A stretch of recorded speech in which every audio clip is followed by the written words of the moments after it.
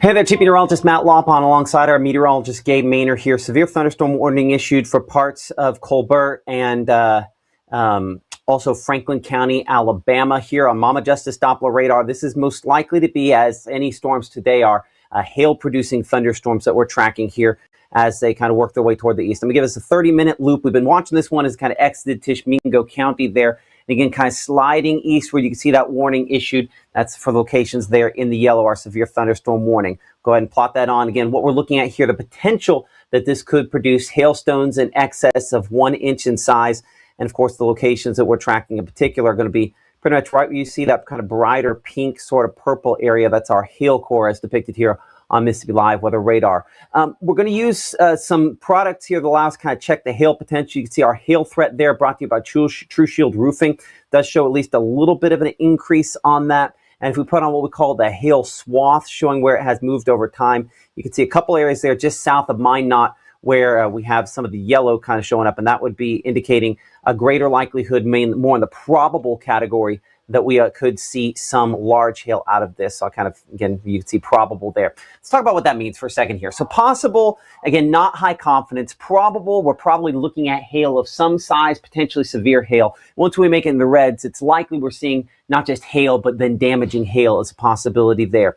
So this was a little weaker when it was back in northern Tishomingo County, or central Tishomingo County, a little east of Tishomingo proper there, and we're looking close to the Pleasant Site community where we show it the strongest at this point. And so checking the speed on this thunderstorm, and we'll kind of verify that over the course of the last 30 minutes or so to figure out how fast this is moving on the latest here. So I'm going to do it the old-fashioned way. I'll put my finger here on the map and then measure the exact distance so we can kind of nail this down. So where it's at right there, we'll do some simple math on this to show that's moving about 25 miles per hour.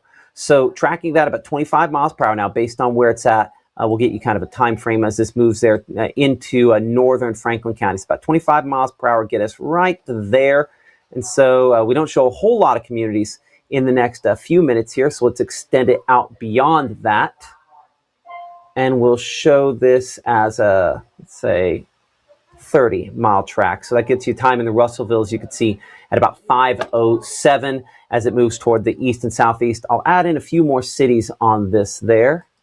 And you can see Rock Creek, we show at 4:37 for you. We're looking closer to the Frankfort community at 4:49. Fairview at 5:04 there. Russellville 5:07. Mountain Star at 5:15. Waco at 5:19.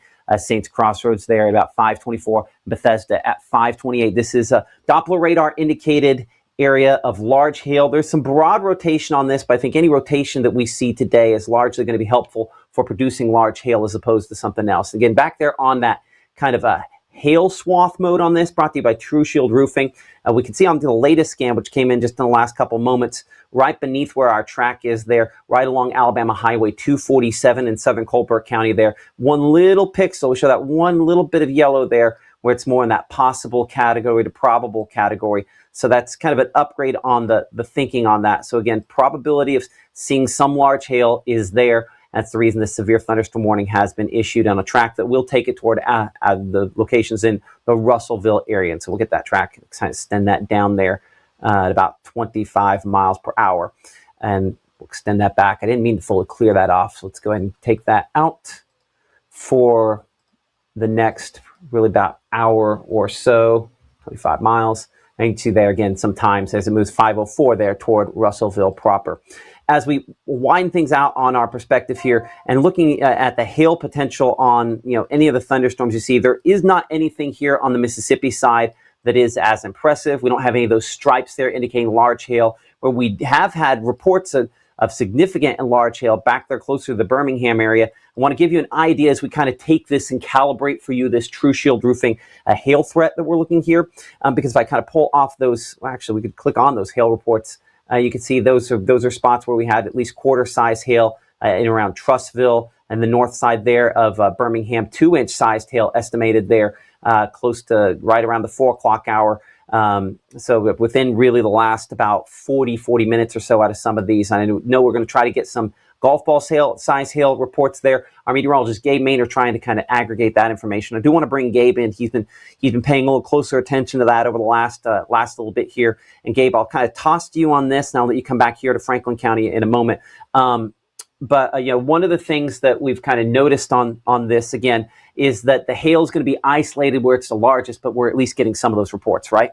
Exactly. And this is actually not too far from where I grew up. My family's still out there, and they're sending me pictures right now. And yes, basically confirming that report right there is exactly what took place there in northeast Jefferson County and over there towards St. Clair County as well. Crossed right close to the Pinnacle. So if anyone has gone shopping over in Trussville, it's not too far away from there where you had some of the largest hailstones of 1.5 to 2 inches in size falling on the ground. Everyone that I have gotten video from, though, was inside. And that's really key when we're talking about hail threats.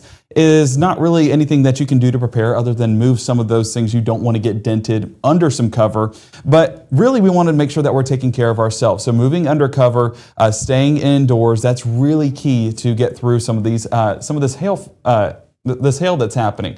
So that was close to the Clay, Chalkville, and Clay areas. Honestly, if I zoom it in, I'll expose my parents here real quick. We're talking about, there's Highway 11, so there's I-20, there's I-59, and there's Highway 11 kind of just around the Trussville area, moving closer to Argo. And there's where you get those reports. And so this basically crossed right overhead. We did have a funnel cloud actually in the area with damage associated with it. That while there's not anything confirmed as of right now, that is definitely eye-catching, and we're working to get access to some of that video to show that to you guys. So these rotating storms, they produce hail. This isn't exactly a tornado threat we're watching for, but you can definitely see that large hail is attached to it, showing that there is a decent amount of instability, allowing for these storms to climb, allowing for those storm tops to get higher, and those hail cores to get a little bit larger as well. So Matt, we're of course watching that in Birmingham. Now has since gotten a little bit more tame, but if we zoom things back out and move back up here towards Franklin County, Alabama, I'm going to have to go a little bit more. There's the stripe that we're watching, and let me see. Yes, so just trying to make sure all those reports are in. So I'm going to work to get that behind the scenes once Matt comes back on to get the latest on all those details. But of course, you do see that track extending more towards the Jonesboro area, 456, Reedtown, 503, Russellville, 504, and Waco closer to about 515. And that's moving across Franklin County, moving across Colbert County, and then moving closer to the Oak Grove and Moulton area once we get closer to about that 5:30, 5:45 hour. That severe thunderstorm warning, that is issued until 5:30. And again, that's for Colbert and Franklin County, Alabama, just south of Florence for anyone that's up there at UNA. So, or not UNA, UNA. So not going to have to be worried about that, but hail continues to be the big focus. So I'm going to swap this back over real quick to our their Monroe County radar site, and there you're getting some of those increased tops as well. Let me zoom back in on this storm a little bit closer, and there you can see some of those purples that are showing up, and it's almost that black that shows up as well, which is the highest part of our legend right here. That's where we're getting some of those elevated storm tops and allowing for those hailstones to increase in size. Oftentimes with hail, we need steep lapse rates. We also need a very elevated storm tops, because what it is, it's an ice crystal that starts out pretty small, but as it goes up higher and higher in the cloud, basically collides with other hailstones, making it a larger stone before it falls out of the clouds. And so the higher the storm tops are, the more things it can collide with, but also the stronger those updrafts are, allows for that stone to stick in the cloud a little bit longer and be able to build even more. So as we get further into our evening hours with some of these elevated storm tops, that's where we're getting those large hail reports. No official storm spotter reports as of right now, as I wish I could clear that off so that way it wasn't there. Actually, I think I can. Maybe. No, it doesn't want to do it. So that was actually for over in Birmingham, so don't be alarmed by that. We're not getting 1.8 inch hail, at least not yet, and hopeful that that's not going to be the case. And as that moves closer to Frankfort, we're going to be getting some of that small hail out of it as well.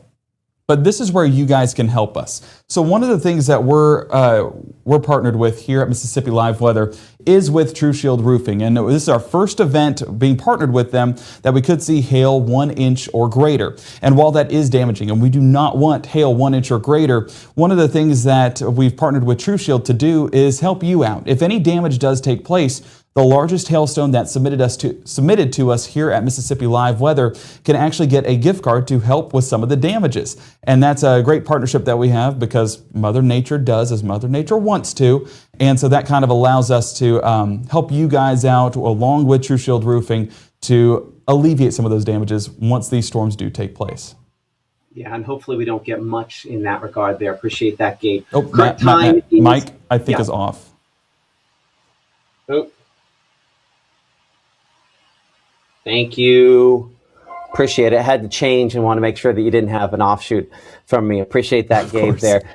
Current time is now, we're at 4:36. I'm Chief Meteorologist Matt Lawpon alongside our meteorologist Gabe Maynor. You're watching our coverage of some severe thunderstorm warnings here in Franklin and Colbert County, Alabama. Gabe, while we're talking about this, let's go ahead and do a push for the whole area. Make sure folks there in Clay County know as well. So we'll just kind of do a generalized push and say live now. Tracking storms across North Mississippi and North Alabama. We'll make that our push notification. We'll do that here in a second. So on the wider shot here, let's kind of reset the stage here for a moment. Headlines have been some large hail potential out of this into Alabama. Mama Justice Doppler radar does show so scattered showers across North Mississippi and storms. We'll show you the lightning strikes on this over the course of the last, hour here. We've had about 770 strikes. We can always kind of find the clusters of lightning to see where those storms are the strongest. We're going to go to Clay County there, bringing it a little closer. Again, these are non-severe thunderstorms in western Clay County at this point. A decent amount of lightning, only showed about 18 strikes on this. We'll put this loop in here over the course of the last 30 minutes and give you kind of a comparison between what we have on these storms there moving toward West Point and what we have a few other spots. So we'll pull up our camera there in Clay County. Near the West Point area. We'll kind of pop over to our, give me a moment here to see behind the scenes if we could pop over to our camera server. So give me just a moment to pull that up. For whatever reason on this, Gabe, we've got to make sure Gabe, you can hear me behind the scenes. Let's get on whichever one of these. There we are. I think I finally found the one we're looking for. There we are. Okay, give me a second to swing that camera, make sure we're looking the right direction there in the West Point area, kind of looking back toward the west and northwest, kind of right into those storms. Okay, so now I know for a fact we're looking, this is that heavier storm.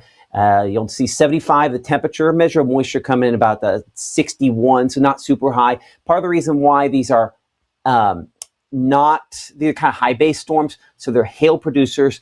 Not likely see anything besides the hail potential out of this there, but you can see the heavy precipitation. We will see if those rise to the level where they produce some large hail. Hey, Matt. Really, this part right there is the part that we're watching the most closely. Yes, Gabe. So real quick, Adrian and Caleb are actually out watching these storms right now, and I believe they are in Clay County last I talked to them, and are at least working their way down there, and they're going to kind of monitor Golden Triangle area, whether that be Columbus, Starkville, or West Point, kind of following this storm and monitoring it as it moves across the area. And Caleb should be good for live shots if we ever want to cut to him at any point. Okay, I appreciate that. And Gabe, if you would make sure, okay, the Stream Deck thing is here on top, because what I'm going to need to do is when we hear from you, I'm going to want to see you if we can.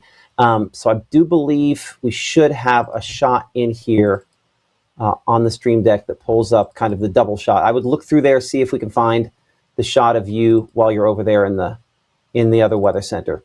So anyway, or we'll try to keep you at the main weather center so we can show you when we hear from you there. So we'll look to hopefully get that shot again from Adrian. Come up here in just a little bit, potentially Caleb as well. But that's thunderstorm there. The heaviest portion of this staying just a little bit on the north side there, West Point, in a zone where maybe some large hail could become possible out of that thunderstorm. So I kind of referenced this a second ago. We'll use our component here with a True Shield roofing to be able to kind of look and see how impressive this is. We kind of look at the hail rate instantaneous. You don't see a whole lot of hail showing up on this over the course of this 1 hour loop there. So it's not impressive. Now let's look up here north where we have this severe thunderstorm warning and see how we have this kind of stripe on here where we have kind of the grays and yellows. Obviously, we have a lot of lightning showing up over the top of that, so I'll turn the lightning off for just a moment here. But this is where it's more likely to have some of that hail that ends up becoming large. Have not had any reports out of this yet, but moving toward the Frankfort community and Crooked Oak there, this is a storm that we're going to have to watch as it continues to move eastward. Obviously, a lot of lightning with this, and this is what has prompted this severe thunderstorm warning for locations up here in Franklin and Colbert County. So again, appreciate our friends over at True Shield Roofing for sponsoring this hail threat here and kind of really allowing us on this new tool here on Mississippi Live Weather, something you can only see here in North Mississippi, to be able to drill down on that peak hail potential scan by scan. We'll look three-dimensionally on this thunderstorm, and that will allow us to kind of see if we can see whether or not the precipitation core, how that moves up and down over time. That's important because we can kind of see that evolution there. Sometimes that makes it to where we can kind of see some of the big hail before it hits the ground, not just as it's kind of coming down. We're making that assessment, but on the way down sometimes. So let's see if I can cut through this just a little bit. Starting to see that kind of cut in there to the heaviest precipitation right about there. That's what we're looking for. Okay, so you see how you kind of have the brighter pinks. The higher up those are, the more likely it is we're suspending some hail a little bit above the surface there. And so I think that's causing an enhancement there. By the way, Gabe, I'm going to guess that you logging in is what's giving me a little bit of lag here, so you might want to disconnect. I saw the info login. Would that be at the chroma key? Shouldn't be Did logged you log in in over there? Okay. Well, I haven't somebody touched logged it, in. so. Okay. Well, interesting. I'll check it to make sure it's logged out. Okay. I appreciate that. But I still show a lot of the bigger hail on this. Again, this would be the Franklin Colbert County line there. A lot of it's just north of the county line, but watching that as it heads toward Woodlawn Heights there in Russellville and locations there in northern Franklin County as that kind of slides toward the east on this thunderstorm there. I'm going to send it back to you in the studio, Gabe, again, to kind of look at this. Go back, I would recommend, to 2D mode and kind of show the whole area here for just a moment. So I'm going to send it back again to you for the latest on that.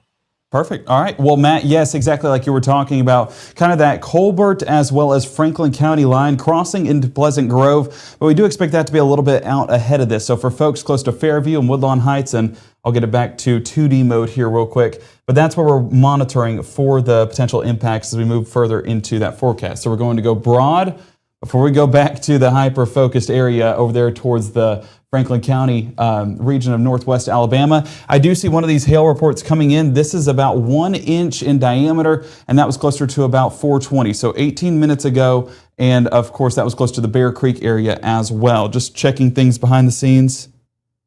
Oh, I gotcha. So checking things behind the scenes, we are continuing to monitor this once it moves closer to Russellville. Let me put this on about, can I do a 15-minute loop? So that was out of this leading storm right there with some of those larger hailstones. Actually, yes, but we are waiting to see what reports we get out of this storm because we do expect this to actually be the one that's producing some of that larger hail. Zooming it in a little bit closer, I want to look at some of those lightning strikes as well as some of those storm tops. We're at 80 strikes over the last 30 minutes or so. That's actually a really high magnitude of lightning in a very short time frame, meaning that this is still a maturing storm, and that'll continue to build once we get towards Crooked Oak and Frankfort. So for folks that are out there, be monitoring this cell, and let me zoom it out one time so we can get a storm track on this as it moves closer to the northeast side of Franklin County. And we're going to track this leading edge because if you saw that movement, it's about 30 miles an hour, but it's also moving in nearly a directly southeast line. So I'm actually going to need to do, Matt, if you want to put this on there, one of those other tracks that kind of show specific locations. I'm just unable to. I'll pull that on here in just a second. What I need is I need you to reboot links for me, if you could. Sounds good. Because I would think coming up with a clean reboot would certainly help on that. So Okay. So while we're doing that, I'll bring it back here into. It looks like that. Let's see if we can bring that up for a moment. Now I'm gonna have to take my shot. Bring it right back here. I wonder if that's clicked in the right spot. Okay. Now let's change something here to that. Give me just a moment. There we go. Okay. Appreciate that. So again, looking there, you can see now a report in the last couple of moments here coming in of 1 inch hail. That would have been about 15 minutes ago there. I think the positioning on that's a little bit off of where we're showing that here on Mama Justice Doppler radar. I'm gonna put this into motion, give you a kind of loop on this. I think that report's a little north of where that reality, in all reality, was probably just right, that darkest kind of black sort of color there where we have the most intense precipitation. So for interest there in and around Russellville, this is kind of still one of the better case scenarios. It does look like the more intense portion of this is just staying slightly north. Sometimes that happens with these sort of thunderstorms in this kind of situation, that we kind of keep it hyper-focused in one spot. Let's see if we can kind of cut into this one. I think this one also does a pretty good job of showing that most intense. There we are. We can go what we call isosurface on this. There we go. Give me a moment. And so we can cut this down to just the most intense stuff. And then we go back in time, and sometimes you can capture. That's only about 10,000 feet. So I think, again, this is probably a lot of hail, more than a lot of large hail. But there's certainly some with it at this point in time. Let's reset things here. I'm Chief Meteorologist Matt Lawpon, alongside our meteorologist Gabe Maynor. You're watching Mississippi Live Weather here. We are tracking thunderstorms across North Mississippi and Northwest Alabama. Most of these thunderstorms are below severe limits, likely to stay that way as we go throughout the next little while here. But this one storm now north of Kilmichael does show a little bit more of a hail core on this.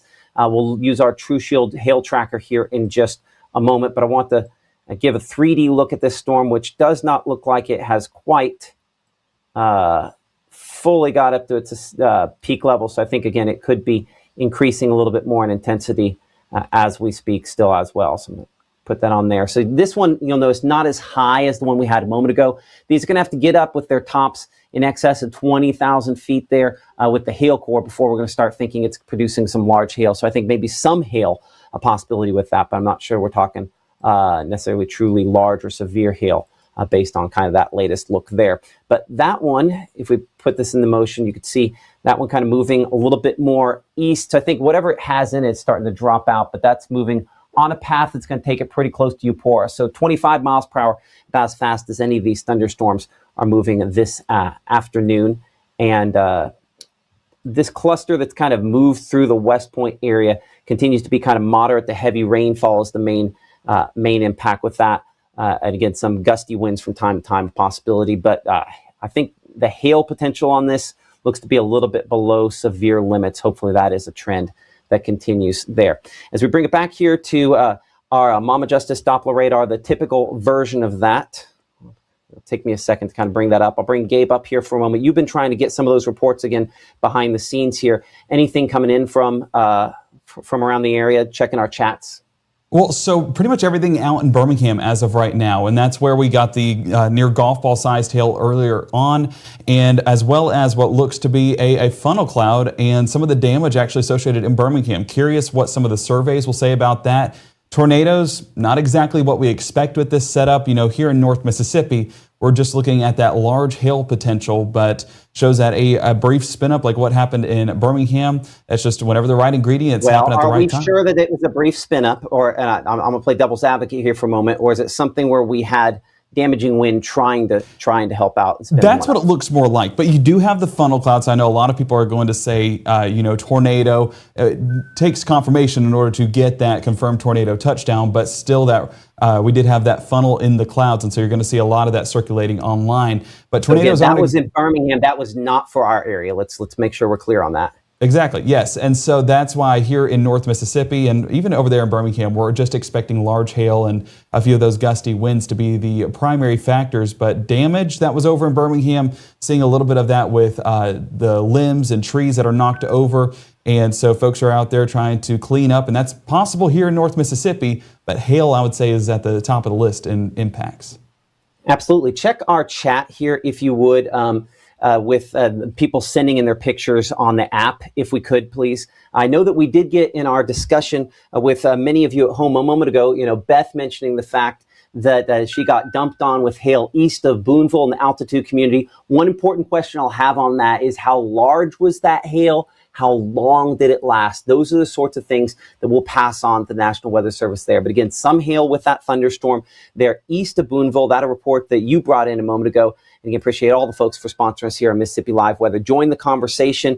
We show that from time to time here on our chat. Let's reset things here for a moment. I'm Chief Meteorologist Matt Lopon here in the room-to-room weather center, and we are tracking as of 4:50 some isolated thunderstorms. These are all mostly below severe limits, with the exception of one that has had reports of large hail recently. We're going to look more individually at these thunderstorms in a moment, but I want to kind of calibrate what does this look like when it's producing damaging and severe weather versus what do some of the rest of these look like. And so this thunderstorm with the hail potential, as you can see, what we call hail swath, or sometimes our hail threat, brought to you by True Shield Roofing here.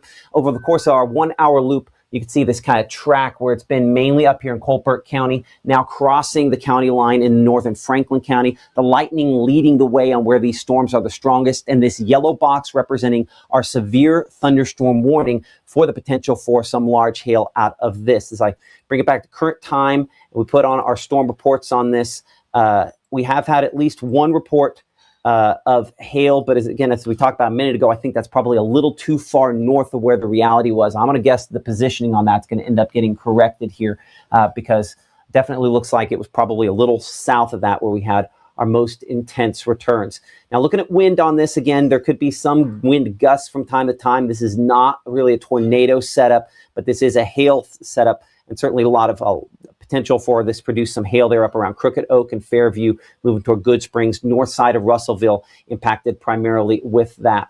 And so as we put a track on the hail potential on this here, moving east and southeast, still going about 25 miles per hour. We'll go 26 miles per hour there, moving toward Tharptown. I'm going to shrink down the locations involved in this so that we can kind of make sure all locations are on there. And we show Good Springs at 454 there. In the path of this, Mountain Star at 459, 503 there, Tharptown, Saints Crossroads at about 507, and Flat Rock there at 521. This is potential for some large hailstones out of this, some gusty winds, tornado threat. I think that's probably beyond what this is likely to produce. Now, as we come back out here to the west and look a little more closely at some of these thunderstorms, I want to look out here, the storm southeast of Ripley. This has had a little bit of the brighter pinks. We come in really close. And I pull off the lightning here for just a moment. There's just kind of a change in color there when it goes to the brightest of pinks. That's where we're starting to see probably a little bit of hail of this making it to the ground. As we use our hail threat on from True Shield Roofing, I don't really see it meeting necessarily that threshold. So we're going to look three-dimensionally on this thunderstorm as well, get an idea on how tall its hail core is. And I would say that that's probably still developing up here north of Dumas. This is kind of this big red blob. This is the heavier precipitation. The higher this gets thrown up, the colder the air, the more likely it is to produce some hail. So moving toward the Pine Grove community out there close to Highway 4. And you'll notice if I bring this back to just the lowest scans now, take it off of 3D mode, we talked about that kind of change in color there near the Mitchell community a moment ago, where it's just a little bit more enhanced. That's where, again, a greater potential maybe to have some hail getting closer to the ground on this. So I do expect our probably hail swath potential is increasing a little bit on this. So if you live there east of Mitchell, Dry Creek, and eventually maybe in the path of this could be Boonville, a potential for a little more hail on this thunderstorm. Let's get a track that takes it all the way to the Boonville area. So about 25 miles per hour. Let's expand that out and make that a slightly longer track. We'll make that about a 25-mile track. And so that gives you time there in the Boonville at 5:30. If we put on pretty much all locations between there and Boonville, you see we have Dry Creek at 5:07. This is a non-severe thunderstorm, but hail potential increasing a little bit more on it. Blackland 5:18, Osborne Creek 5:24, Boonville proper at about 5:30, eventually Altitude Community by about 5:46, and out in the HC at 5:46 as well, in the eastern portion of Prentiss County. We've had a couple of thunderstorms up there that have been a little bit heavier, and that one near the Cairo community has just a little bit of broad rotation on it, but the thing about high base storms, so likelihood of them producing anything beyond just kind of broad rotation remains pretty low. We're going to use a couple cameras here to kind of interrogate these thunderstorms. With that, we're going to look at the camera up here in Alcorn County, southern Alcorn County, close to the Rienzi area. We should be able to kind of get a couple of shots here. This one looking toward the storm. If I pull out of the way there, I think that's looking kind of the south portion of the county, more that direction, south and southwest. So we're going to probably pan this camera just a little bit. So give me a moment. Oops. Apparently that's going to pop up on that screen there. So let's make sure that doesn't happen again. Nope, apparently it's decided that that is its screen. So let's, where's it at here? Pull up our cameras with the North Mississippi Storm Chasers. Get that all in, and for whatever reason, that's going to take me a second. Gabe, I don't know if you have cameras up on the other computer there. This is going to want me, because we did a reboot there, to type all the stuff in. So we don't have a lot of time for that. But if you can get that up on the other camera, on the other computer there. Actually, while we're on that, I'm going to let you talk about the camera here for a second while I'm on that. Okay, yeah, and so what we're getting a view of is, of course, Alcorn County, and this is looking at some of those cells that are on the southern side of Alcorn County, just south of Corinth, north of Boonville, kind of sandwiched on that Highway 45 area. So as you look right here, it's 70 degrees, dew point still in the upper 50s. Whenever we're talking about severe weather, we do expect those values to be a little bit higher, and so I'm curious to see if that does climb here in the next few moments, but it does show that the severe weather risk is actually further towards our south, and reason why, it's because dew points and, of course, that fuel is a little bit more primed. And so that's why we are under that level 1 threat, primarily for Tupelo and south. Up here, north into Alcorn County, they're not under that severe weather risk, but severe storms are not impossible.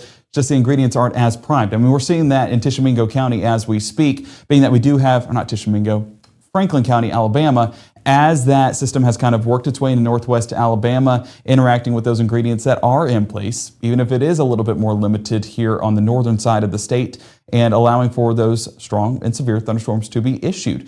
Large hail is still the main threat that we're looking at out of this, but you're getting a look at some of that heavy rainfall as well. So some brief heavy rain can also be expected as you get those rain bands just there on the bottom side of that storm. And of course, this is going to be, we're going on a journey here in a second, but what you're also getting a visual of is that low cloud base as well. The thing that we usually need to look for with hail producers is the elevated tops, because it does allow that hailstone to kind of build in size, and that's where we could get those larger stones that are in excess of an inch, and thus producing those severe thunderstorm warnings. So Matt, paying attention to that, but I'm curious your take. With 59-degree dew points, it's not exactly eye-catching compared to what we have down south. Hail, I'm telling you, like hail, you can pull that off with a lower dew point than you can pull off, a tornado, because you're going to have a higher base, right? True. With a lower dew point, and temperature, you're going to have, a bigger gap there, dew point depression. And so if the atmosphere is still unstable in that situation, your base is higher, so you can pull off you can pull off hail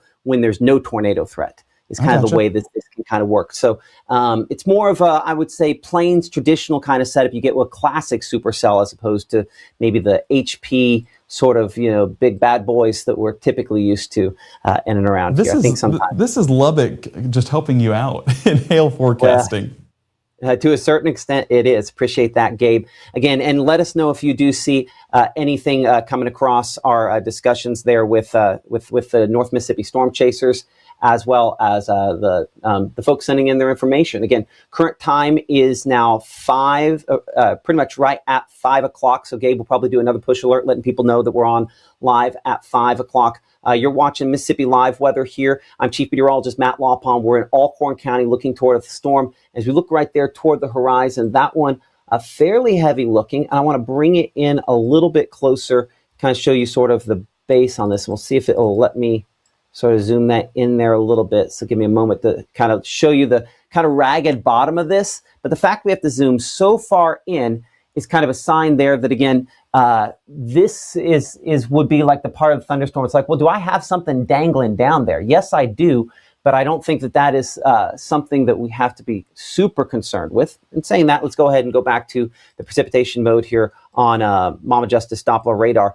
I mean, this is a rotating thunderstorm in kind of a very broad sense. But if we kind of bring it back into our wind mode on this, our storm relative winds, I mean, you can see there's kind of that little bit of in and out. So broad rotation. But as we talked about a moment ago, just because it's spinning up there doesn't mean it's able to get that spin down toward the surface. And so typically in this scenario, what happens then is that it produces hail. And so that's why the hail threat is kind of one of our biggest concerns. So looking at that hail track, for the first time today, we actually have some of that showing up here on this thunderstorm. And this was the one that we did get a report from someone at home a little bit ago saying that they had some hail on this east of Boonville. But you'll notice how when we start talking about the hail potential, it shows possible on this. It's when we start to see the yellow on our True Shield roofing hail threat here that we're dealing with more probably severe hail. And when we see the red, it's likely we're talking about something that's in excess of an inch to inch and a half. And one of the things that True Shield Roofing is doing with us is if you do have a picture of the hail,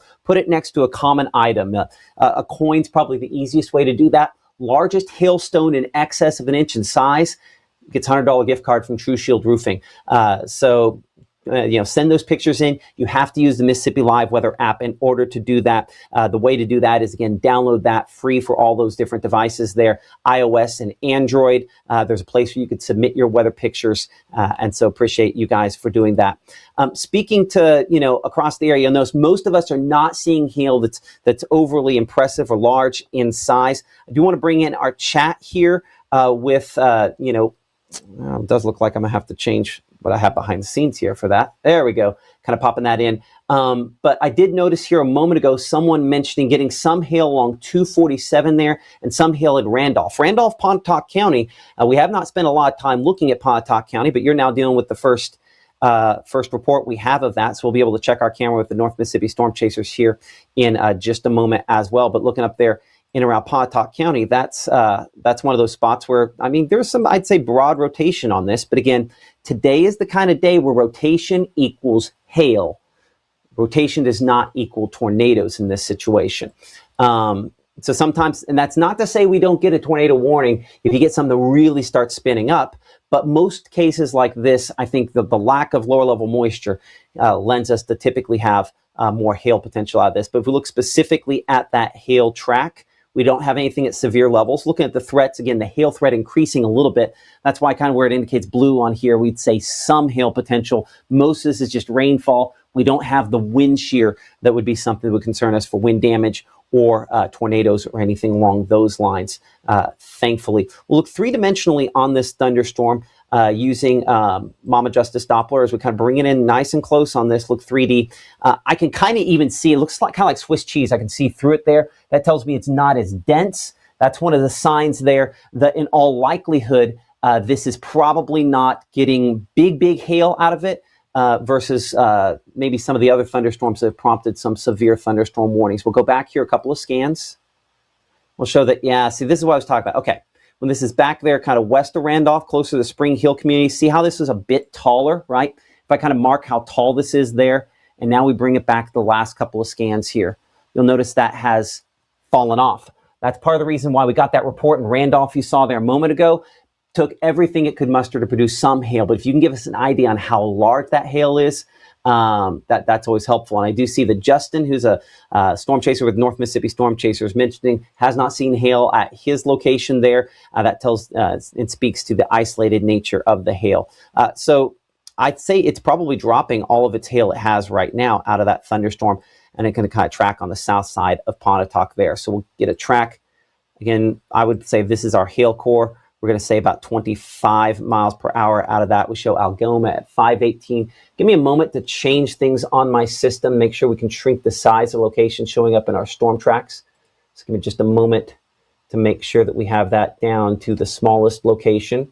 And we're going to say our duration there, we're going to say 45 minutes. That'll give us a slightly longer track. Okay, so let's clear that out. Let's get you a better track on that. Again, a 45-minute track, and that should go down to the smallest locations. Again, I would say most of the hail has probably fallen out of this now, but I'd say Algoma 515, watching that potential for you. South side of Pontotoc there. We're looking Chihuahua at 529 and looking toward Woodland at 533, Troy at 537. Again, appreciate all of your reports that you're sending in here, thundering in Iuka. Nickel to quarter size, Brittany, in that list there, mentioning the size, and that was some hail falling in Randolph. So if you could send in that picture there, again, Brittany, largest hailstone winds on that. Also behind the scenes, Gabe, if you would put in the chat with the National Weather Service with Memphis, report of nickel to quarter size hail from the viewership with the storm near Randolph about 10 minutes ago. Make sure that they have that information to kind of go off of there. Look at our camera there in Pontotoc at this time. Again, our cameras with North Mississippi Storm Chasers, valuable to kind of assess This does look like it has a little bit of rotation on that shot there. I'm interested to see what the real life in the flesh sort of picture of this looks like. Again, we have the rain falling there in the Pontotoc area. Let me make sure we've got this kind of looking the right direction into this. Now that's looking kind of west into this.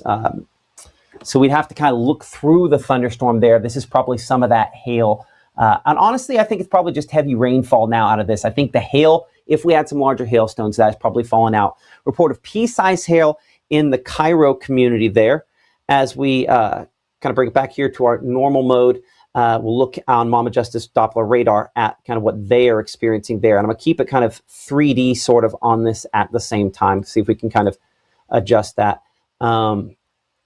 So I show, I would say, the storms down here into Lowndes County, a little more impressive. And I have a couple other spots there as well. But I'd say up in Tishomingo County, probably strongest outside of our severe thunderstorm. We're up here in Franklin County, Alabama. So we're looking north of Russellville. Let's talk about this one for a moment and compare this one. See how tall this looks. See how bright this looks. This is definitely a stronger storm versus the one that we were tracking a moment ago there out in out for locations back into Pontotoc County. I'll actually go over to this for a moment. We'll bring it back over to this version here. And yeah, I'd say that is that's definitely a lot of heavy rainfall and lightning on that thunderstorm as well. So near Good Springs there. Gabe, if you could widen this out for me for a moment, I'll have you sit at the other desk here for a moment and hit the 2D button. And then we're going to change it off of the radar on that, into the regular 2D radar mode, if you could, please. And we'll reset here for a moment. But yeah, you can kind of see how there's kind of more of those black sort of returns showing up. One of those signs, again, that this has gone through, where it's probably dropping there near Tharptown, some of its heavier amounts. Gabe, if we'll go wide shot here for a moment, we'll show the whole area, and then we're going to go up to Tishomingo County. We'll look at the True Shield hail scale there up in Tishomingo County, kind of central Tishomingo County, and that looks to be one of our other stronger storms. This is one storm that when it was back there into Prentice County, did have some more reports of hail with that. Let's bring it in closer there, closer to the Midway area in Cairo, and we'll go back into the regular mode there here for a moment. Again, I'd say that's still largely in the possible category, but I think it's probably producing some hail based on what we're seeing today getting down to the ground. So the regular precipitation mode here on Mississippi Live Weather Radar on that one continues to show again there near Holcut and south of that, moving probably north of Paden and kind of between the Tishomingo and Midway area. Let's go ahead and put a storm track on that toward the east, about 25 miles per hour at this time toward the east. And again, you can see as that kind of goes around, there's just a kind of spot, a little highlighted right where Gabe has that there. So moving Carter Branch, we show at 5:25 there. Petertown, we're at about 5:30, 5:32 at Allsboro, Bishop at 5:32, and Burnstown 5:33, Maud at 5:34, and Minot at 5:42. As we kind of go back west here, north of Boonville, closer to Rienzi, again, we have that one spot there. You can see where I'm kind of pointed out, where it's a little bit heavier. I think that's probably sub-severe hail, probably more pea-size hail out of that. And the thunderstorm out here, a little west of that, is somewhat less impressive. Out south of Ashland, close to the Bethel community, this one moving toward the Bethel community, this is another one of our thunderstorms, probably producing a little bit smaller sized hail, but it's kind of come up a little bit in intensity as it moves toward there. Blue Mountain, you'd be in the path of this one. Let's go check our True Shield Roofing hail indicator on this and check the hail track. Just a little bit showing up here. So this one's still more in the development phase, same like that storm as you can see closer to the Mitchell community there, north of Blue Mountain or east of Blue Mountain. Both of those a little bit, in the development phases. So all these, I think, as far as potential going forward, the likelihood of these producing hail probably increases a bit more over the next couple of hours. We need to come down to Columbus, and I'll pull up our camera there out of Caledonia for a moment. You see, we do have some hail potential closer to the Columbus area as we go to our camera from Caledonia. And then we'll go into Columbus proper, looking at this here. We show, again, there's looking over top of the school in Caledonia. And I'm going to double check our angle as I'm still one of the things that's going to take me through this severe weather season is we have so many cameras, which is a huge blessing, but making sure I always have them pointed the right direction. This is pointed kind of southwest, so this is looking into kind of the gray, and that would be some of the hail if we were seeing it there. There's a little more moisture there in Caledonia as we're coming up with 73 degrees as the temperature, and that measure of moisture coming in the 60s. So that, again, a greater likelihood to get the bases closer to the ground, and one of the things I think, again, enhances maybe some severe hail potential out of this portion of it. Again, appreciate North Mississippi Storm Chasers for pairing up with us on these cameras. Gabe, if we're taking some notes there behind the scenes, write me down something to make sure we have the Storm Chaser logo on that Caledonia camera.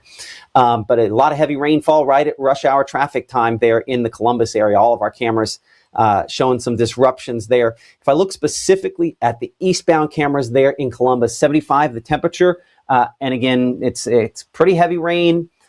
What I'm trying to see is if I have anything kind of bouncing or if there's anything huge that kind of comes in front of the camera lens here. I don't see that. So it looks like while there is probably some hail potential out of this, we're definitely looking at mainly really, really heavy rainfall out of these storms. And hopefully that means a limited hail potential. But as we kind of bring it back on here on the Mama Justice Doppler radar, and in particular looking at the hail threat here, you can kind of see that track of hail moving into Columbus from the north and west. So if you do have hail reports, one way you can let us know about those is in our chat. And that chat, as you can see next to me here. And if you have those hail reports, put them in there. But I see that Allie Burleson said they submitted a picture of some of the pea-sized hail in Nettleton. I'm going to bring in our meteorologist, Gabe Maynor, who's been kind of looking at some of that. Do you have that up and ready to go?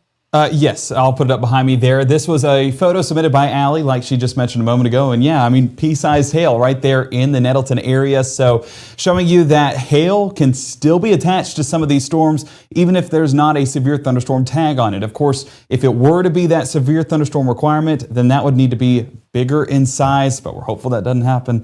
But one thing I will say with Allie's we do picture, have a severe thunderstorm warning that's been issued now for locations north of the Columbus area, including Columbus proper. So that storm we were just looking at, National Weather Service going ahead and issuing a severe thunderstorm warning on that there. That does include locations in and around Columbus. So that'd be for Lowndes County until 5:45 p.m. Gabe, if you'd want to kind of zoom in on, well, actually those folks already would, using the Mississippi Live Weather app, get a push notification letting them know, hey, severe thunderstorm warning has been issued for them. And all of our weather calls going out for locations there. Again, weather call lets you know not just tornado warnings, but if severe thunderstorm warnings are issued for your area, it'll call you back if we reach a certain size of hail. I believe that's destructive hail in excess of 2 inches in size. I believe it calls you back once that becomes a possibility out of this. Major flooding, and again, tornadoes. We do not expect the potential really for tornadoes out of this, but certainly watching that some of these thunderstorms from time to time could be fairly strong. And so that's what has prompted this severe thunderstorm warning there in the Columbus area. So going back into our camera network and our cameras there, in particular, this is on the kind of the north side of Columbus. We show, again, the heavy rainfall, a lot of really heavy precipitation. Does not look like a ton of hail showing up on this, but this severe thunderstorm warning issue for the potential that this could produce hail in excess of 1 inch in size and possibly the potential to get some wind gusts up in excess of 60 miles per hour. So watching that again very closely in Columbus at this time and giving you kind of a time frame as this moves through the Columbus area. Back on Mama Justice Doppler radar. And we'll go back over here to kind of the regular mode on our Mama Justice Doppler radar so you can kind of see everything. Showing that, again, Battery Heights, Fox Run, the Arlington Park area, that's where it's the most intense right now as it slides toward Babbitt Estates and eventually out here toward Ethelsville and Pickens County, Alabama. Going back to our hail potential, and this is something that we have seen kind of ratcheting up on this thunderstorm here. Again, our hail track brought to you by the folks there at True Shield Roofing. It does show, again, mainly in the possible category as opposed to the probable. But again, anytime we're looking at something like this, it's an evaluation of what the radar is showing right now.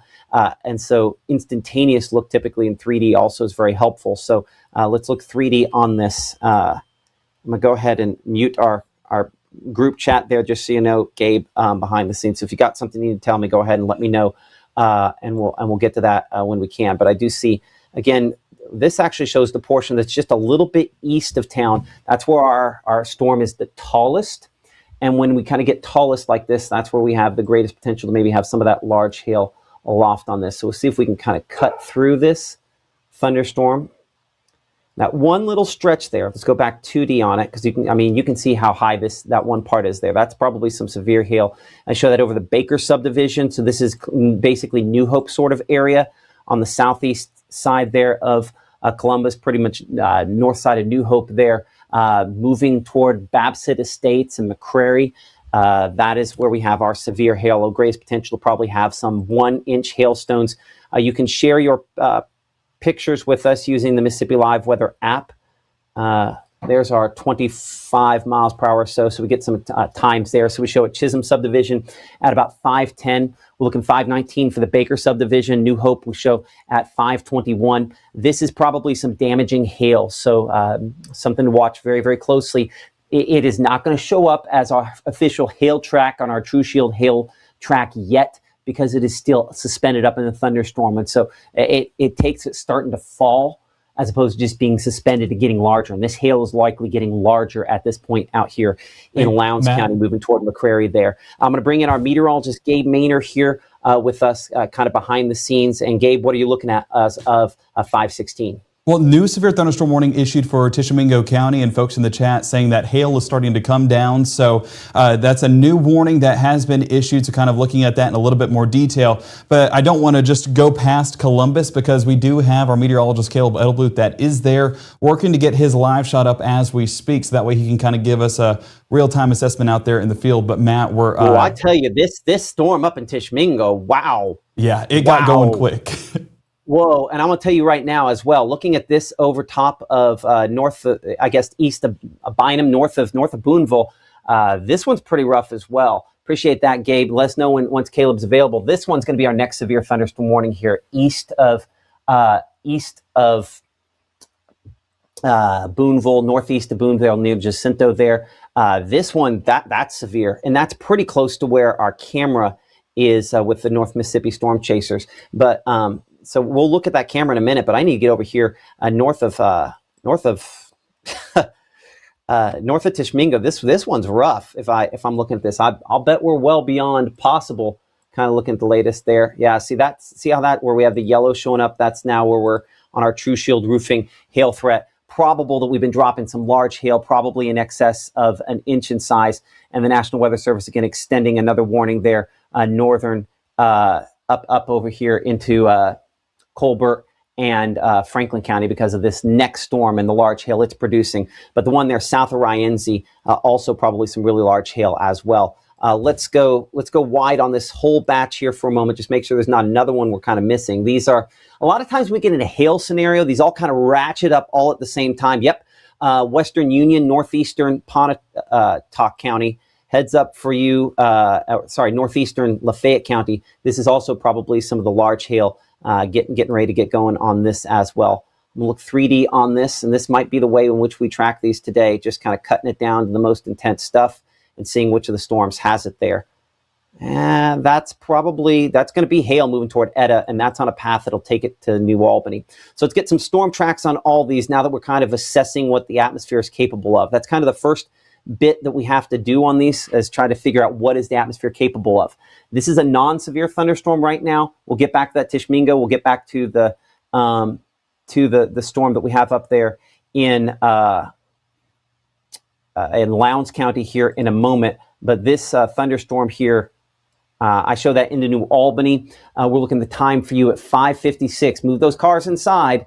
This one's going to be producing some hail. Etta at 5:27. That's still a few minutes away, as we're 5:19 at the current time. But some large hail potential out of these thunderstorms. And we're really kind of ratcheting up the last 20, 30 minutes. I'm going to make this a much shorter loop. Give me a moment to make this kind of a 30-minute loop instead. Actually, we'll do 15. Let's do 30-minute loop here. You see how this does not have much in the way, kind of that pink overhang. And then right there, south of Burt, this is starting to pick up. So this will be some large hail in New Albany, moving toward you in Glenfield, 5:53. Mitchell there, checking our hail swath with a True Shield roofing and looking kind of latest scan. That's just now starting to kick out hail. I expect that size will probably increase here pretty soon. As we look northward up toward Blue Mountain and Ripley, again, this is a thunderstorm here. It does have a little bit of rotation with it as well, but I think the rotation in this scenario is going to help it to produce hail more than anything else. We're going to cut this down to kind of that hail, and don't show us much of that. I think it's still kind of holding that up a little bit, but Blue Mountain moving your direction toward Buena Vista as well. Let's get a track of this. Again, Blue Mountain, this is pretty much on top of you. So longer track on this gets it towards heading toward Dry Creek there. We show Lowry at 5:23. This has yet to produce a severe thunderstorm warning for you in Blue Mountain. Heads up though, 5:24 based on its current speed. Probably going to have some hail that starts falling on this in the western part of town. And moving into Pine Grove, we show by about 5:56 on Mama Justice Doppler radar. And that's what these storms said prior to them producing severe weather, what they've looked like. And compare that to, again, what we have up here closer to Rienzi. As we told you first a minute ago, a severe thunderstorm now issued by the National Weather Service there, as we anticipated they would, for Prentiss County in effect until 6 p.m. This is, I mean, as we mentioned a minute ago, this is not rocket science on this. When we start seeing hail returns like this on Mama Justice Doppler radar, they're tall enough, they're strong enough, they're high enough that we're tapping in the cold air and we're probably dropping some large hail. I'm going to cut this further. Yeah, when we start getting into this kind of this level here, that's when we know for sure we're dealing with some damaging hail. So that is moving through kind of eastern Prentiss County. And you can see for comparative purposes, while this is a lot stronger than what we had back to the west, Tishomingo County is where it is the worst. And that is probably golf ball size hail or larger in Tishomingo County, eastern Tishomingo County. So let's get a track on this and we'll track the other one here in a moment. So this is the next round, not the current round. Cairo, we're looking for you at 5:40. We did have that hail report coming from Cairo a little earlier on that folks dropped in the chat. And while I'm on this, I'll pop up our chat here as you can join the conversation with us. Let us know your hail reports. And if you send in your hail reports using the Mississippi Live Weather app, largest one, our friends at True Shield Roofing are going to give a $100 gift card to the largest hail report coming in with that. So kind of a unique thing here you can only get on Mississippi Live Weather. We show a whole cut there at 5:46, 5:58 for the Midway community. This is a severe thunderstorm warning for Prentiss County in effect for large hail in excess of 1 inch in size until 6 p.m. Current time is 5:22 p.m. And while that does clip the north side of Boonville, and we could have additional development on these thunderstorms back here, the hail potential is primarily this portion that is just a little bit east there. Gabe, I'm going to go ahead and mute your microphone here for a moment behind the scenes until you have something for me there. So we'll clear kind of everything off.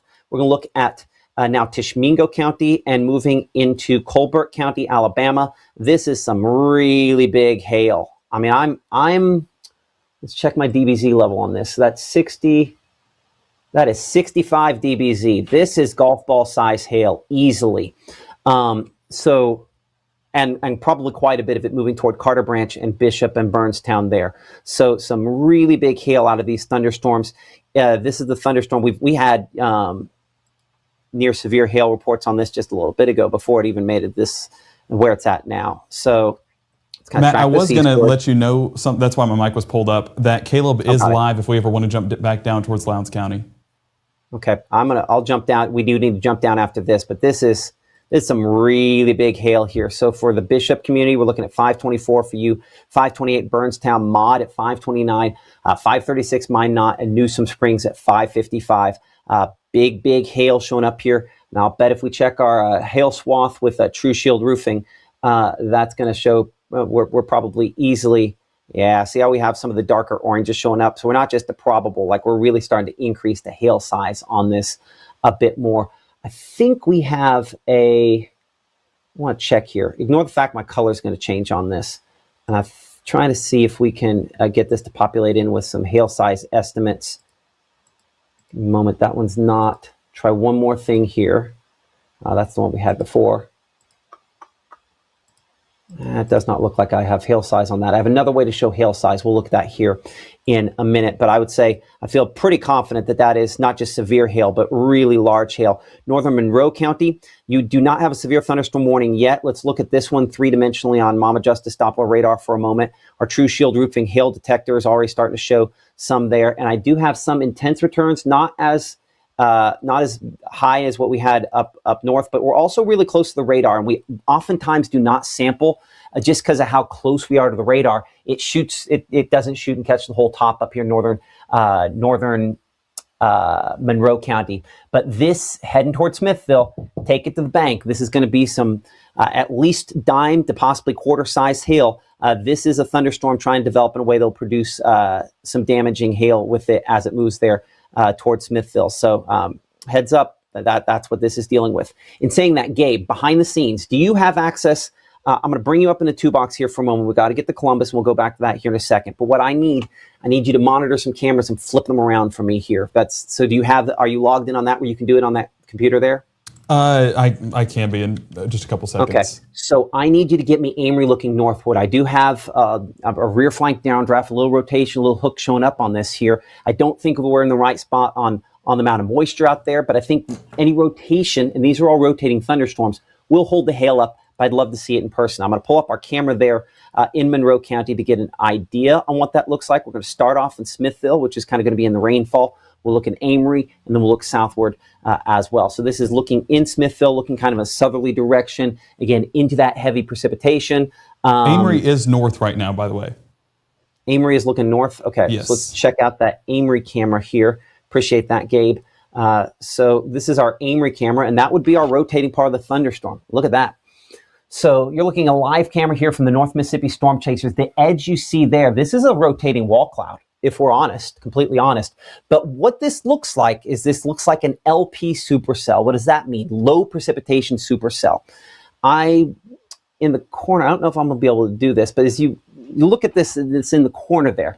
It still has just a little bit of kind of a hook sort of shape to it there. So that tells me, again, we kind of have our sort of, I have an idea, and I don't know if I can make this work. Give me just a second.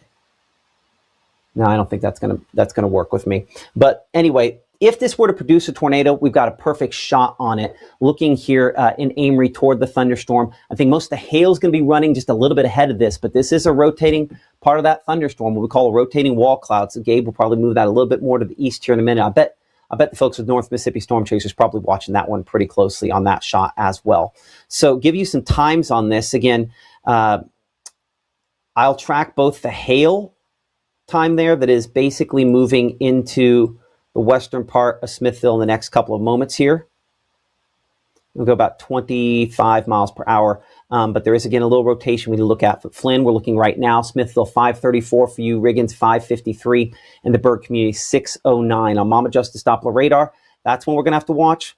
We're also going to have to watch the one here near Pontotoc. So, Gabe, let me know about the Pontotoc one here in a second. I'm going to come down here to Lowndes County. Now, this has probably dropped a lot of its large hail. Again, we've kind of kept this in our 3D mode here for a moment. Helps us to kind of see what's happening above the surface as well. Bring down our cameras there for a moment.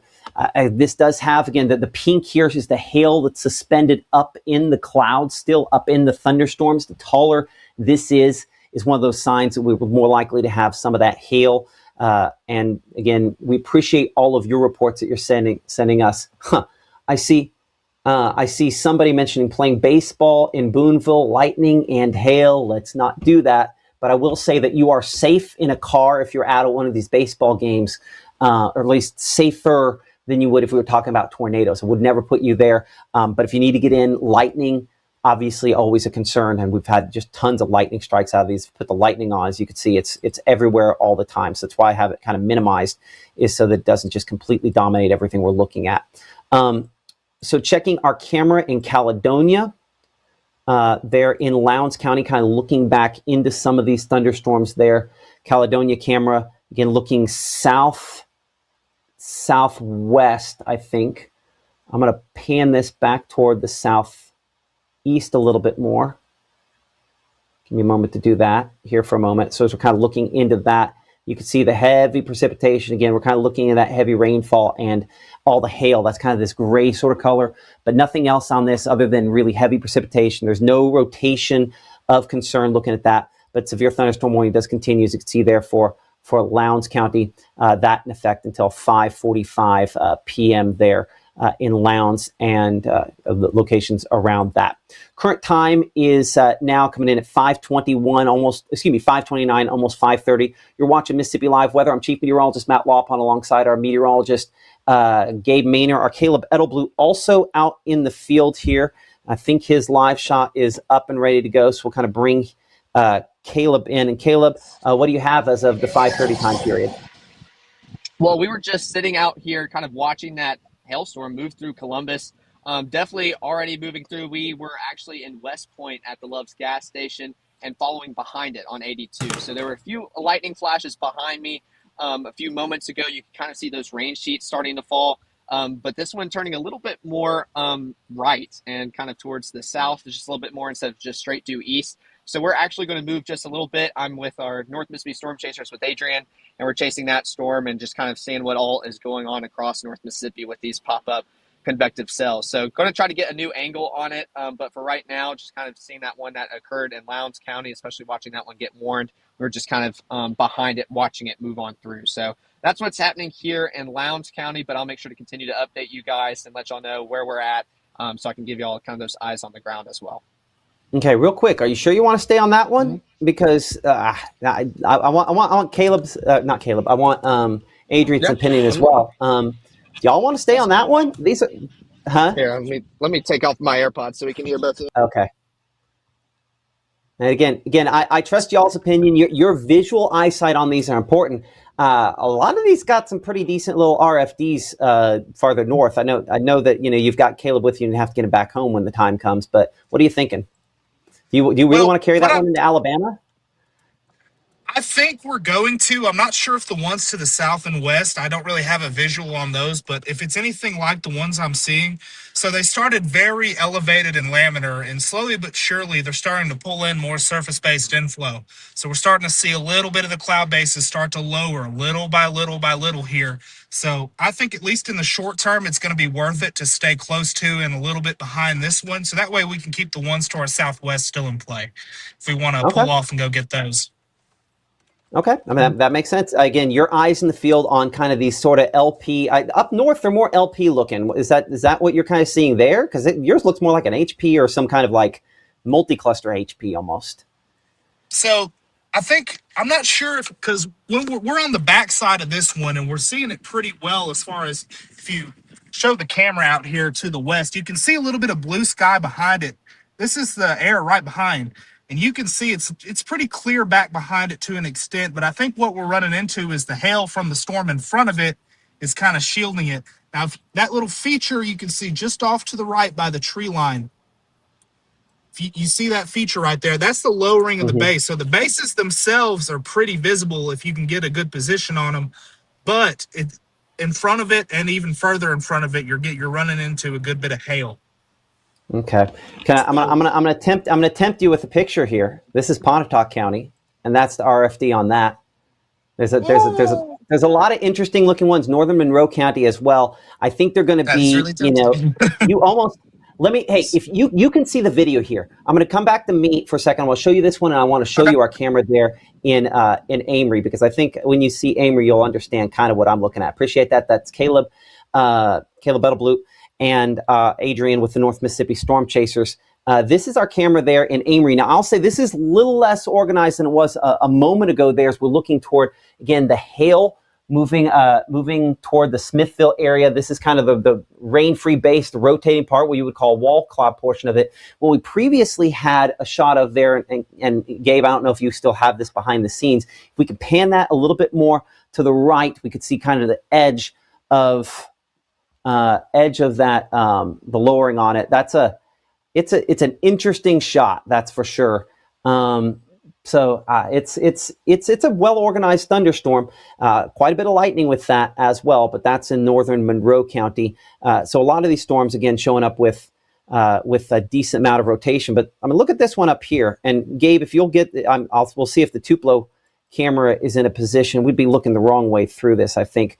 But if I pull all the lightning off of this, you'll see that this is a pretty good rotating thunderstorm here near Chihuahua and the woodland area of Pontotoc County. We'll go to our hail swath with True Shield Roofing.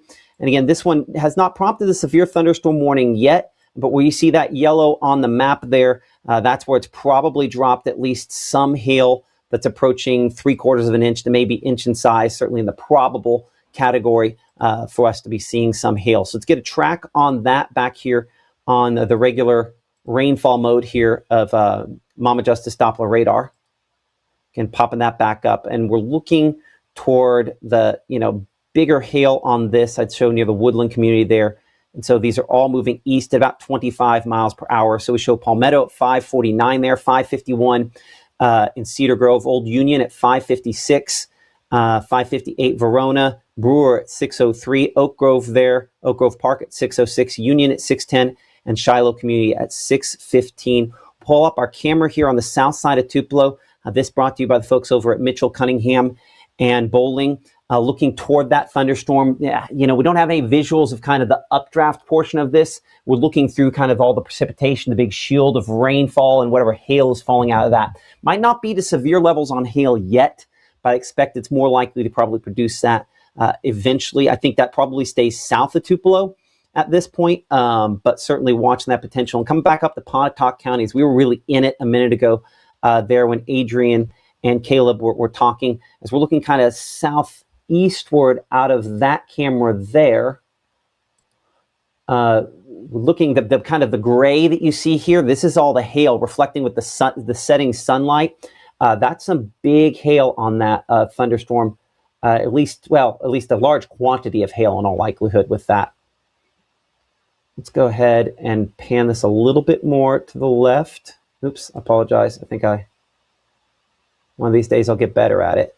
Yeah, see, that's whatever that hail is what's kind of coming out of this there, right? I mean, this just kind of big, the fact it's so gray there, that's that hail. And this is actually that part where I show the hook kind of wrapping around.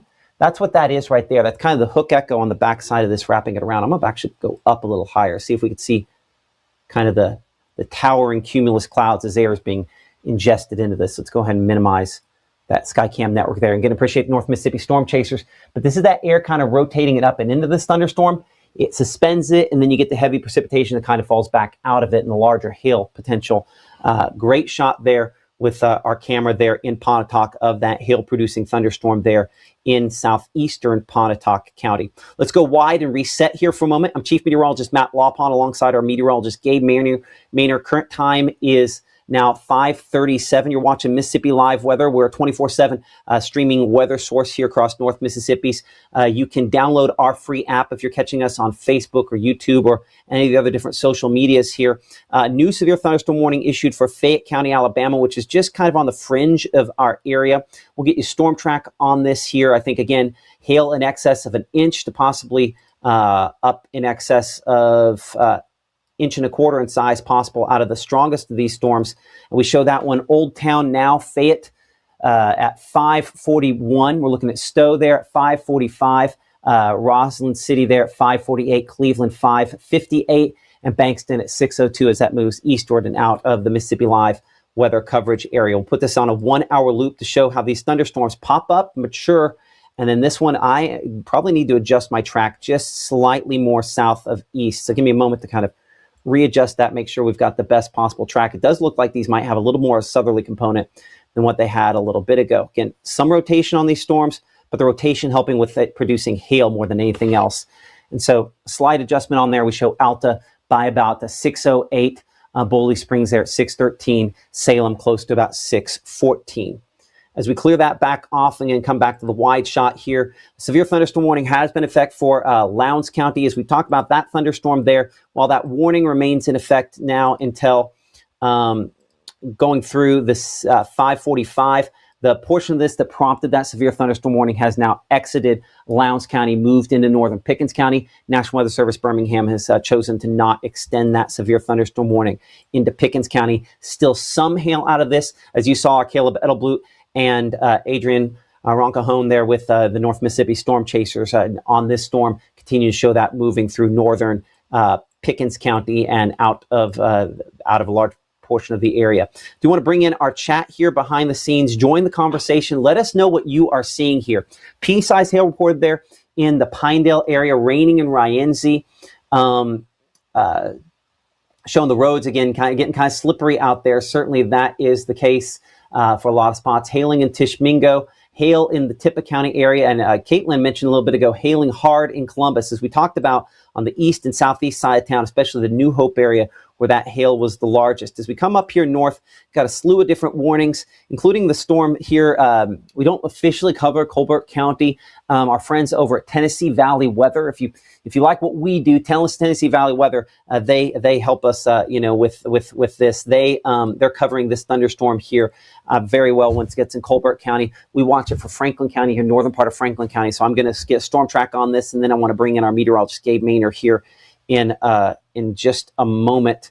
So we can look at that. But we see the kind of black returns here. This is easily the biggest hail potential out of any of these storms. We show that Rock Creek at 5:59. We're looking at tracking on Mama Justice Doppler radar at 6:11 toward the Frankfort community. Crooked Oak there at about 6:15. Lime Rock at 6:15. Jonesboro at about 6:22.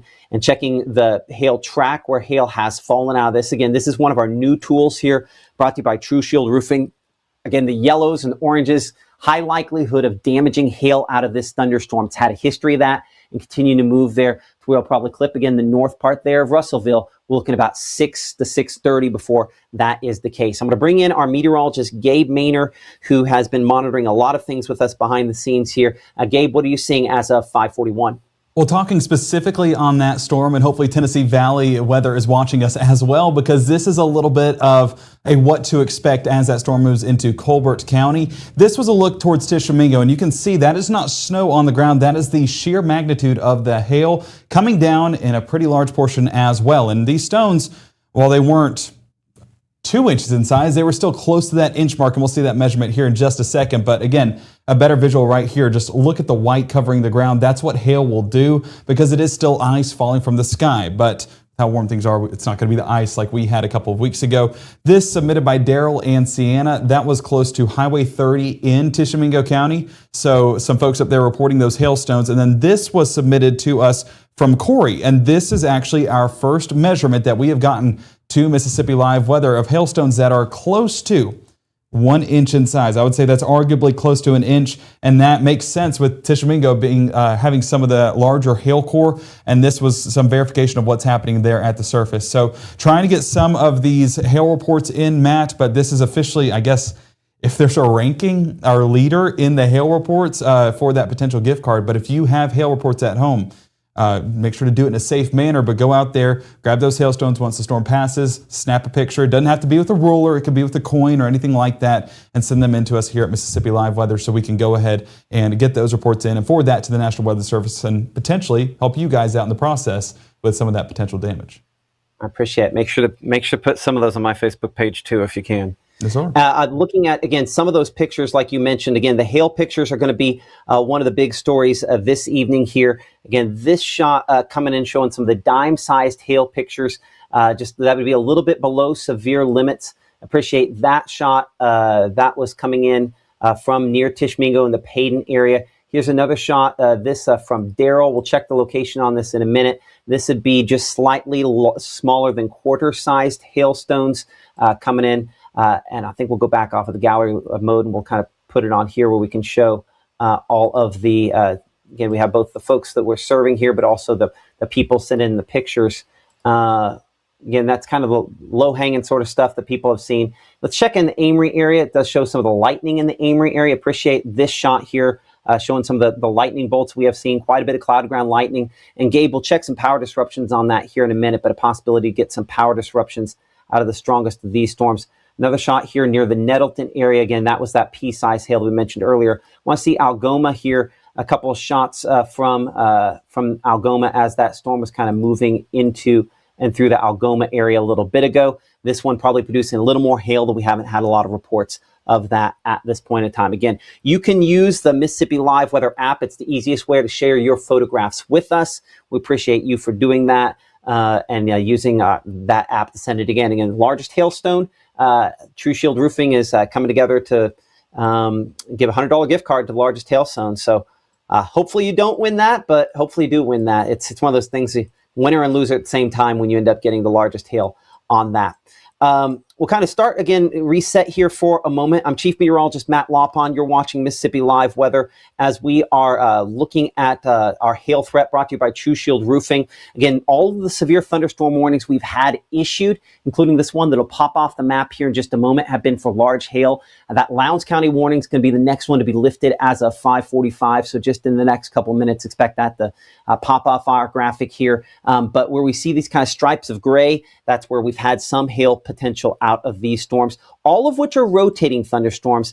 And I would say none of which really have a high potential to produce tornadoes. I'd say that that's probably not what we see out of these storms. But looking up here toward Tupelo County and northern Prentiss County, we've had a couple of these thunderstorms flare up over the last 40 minutes or so. This really has been kind of the biggest zone. The storm near Dumas, though, this one means business on some large hail. We see kind of that black return in the middle. That's some really, really heavy precipitation falling out of this thunderstorm on Mama Justice Doppler radar. Let's look three-dimensionally, which is kind of the easiest way to do this. I'm going to kind of put on the regular 3D radar. Give me a chance to slice this for a moment, if you would. So I'm going to slice across this, and so that can be very, very specific, see all the different levels at once. And you kind of see where we have that heaviest precipitation kind of extending up there 20,000 feet, that kind of purplish black sort of color in the middle there. That is our large hail, and we have a decent amount of that that's falling the surface right now at this. So it's kind of how that evolves over time that gives us an idea of what these storms are capable of. We do have a camera up in the Rienzi area. You can see Rienzi kind of on the map right there. And so as we check out our camera close to Rienzi, looking into that, it just looks like a lot of blue. That's the heavy precipitation there. We're 64 for the temperature. That dew point coming in 59. Again, that's not high. That's one of the reasons why, while we're going to get some rotation on these thunderstorms, they are going to they're going to end up producing hail from that rotation, not really tornadoes. We don't have a high confidence level on that, thankfully, with this. Again, lightning, quite a bit of lightning. I've kind of had the lightning queued off on here. We're probably going to try to put that back on. It's a ton of lightning strikes. As you can see just on your screen here, that'd be 1,600 lightning strikes over the course of the last hour out of those storms. And this, on kind of the wider shot here, there's a lot of different things going on. But the blobs I want to draw your attention to are the ones that will kind of stick up off of this. Let me see if I can, again, we're still kind of learning. I'll be perfectly honest, learning the best way to kind of show this and make sure that it makes sense. So I'm going to cut this to just the blobs. I'm going to cut this to just the most intense blobs. I'm going to pull that lightning back off of this. Where we see kind of those areas of pink, that's where our storms are most likely to be producing some hail. The one that catches my attention the most is, again, up here, southern Colbert County. This is probably between, it's easily severe hail. It could be golf ball size hail, and probably a path of that golf ball size hail that we've had out of that as it moved from north of Tishomingo out here. At the very least, best case scenario, this is just a ton of hail. But I think approaching golf ball size hail there near Rock Creek, moving toward the Crooked area, north of Frankfort, north of Russellville, as that kind of tracks through some of those locations. When we come back here and look at the three, and we need to come back and we're going to check southern Union County in a minute, but we kind of have these three storms. The one there, again, north of Tishomingo, and we've had about 2 or 3 run through this zone. That's one that we're watching pretty closely. I'm going to put back on the regular rainfall mode there. And north of Tishomingo near Paden, moving through Paden right now. This is probably at least 3/4 inch sized hail, if not 1 inch hail that's moving there north of Tishomingo. If you have reports, send those in. A report, Gabe, that we need to make sure to pass along to the National Weather Service, golf ball size hail in the Dumas area. We'll pass that along to the National Weather Service of this. That's a report from one of the folks in our chat. And again, you can join the conversation here. That is Madison's report there of golf ball size hail in Dumas. That does seem reasonable, kind of based on what we're looking at here as part of the severe thunderstorm warning for Tupelo, for Prentiss, and for northern Union County in effect until 6:30 p.m. So if you live in the Blackland community, this is some big hail kind of coming through there. So have to watch this closely. Again, join the conversation. Let us know what you're seeing there. We appreciate all of your reports. But to answer Wanda's question right there, again, low to no chance of tornadoes. These are rotating thunderstorms that are going to be big hail producers. That is what they're going to be good at. in this situation. So let's get a track on that. Again, that is our a new storm report coming in just in the last couple minutes, and we appreciate, I'll double check the name on that, Madison, for sharing that with us. Appreciate Madison for that. As we bring it back up here into the room-to-room weather center for a moment, we'll track this kind of thunderstorm here east, speed on it about 24 miles per hour. These have had a little bit more of a south of east sort of angle. There we go, about 25 miles per hour. And so we show the Blackland community pretty much right now in the next 10 minutes or so to the Blackland community over top of Dry Creek at this instant here, and then moving there where we're going to take it closer to Osborne Creek at 6:08, Wheeler 6:17, Hills Chapel 6:31, Blythe's Chapel there at 6:34. This is a report from a viewer in the field of golf ball size hail out of this thunderstorm. So a lot of hail reports, unfortunately, with this. And checking our hail swath using from the folks, from our friends at True Shield Roofing. Again, when we start to see some of the yellows on this, what I would say is this looks like it's still holding up its most intense hail, because that's only coming in yellow on this, right? That's probable hail, but today that is correlating back to golf ball size hail in some cases. So at the very least, it's larger than an inch in size and moving east and southeastward. In fact, let's go 2D for a moment on this. I think my angle's wrong. Yeah, I'm going too far east. Let's go and clear off, again, the severe thunderstorm warning, Prentiss County in particular, but we need to make sure we adjust our track. This clearly shows a little bit more south of east, and so that moving direction there of Hobo Station. So Blackland 6:01, Geeville 6:02. We're looking at Frankstown there, close to 6:08, Wheeler at 6:10, Blythe's Chapel 6:30, Hobo Station around 6:30. And for folks there, we're expecting the largest hail on this to cross into Prentiss County pretty much right now is when that is likely occurring. Looking 3D on this here, yeah, in the next few minutes. So we show no more than about 5 miles from US 45. So if you know some folks going to be traveling along US 45 there between Baldwin and Boonville, expect there to be some hail issues there, and expect there to be some hail issues on this storm that is near the Ingomar area, southern part of Union County. This thunderstorm has probably had some hail with it for a while. We're going to cut it down to its most intense parts here. You see those brightest pink, and it does look like it's still probably holding some of its biggest hail up. Let's make this a 30-minute loop. It's kind of a slow loop when we do that. Kind of building, probably peak right there, but I'd still say maintaining some large hail potential. And if this one up here toward Dumas is producing golf ball size hail out of that, I'd say this is at least 1 inch hail here, so probably deserving of a severe thunderstorm warning fairly soon on that. I do want to bring in our meteorologist, Gabe Maynor here, who's been kind of monitoring things again back in the studio. Gabe, what are you seeing as of now 5:53? Well, I was waiting on you to get to that storm because that's actually where our most significant power outages are being reported. It's going to be towards the west of the New Albany area, just bringing it in right here. So it would have been as that hail core passed just a few moments ago, and not going to be shocked at all if that those 87 outages are affected by just one individual source, but that could have been from lightning, that could have been from hail damage, especially if it is 1 inch hail falling from this storm.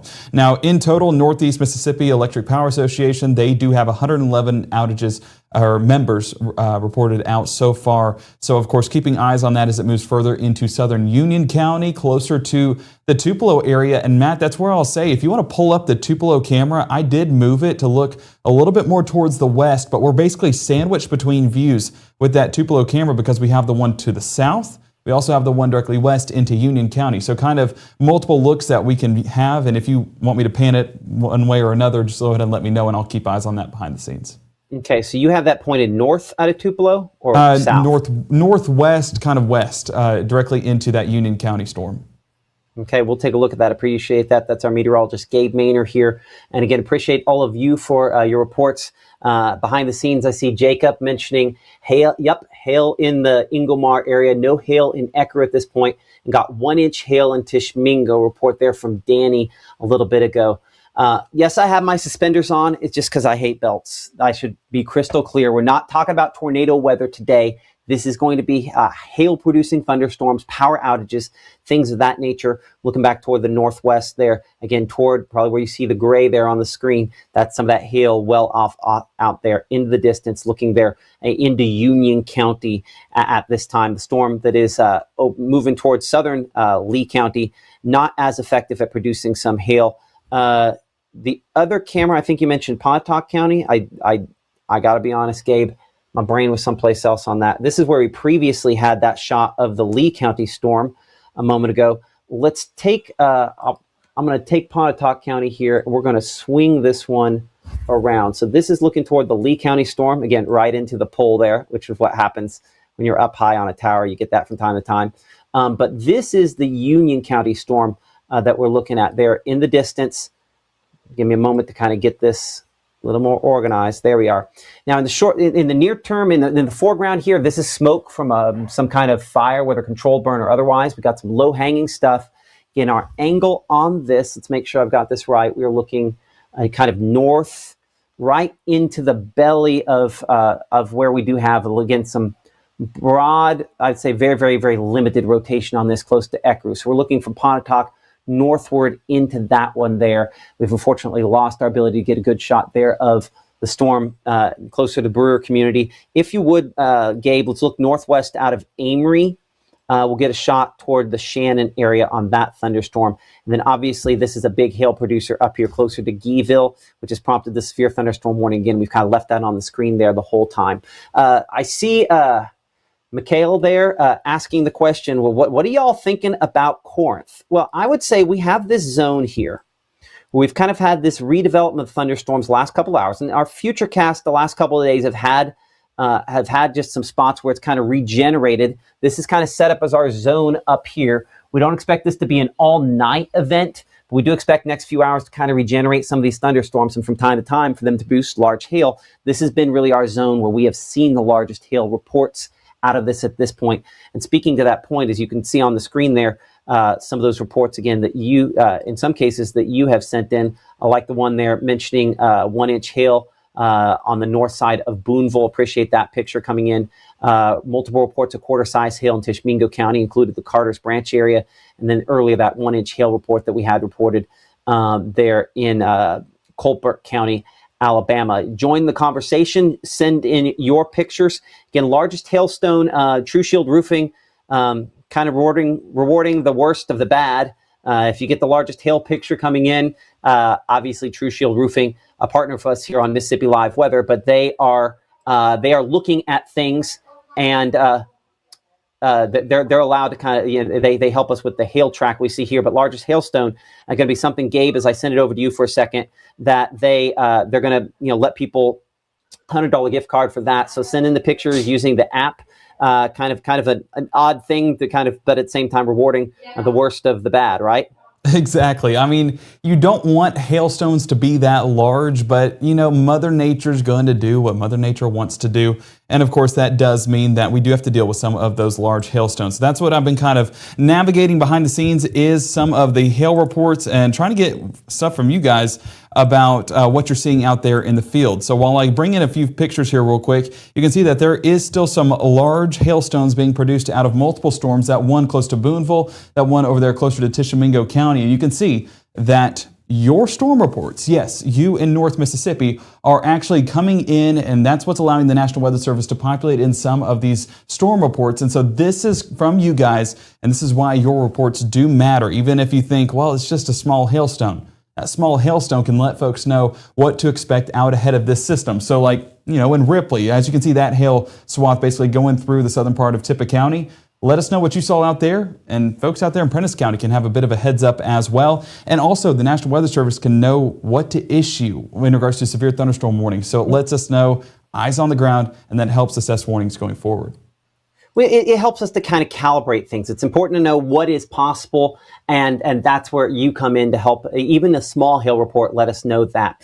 Current time is now 5:59. We're about to begin our 6 o'clock broadcast here on Mississippi Live Weather. And we've been kind of continuous over the course of the last hour or so here, watching the thunderstorms that we do have. Again, severe thunderstorm warnings out there that do include Pontotoc, northern Union, Tippah, and Prentiss counties, where these thunderstorms have been fairly heavy over the last little bit. We're going to go ahead and start our 6 o'clock broadcast and more live coverage here in just a moment. As a bankruptcy firm, Mitchell, Cunningham, and Bowling realizes many people are worried about their finances. We're here to guide you through the next steps to restart your life with easy video appointments. New clients don't have to leave home to get information about becoming debt-free. Also, convenient in-office appointments are available at the low cost of $340 upfront for a Chapter 13. You can be on your way to being debt-free. Contact Mitchell, Cunningham, and Bowling today or visit our website at mcdebtfree.com. We are here to help you. Mississippi's trusted weather experts. This is Mississippi Live Weather at 6. Welcome in Mississippi Live Weather at 6. I'm Chief Meteorologist Matt Lawpon alongside our meteorologist Gabe Maynor. Gabe's going to get us started here at the top as we look at some power outages here across North Mississippi. And Gabe, I think one of the things that we are seeing is, again, they are very sporadic in nature, but from time to time we have at least had some reports, right? Exactly. And so that's kind of the things that we're assessing behind the scenes is damage, it's hail pictures, it's power outages. So a lot going on top of the nowcasting that we have going on here for the 6 o'clock hour. So looking at some of those outages, I'll have to go back statewide here real quick. But those number of outages is currently at 342. And you can see Union County having about 90 outages. That's what stands out first off when we're looking at the map. And as we looked just a moment ago at the Northeast Electric Power Association, just basically refreshing that, still at 111 outages, with the main area that we're watching just west of New Albany with 87 outages. So that's one of the areas we're focusing on, looking at kind of the grand scheme of things elsewhere. Not seeing numerous outages, just a few here and there, the sporadic nature that we're dealing with these isolated thunderstorms, Matt. So watching that into the evening, but hopeful that number stays low. Absolutely. We're going to look at some of your hail pictures. Gabe's going to get a bunch of those back to back that we'll show you and share here in just a couple of minutes.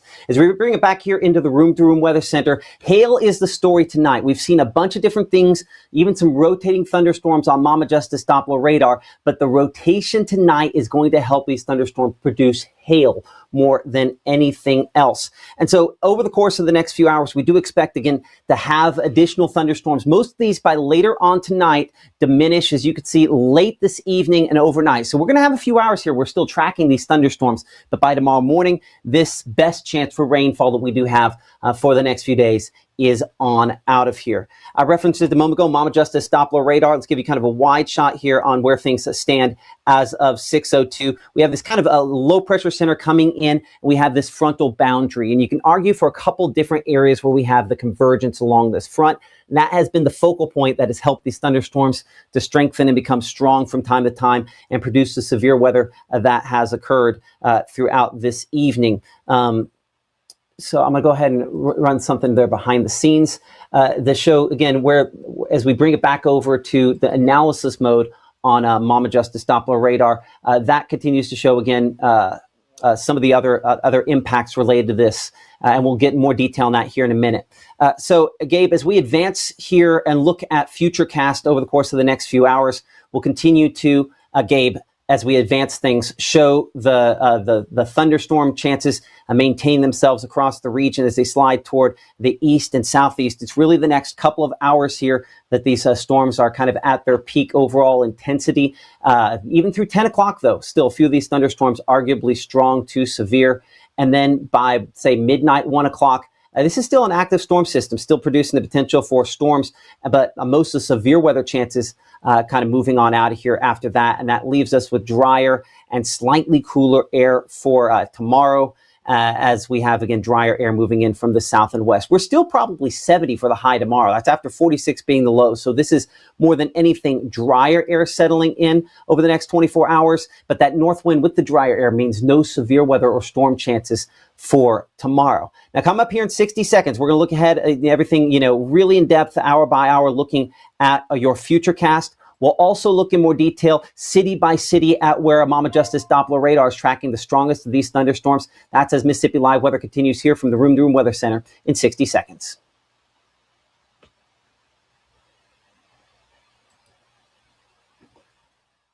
The 9th Annual World of Customs Indoor Car Show, Friday through Sunday, February 27th through March 1st in Tupelo Furniture Market, Building 5. Custom cars, trucks, and bikes from across the nation. With adult admission, you'll get a ticket for a chance to win a Yukon Toolbox to be given away Sunday. Donated by Advanced Heating and Air Conditioning, a free garage floor from Bo's Best Epoxy Flooring. The World of Customs Car Show, February 27th through March 1st in Tupelo Furniture Market, Building 5. Partially funded by Visit Mississippi and Tupelo Visitors Bureau. As we move into storm season, here's something most homeowners don't realize after a storm. Roof damage isn't always obvious. Wind can lift shingles, breaking the seal. Hail can bruise them below, and flashing around chimneys and pipes can loosen without you ever knowing. That damage may not show up for months. If your area has strong wind or hail, a professional inspection will help bring you clarity before small damage turns into bigger problems. This portion of Mississippi Live Weather is presented by Little's Jewelers. Right now, from the Room to Room Weather Center, here's Mississippi's Chief Meteorologist, Matt Lovehon.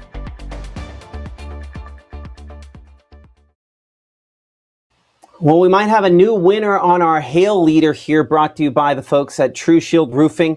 Looks like Carter's Branch area there near the Natchez Trace at 603. A picture coming in just a moment ago of what some of this hail can unfortunately look like. And this would be an example of some of that larger than quarter-sized hail. That's probably at least ping pong ball to maybe close to golf ball size hail. I mean, you can see in the hand there, that's a quarter. I believe that's a quarter, unless I'm pretty sure that's a quarter there. Yeah, it's a Massachusetts quarter. And then this is the hailstone. You see how chunky it is? It's kind of an aggregate of what the different other hailstones there have combined. So appreciate that picture. You can join the conversation with us in our chat as we try to answer as many questions as possible in this. Again, these will not be tornado-producing thunderstorms. If we see something tonight, they will be storms that produce large hail. And while we might have some rotation from time to time, we're like, let's get a good look at that. It is the potential for hail that remains the main factor. In some cases, like another shot here from Joy in Carter's Branch. This is a shot, again, of the quantity of hail. Just look at the hail to a certain extent. They're kind of covering the ground there. So as that evaporates, another odd thing that happens from time to time, hail fog. Crazy shot. Appreciate Joy for sharing that picture. Another shot here of large hail. This one coming in from Carter's Branch as well. Joy with this shot of, again, that would be nickel size hail. So nickel's about 3/4 of an inch. The reason we always say coin is because that's a standardized size. And so that helps us to be able to know exactly how large something is there with that. So looking for the standardized size certainly makes a difference there. As we come back over here to Mama Justice Doppler radar, the National Weather Service in Memphis has gone ahead and they have lifted or allowed the severe thunderstorm warning here for southern Prentiss County to expire. Let's take a look at whether or not we agree with that decision here. I think this 1 hour loop. Again, you had a little bit more kind of the black returns where you see that circle there in Dumas. That's where your report coming in of golf ball size hail prompted that storm report here. And then north here of Baldwin, one of the spots that we're watching the most closely. As we check out our hail swath with the folks at True Shield Roofing, it's clear where these storms have been the most impressive. We've had it in a couple of these areas where we've had the lines of hail. Certainly that storm there that moved from Tishomingo County to north of Russellville now, that one is the strongest that we have had. But others of these have produced potentially some large hail as well. And so share your pictures with us using the Mississippi Live Weather app. So as we look in, starting here with the storm there north of Baldwin, go back here to the regular precipitation mode on Mama Justice Doppler radar. Still showing, again, some of the brighter pink returns on that, and that's moving toward Marietta and Moore's Mill. So as we track this, about 25 miles per hour, the speed that these storms have been moving. We show, again, moving in the direction of Marietta. We show 623 for you in Marietta. Hazeldell there, we're looking at 633, Sandy Springs 638, Moore's Mill 642, and New Bethel at 652. And this is a hail that's up in excess of an inch in size potentially, or 3/4 of an inch. Again, that nickel you saw a moment ago, if it was the same as this picture here, that technically isn't severe hail. Now that's enough to cause some sporadic damage, but 1-inch hail technically qualifies by the National Weather Service definition as severe hail. And I point that out to say Weather call is something that lets you know if severe weather is moving into and through your area. It calls you for severe thunderstorm warnings, as long as that's a choice that you check on and you say you want. It calls you back in the case of tornado warnings, and will call you, let you know if a tornado has been confirmed for your area. You get calls for major flooding as well. There is a cost that goes with that. The Mississippi Live Weather app will give you alerts, but we believe layers save lives. And today, any calls that we're getting are not from tornadoes. They're from hail potential, and that's certainly what we have seen to this point in time here. As we come back in on Mama Justice Doppler radar, we're showing thunderstorm up here. A couple of them that we do have up in Tishomingo County, which has kind of been hail central today. These are weaker than some of the previous thunderstorms that moved through. I'm going to make this a 15-minute loop showing these storms again moving eastward and southeastward. But these, we don't have any of those black returns, don't have any of those heaviest returns. So these are somewhat weaker than the other thunderstorms that we have had. We'll get a storm track on kind of that cluster there. It's really two storms. I'll track kind of the whole cluster toward the southeast, 25 miles per hour or so. So Bloody Springs 610. And, you know, for some of the folks in the path of this is like the third time we've had you in a track. Looking toward Pleasant Side at 639, White Oak Community at 643, Frankfort 651, and Crooked Oak at 653. So clear things back out and come out east here. Again, Franklin County, Alabama, severe thunderstorm warning till 7. And again, this is a big hail producer here that's likely producing just a ton of hail at the very least. And it could be, again, a lot of quarter-sized hail, but that is moving into the Russellville area soon. The hail probably could start just a moment before we have it here, but I'm going to track that again, 25 miles per hour. So we show Russellville there at 6:22. Current time is 6:11, so we've got 11 minutes before that biggest hail, and that's a midtown Russellville. So the western part of town, it's going to be a little bit sooner than that. Good Springs, we show 6:20 there, 6:19 Hester Springs there, and Pleasant Ridge at about 6:27, Tharptown at 6:31. Our meteorologist Gabe Maynor has been watching, again, behind the scenes here, a number of your pictures and things like that coming in. He is in the Room to Room Weather Center looking at those. And Gabe, what do you got?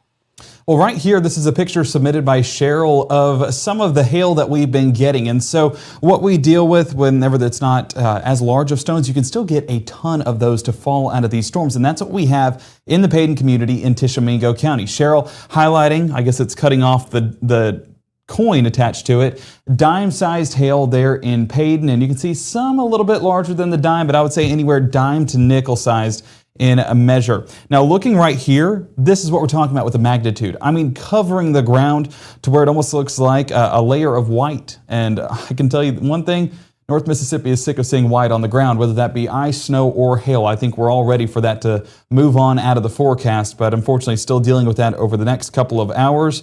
Not our biggest hailstone, I guess I'll say, because Matt, you showed that one earlier, but nonetheless, still a pretty decent sized stone as we get into Tishomingo County. This was submitted in Prentiss County. I need to look at who this was from, but this was in Prentiss County. And as you can see, about P to dime sized in measurement as well. A few photos submitted out there in Prentiss County. And again, the sheer magnitude is something that I just can't jump over, because look at how white that ground is with some of those larger hailstones standing out. I mean, you have some smaller development, but then there's those one, like that hailstone right there. That is a little bit larger than dime size compared to the rest of the stones that they're getting in the area. And again, another view of that as it just continues to come down. But nonetheless, Matt, we're getting a lot of reports, primarily Prentiss, Tishomingo County, east of 55 so far. But if you do have any more of those reports, we love getting them because it lets us know what's happening. But we also love getting them because we can forward that to the National Weather Service and let them know what's happening as well. So thank you for those that have. And I appreciate everyone's help and all of our weather watchers out in the field for helping us out. Absolutely appreciate that. Our meteorologist Gabe Maynor, thank you for helping us out again this evening as well. Lightning strike you might have seen behind me a moment ago. This is our camera brought to you by Mitchell, Cunningham, and Bowling in the Tupelo area. We're looking southeast out of this camera. A lot of lightning strikes out of this. That is the kind of lighter color you see there, probably some of the large hail that's falling. I think most of the hail on this thunderstorm is probably going to be P to maybe dime size hail there, because I think one of the things that I'm when you're looking at the quantity of hail, just as Gabe mentioned, just covering the ground, these storms, when you have ice in them on a large quantity, you produce a lot of lightning, which is what we've been seeing here behind me on this camera. But you also end up sometimes you have tons of hail, maybe you have less of the big hail, or you end up with it kind of an aggregate. So yeah, quite a few lightning strikes, as you can see there in the Lee County area with that storm that's in southeastern Lee County. Another shot, again, this one from our camera there in Smithville, looking at another thunderstorm. This one looking northwest, and so into the same thunderstorm there. Kind of a little bit of a rain-free base is where everything's going up into the thunderstorm. Again, the same thunderstorm we were looking at in Tupelo, and then this is where all that hail is kind of falling back out of it. So as we now look on that in our three-dimensional version here of a Mama Justice Doppler radar, you can see kind of the storm track we have on that. We're looking at the Shiloh community about 617.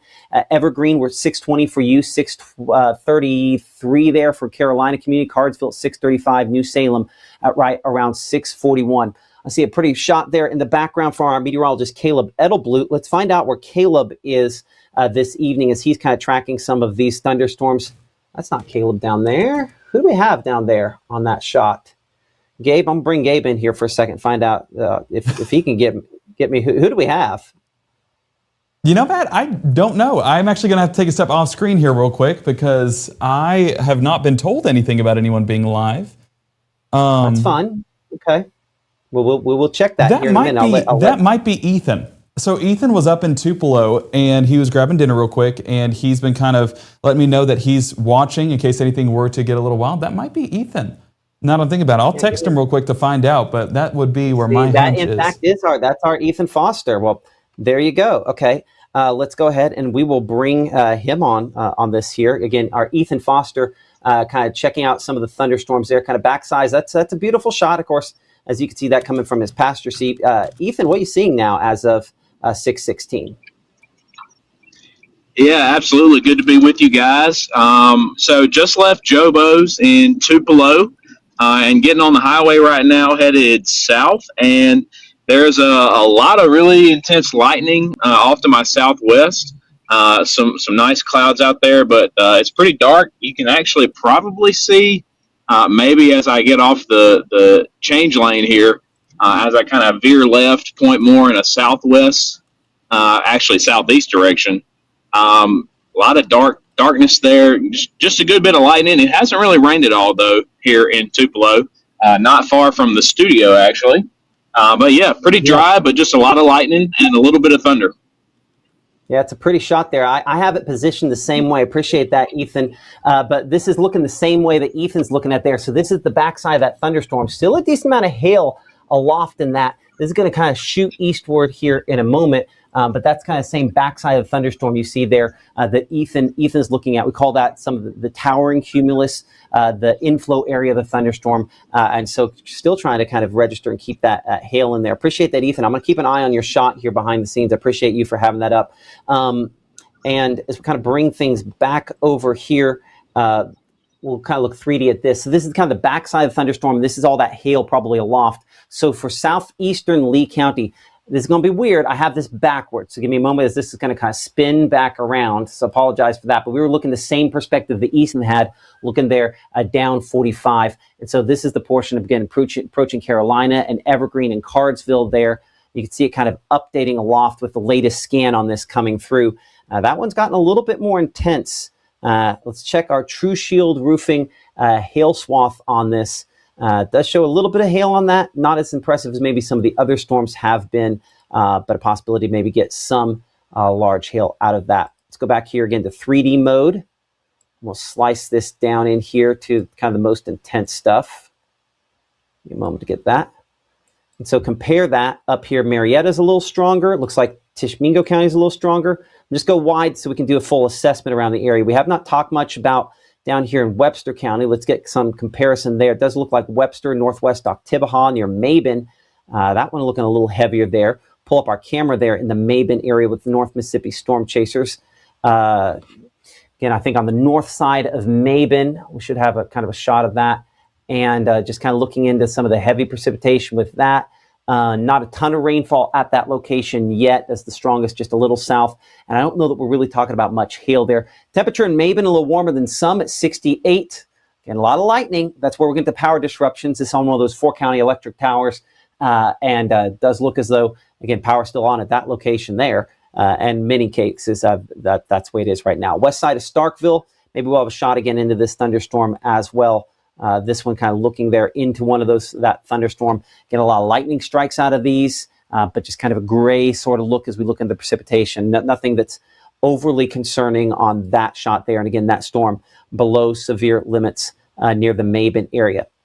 As we come northward here, again, you can see southern Lee County and far southeastern Itawamba County. We've tracked that one extensively the last few minutes up here. Coming up toward Marietta and Tishomingo. So I'll kind of pop our camera list down there for a moment. Tishomingo right there, close to Dennis, north of Belmont. This one is, probably, again, very near severe limits once again in northern Franklin County. As if you have, this would be the third one there, could be prompt a severe thunderstorm warning in Franklin County, at least the third one, maybe fourth. I've had quite a few, this same sort of spot where these storms have kind of regenerated. So we track that again southeastward, 28 miles per hour. Bloody Springs now, Pogo at 629. This could be some large hail. Again, it's over top of Dennis, whether it's a large quantity of hail or large number of hailstones. That's what we're kind of working to figure out here. But yeah, Wyoke Community at about 640 there. We're looking toward Rock Creek at 646, Pleasant Grove at 647, Frankfort at 657, and Crooked Oak at 7 p.m. And current time is 6:20 p.m. We'll go ahead and look at the rest of the area. It looks like we have storm heavy there, north side of Oxford. That one is a little weaker, all things considered. We do have some flood advisories out there. Coming up here in 60 seconds, we're going to look at how Storm Tracker, our Futurecast, presents the storms arrested tonight and get you your full forecast. That's coming up here in 60 seconds as Mississippi Live Weather continues here from the Room to Room Weather Center. Next. For decades, I've taught you everything I know. But only you can prevent wildfires.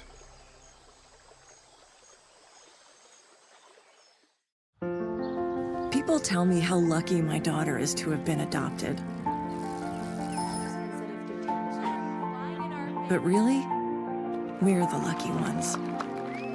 Learn more at adoptuskids.org. We come from a long line of farmers, and there's a sense of pride, but there's also a significant amount of pressure. Farmers have to take care of their physical and their mental health, because what's a farm without a farmer? Watching the sun come up, that's my time. I can have a cup of coffee, and every day is a new opportunity. That's cool. Your hand's gotten so Yay! Don't forget to check in on yourself. Love your mind.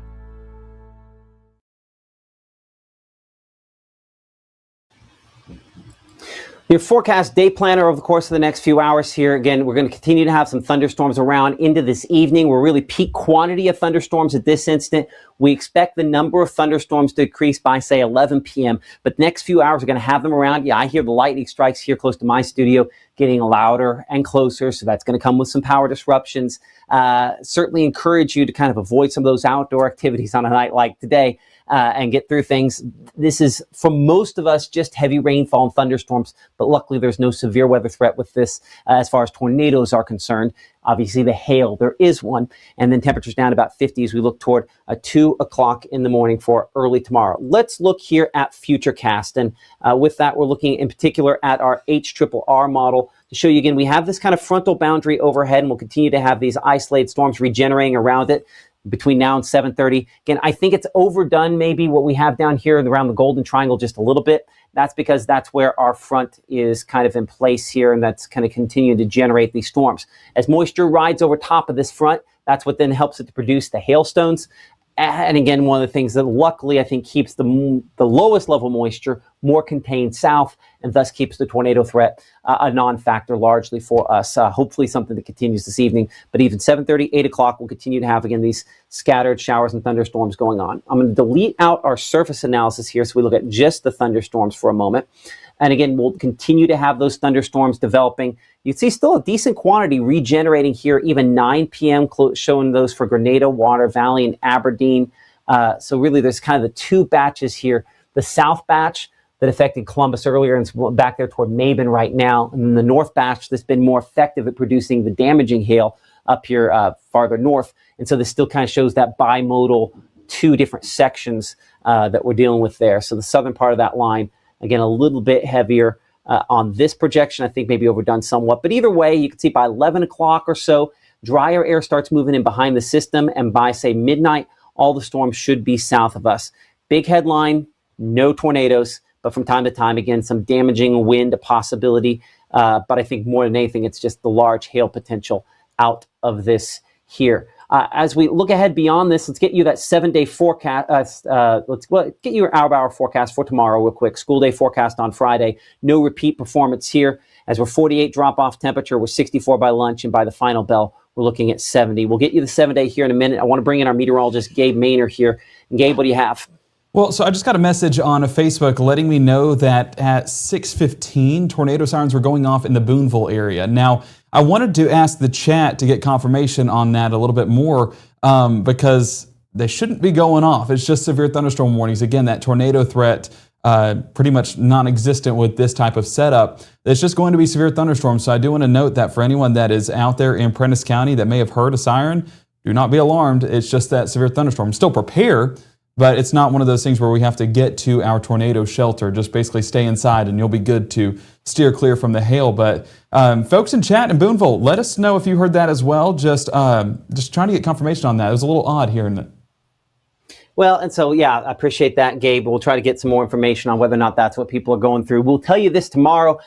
All of this is on out of here. We're 48 in the morning. We're 68 degrees by noon, and 68 as you look toward 5 p.m. Peak temperature around 70. Notice all the clear skies we have. So drier air making a big difference, making tomorrow a much more pleasant day than what we've had this afternoon. Behind this front, again, it's not cold. It's drier. That helps those low temperatures to get a little bit drier. Notice a spread here between the high at 75 and low at 42. That spread gets larger. That happens a bigger, what we call diurnal change from morning to afternoon when we have drier air. So that's why we're mid-70s on the way for your Saturday, lower 70s by Sunday. Some rain chances coming back Monday of next week, but you can tell over the course of the next week, I only have one day, Saturday morning, where we even approach the normal low, and every other day we're easily above our normal high. So this continues to be a fairly warm pattern, all things considered, for where we expect and what we expect for this time of the year. I know our meteorologist Caleb Edelblut, again, watching things for us out in the field today, and has been as we've gone throughout this afternoon and into this evening. Trying to check and see if Caleb's still live with us there. I think we might have lost him a minute ago. While we await Caleb coming back up, the storm that he has been on has prompted a severe thunderstorm warning now out here for Reform, Alabama, Pickens County there.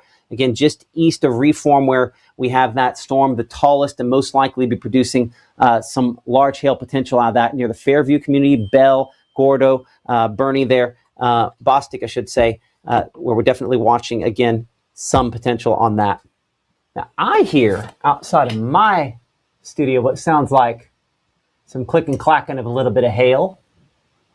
I'm going to go take a look at that here in a second. Gabe, what I'm going to do is I'm going to toss back to you in the studio. Actually, we're going to toss to Caleb. When we come out of Caleb, I'm going to have you punch my 2 box with Caleb, and my 2 box with Caleb should probably be my phone, okay? So let's bring up our Caleb Edelblut here. Caleb, what do you have as of now 6:27? Well, we changed from that Lowndes County storm that we were tracking earlier and kind of watching that blow through Columbus. Did produce some heavy hail, and you just hit that out there in Reform. We're going up further north, like you mentioned, to some of those heavy producing hailstorms. This one approaching Smithville, and we're just outside of that region. And actually, if I forward, should be able to see a lightning flash pretty quickly. It's been doing very well the past few minutes, but of course, every time you want to put a camera in front of it, doesn't want to perform quite as well. But we've definitely seen a lot of lightning flashes as we're getting closer to this. Wow, there you go. There was a perfect one right there. That'll be a great one to go freeze frame later, because I got to get a screenshot of that. But yeah, just showing that lightning strike, literally it right in front of us. So showing that it's still pretty heavy, getting closer towards Smithville. And I know we're tracking that, Matt and Gabe, as we get closer towards that system. So I know, Matt, you're outside getting some of that hail outdoors as well. So tracking that in Smithville, and also what's happening out there in your neck of the woods.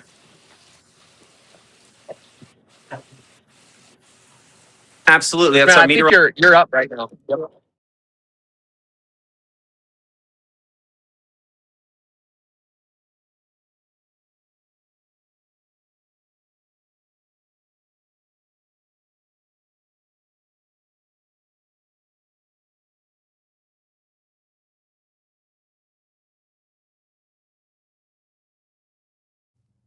Well, we may have lost them. I will keep eyes behind the scenes just in case Matt comes back up. But he's trying to get us a shot outside of his house, kind of letting us know real time what's taking place. But of course, we are watching this as well behind the scenes. And these are a few photos that you submitted. And again, great shots because there is a coin in the picture. So that lets us know the size of the hailstone, and that way we can forward that report to the National Weather Service. This a nickel-sized hailstone in the Carters Branch area, which has been action-packed this evening. But as we continue into the late night hours, that threat starts to shift a little bit more towards the south, and that's where Matt, he's a little bit south. He's actually live outside of his house in the northern Lee County area, telling us a little bit about what's taking place out there.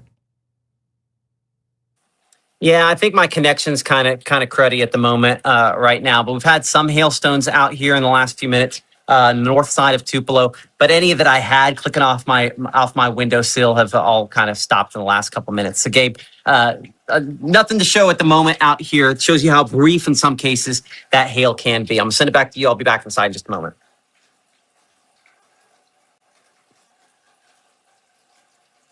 Well, thank you, Matt. And yeah, it shows how quickly that hail can move in and move on out. But we do recommend if you do get any of those hailstone pictures, do so in a safe manner. But let us know what's happening in your area, and we will work to get that report off towards the National Weather Service and maybe earn you a couple bucks in the grand scheme of things. So let's go back on our home view because I do want to look and, of course, get our 2D mode real quick. Can we get back on the radar? Maybe. There we go.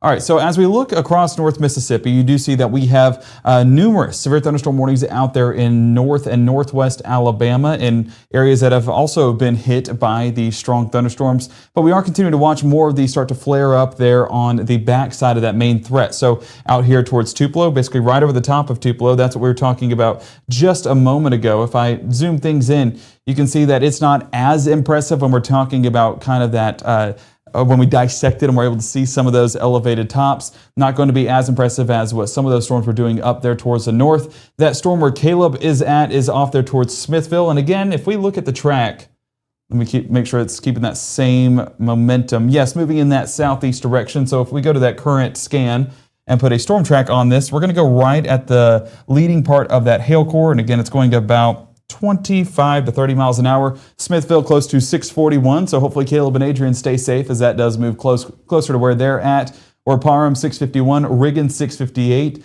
the Sipsey Fork area 707, and Detroit, Alabama. That's going to be by 710. I know we have a few viewers out there, so just be on standby as that storm does make its way out closer to northwest Alabama. But if we look up there, and I'm going to have to change radar sites here real quick to that northeast Lafayette County storm. So let's go out of Memphis. Let's change this over to get a better view. Yeah, that has a decent core attached to it. And Matt will have to break this down here in just a moment. But that's one that I would say be paying attention to as we head further into the night. There is even a little bit of that unstable air. I think it could latch onto that, maybe get some of those small hailstones producing as well. You know, what's interesting is I wonder whether or not we have some kind of, we kind of talked about, you know, whether you had like a primary and a secondary boundary. When we were talking primarily behind the scenes about this earlier this week, it's like, well, we have like these two zones where we have the storms forming, the main front south and kind of like the moisture boundary up here. And that has proven so far to, you know, produce a decent amount of hail out of some of these. For sure. And we actually do have some reports. Trying to get the location here real quick. James, if you want to let me know where Michael is at. Actually, I have it right here. So this is the Frankfort Community Center in Alabama. Check out this hailstone. Let me change it over real quick. Look at the magnitude of that. Of course, hands do differ in size, but if I was looking at that compared to my hand, that's easily 1.5 inches. But of course, that's why we say put the coins up next to it, because it does provide us a better view. Oh, there you go. I should have just clicked the next picture, guys. It shows patience pays off.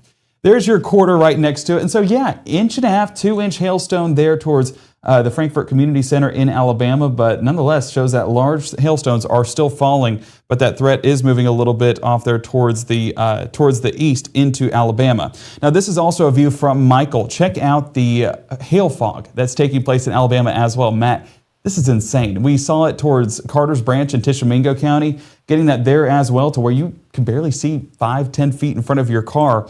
And we're also getting a view of that with one of his videos that was submitted. Not jealous of him, to say the least. No, that's hard. That is arguably impossible. And so stay safe out there. This is why we say don't get in it, because we don't want hail to hit your head. But this is also why. It's just dangerous conditions that if we let it pass, give it an hour or two, we'll be in much better shape heading into the night. You're right. It's our meteorologist, Gabe Maynor. Appreciate that as he's looking there at some of your pictures. You can use the Mississippi Live Weather app to submit those. Probably easiest way to do that for iOS and Android devices. QR code. If you're on your phone watching us on Facebook, just take a screenshot. Sometimes that's kind of the power and the volume at the same time. Take a screenshot of it and then download that app. It gives you those alerts, lets you know when dangerous storms are moving to and through your area. And appreciate everybody for following us and for being supporters of us here on Mississippi Live Weather, and support those folks like Phoenix Building Solutions that support us here on Mississippi Live Weather. Our Oxford camera looking toward the northeast. This is the one he was talking about there in Lafayette County. You kind of see it's in the northeast part of the county, and that's the direction our camera there from near Oxford is looking. A decent amount of lightning, not nonstop lightning, but quite a bit of lightning and some power disruptions. Northeast Power, Electric Power Association reporting at least some power disruptions there. But appreciate Phoenix Building Solutions for sponsoring our Oxford camera as we're looking at 64 there in the Oxford area. We haven't seen the real shift of the north winds yet. That'll start pushing the moisture and pushing the sparking mechanism for these thunderstorms south and out of here over the course of the next couple of hours.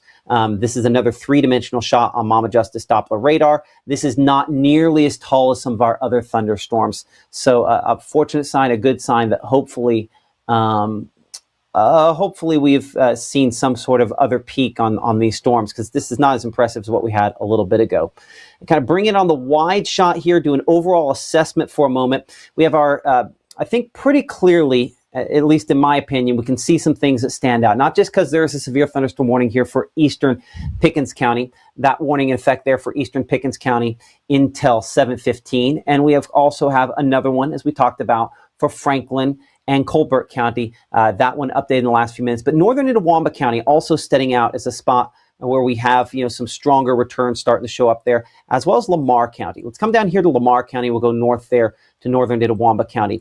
We're looking near Solent. We're going to cut this down again to the most intense returns. When we get down in here to kind of this whitish, sort of purplish, sort of pink kind of color, we're into some really pretty large hailstones. But it is this kind of area right there that's that damaging hail. Does not look as impressive just on the red at the bottom there. But that's because it's still holding its largest hailstones up within the thunderstorm itself. So we're going to slice into this particular storm, do what we call a cross section, and show where that hail is there. Let's see if I can, see if it'll let me move that. I don't think I can move. I think I'll have to reslice it. Well, you could see it there for a moment, just kind of at the edge there. What about 20,000 feet? That little black return you see there. This is, again, not officially a severe thunderstorm in Pickens County, but that's high enough that we've been getting quarter-sized hail with that. So east of Beaverton there, north of Mansfield, I believe this is the Pickens, and that would be Marion County right there. So the far northern Fayette County, Alabama. Likelihood that this thunderstorm is probably producing some hail and probably some strong hail. If I look straight down on this thunderstorm, this is one important thing talking about the way these storms are kind of shaped, that the largest hail is not at ground level. So it still probably waits till Wayside out here, Stewart or Bobo or Bluff, before it drops that largest hail. So let's get a storm track on that, and then we need to go to Itawamba County. Again, no tornado potential out of these storms. Let's be crystal clear on that. But there is hail potential. Mansfield, 647 for you. We're looking at 650 there in the Wayside area. Bobo at 656, 707 for the Stewart community. As we clear that off and slide northward to northern Itawamba County, we've new severe thunderstorm warning. This issued just in the last couple minutes. We were talking about this a moment ago. This issued for northern Itawamba, southern Tishomingo County, for the large hail potential out of this. Considering what we've had before, this might not look like much, but I have our radar here really kind of cutting down to its most intense parts, and this is pretty rough looking. So we're gonna do a slice on this. This is north of the Fairview School area, and right there. See how we have this spot where it's up in excess of 10,000 feet.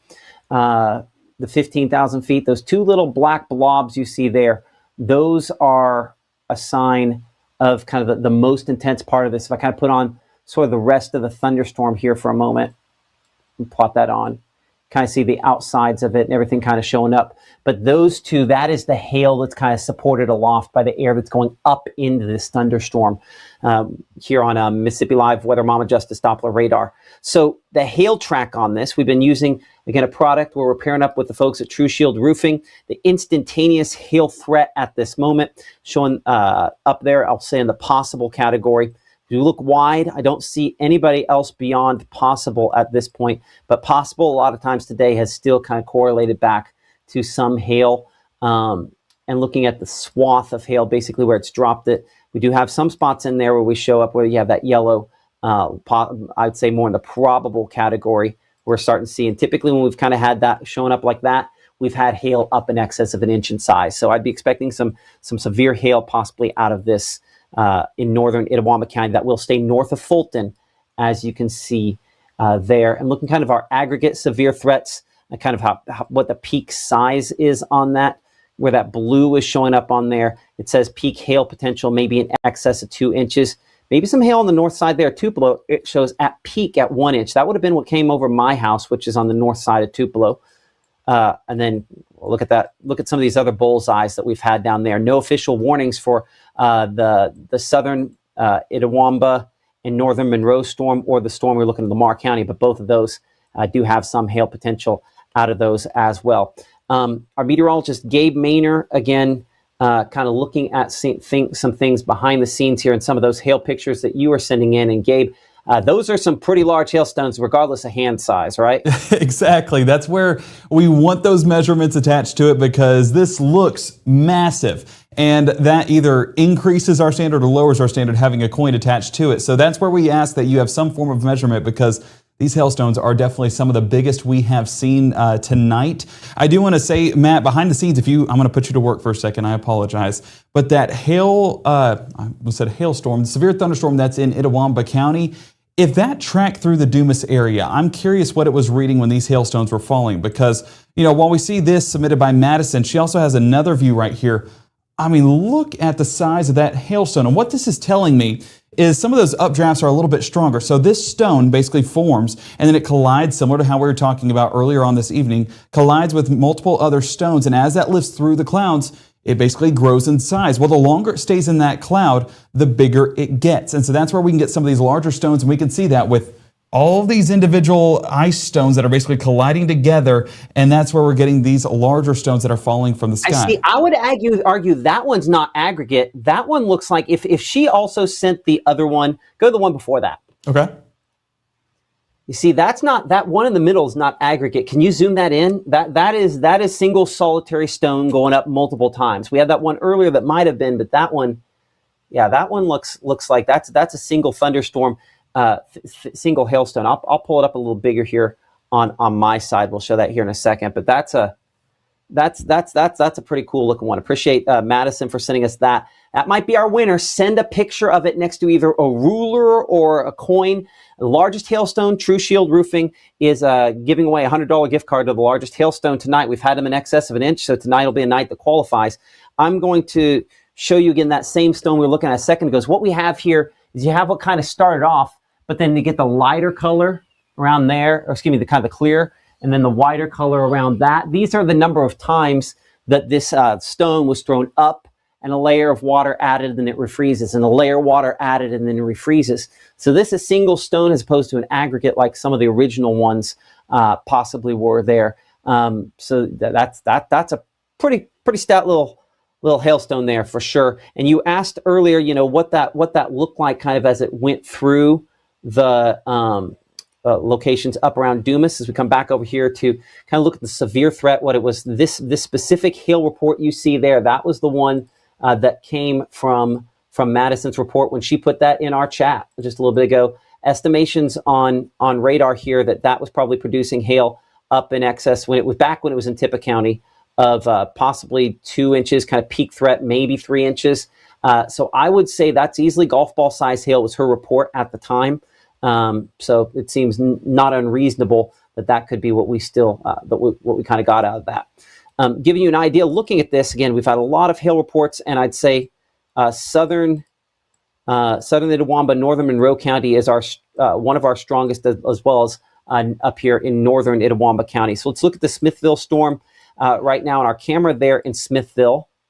As we check that one out with the North Mississippi Storm Chasers, might have to flip this one around. So give me a moment to kind of double check that. We are in the midst of whatever this is producing, hail or otherwise. A lot of heavy precipitation falling there in Smithville right now, and a ton of lightning as well. This shot looking, let's see here. This is kind of northwest, which does look like it's probably I'd say we need probably go back north and northeast. So give me a moment to kind of look more that direction. And actually what I might do on this is I might actually point this down just a little bit more. Matt, if you want a report on the ground, Caleb is there with Adrian. Absolutely. Let's bring in Caleb here for a moment and see what he is getting. Caleb, what do you have there in Monroe County? Yeah, well, we just parked off of Highway 25. We're next to the Smithville Marina, actually. And just that cell just blew on through. It was producing lots of lightning. Got a lot of footage of it. And trying its best to maybe give some hail, not as pronounced as it was earlier, but definitely just a little bit further north. We haven't had any hail hit us, but that downdraft kind of just blew on through. We're on the tail end of it. But pretty much just gusty winds, that rain dropping on us, and definitely a lightning producer. We've got a lot of flashes around our area, crack of thunder all across. So definitely very flashy as it moves through Smithville. And we're on the kind of back end of it as it just kind of blew on through. So if you have any specific cells that you want us to keep moving towards, we can continue following that one. But that's the area we're in right now as it kind of just blew through that marina. We're on that just downdraft of it on the very left side of that cell. So that's kind of what's been producing all the lightning here in our area, and we're kind of looking more at the surrounding cells. And we see that one. Would you float up 25 there closer to float up 25 closer to the school, and just see if you had hail on the ground there left over, because that hail quarter would have just so you go to the school and then it turns north. I would go just past the school, just to the north, and we should have some hail on the ground there of some size. I don't know if you have to go quite all the way to the. I don't know if you have to go quite all the way to the county line with up in Itawamba County, but I would say right there is kind of where we have our stripe.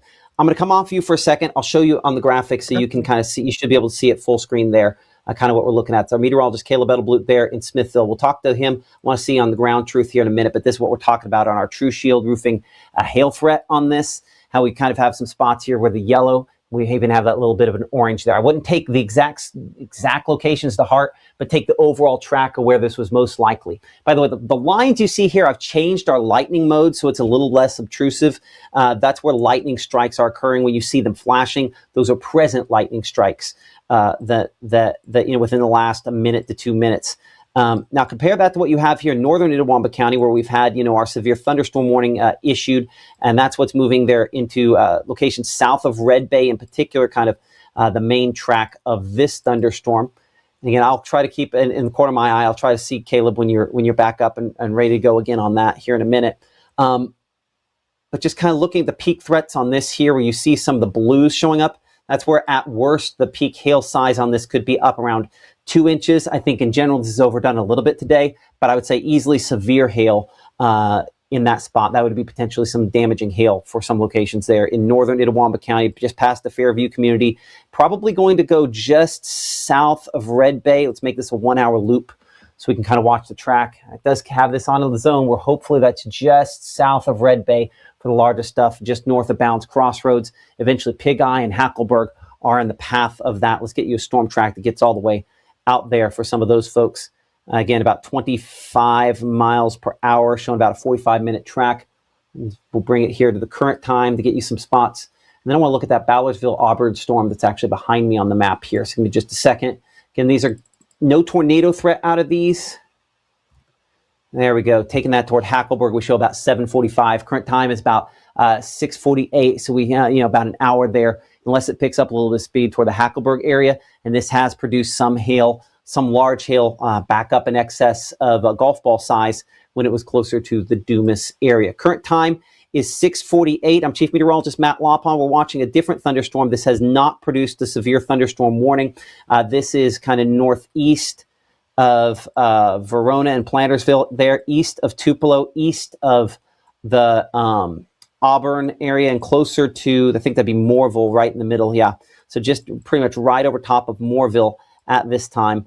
Estimations on Monmouth Justice Doppler radar here, about 1.5 inches on our severe threat there, on how large the hail could potentially be. Checking specifically the hail swath, and that's in the possible category. The probable, we have had some spots where we show that into the yellows, luckily not the reds. So let's look three-dimensionally on this. That's been kind of the other way we've had to kind of poke and prod these with hail producers. There's a bunch of different things we kind of do to get an idea of what they're capable of. This one probably not producing as large a hail. In fact, we take it back just so I can calibrate things, because I know for a fact it was not producing severe hail when it went over top of my house, which would have been about there-ish. This has gotten a little stronger since then, and so if you live, folks there on the south side of Fulton, this kind of heading more toward you. So again, 25 miles per hour has typically been the speed these are moving, that we've kind of been tracking them.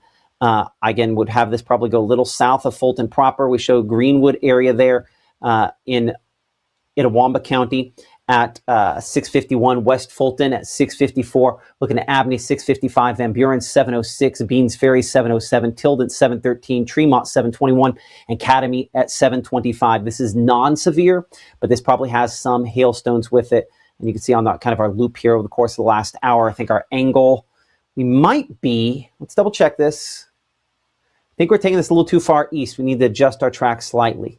Let me do that here for a moment. Make sure we've got the right angle. So we're going to take time to track something. We want to get it right.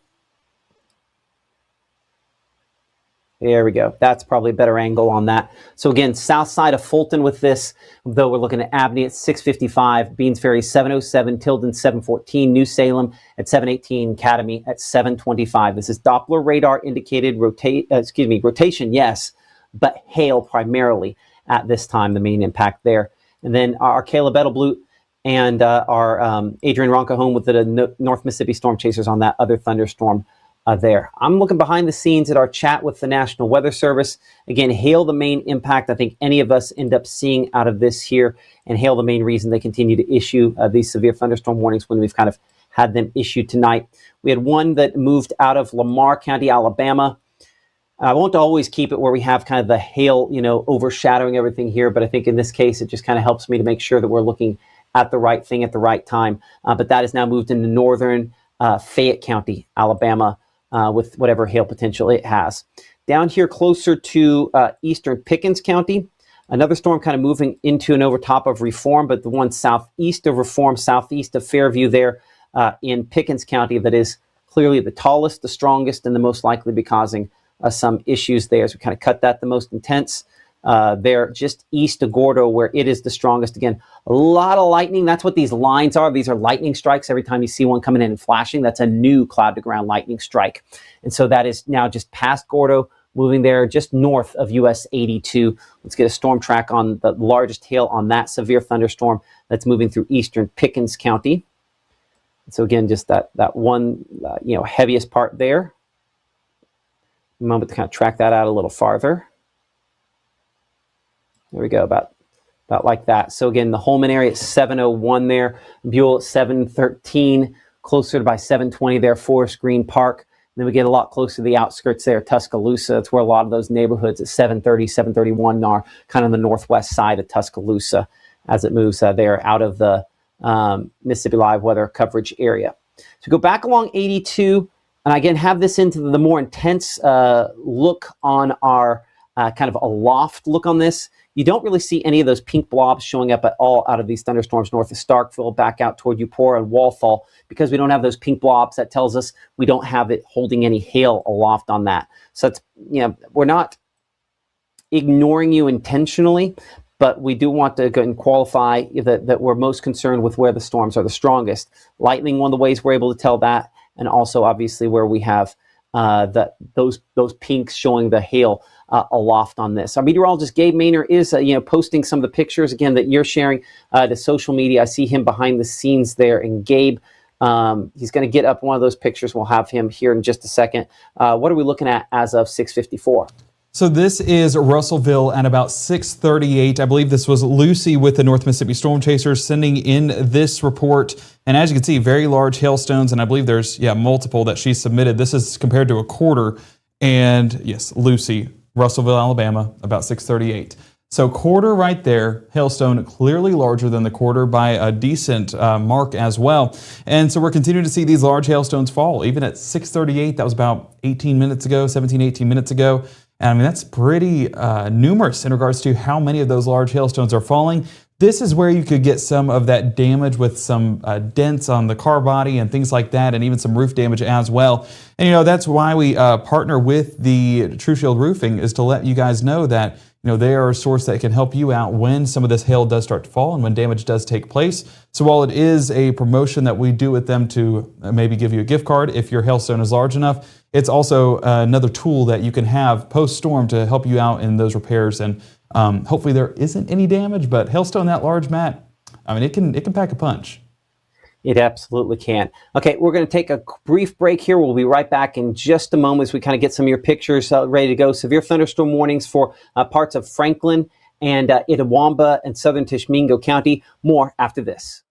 As a bankruptcy firm, Mitchell, Cunningham, and Bowling realizes many people are worried about their finances. We're here to guide you through the next steps to restart your life with easy video appointments. New clients don't have to leave home to get information about becoming debt-free. Also, convenient in-office appointments are available at the low cost of $340 upfront for a Chapter 13. You can be on your way to being debt-free. Contact Mitchell, Cunningham, and Bowling today or visit our website at mcdebtfree.com. We are here to help you.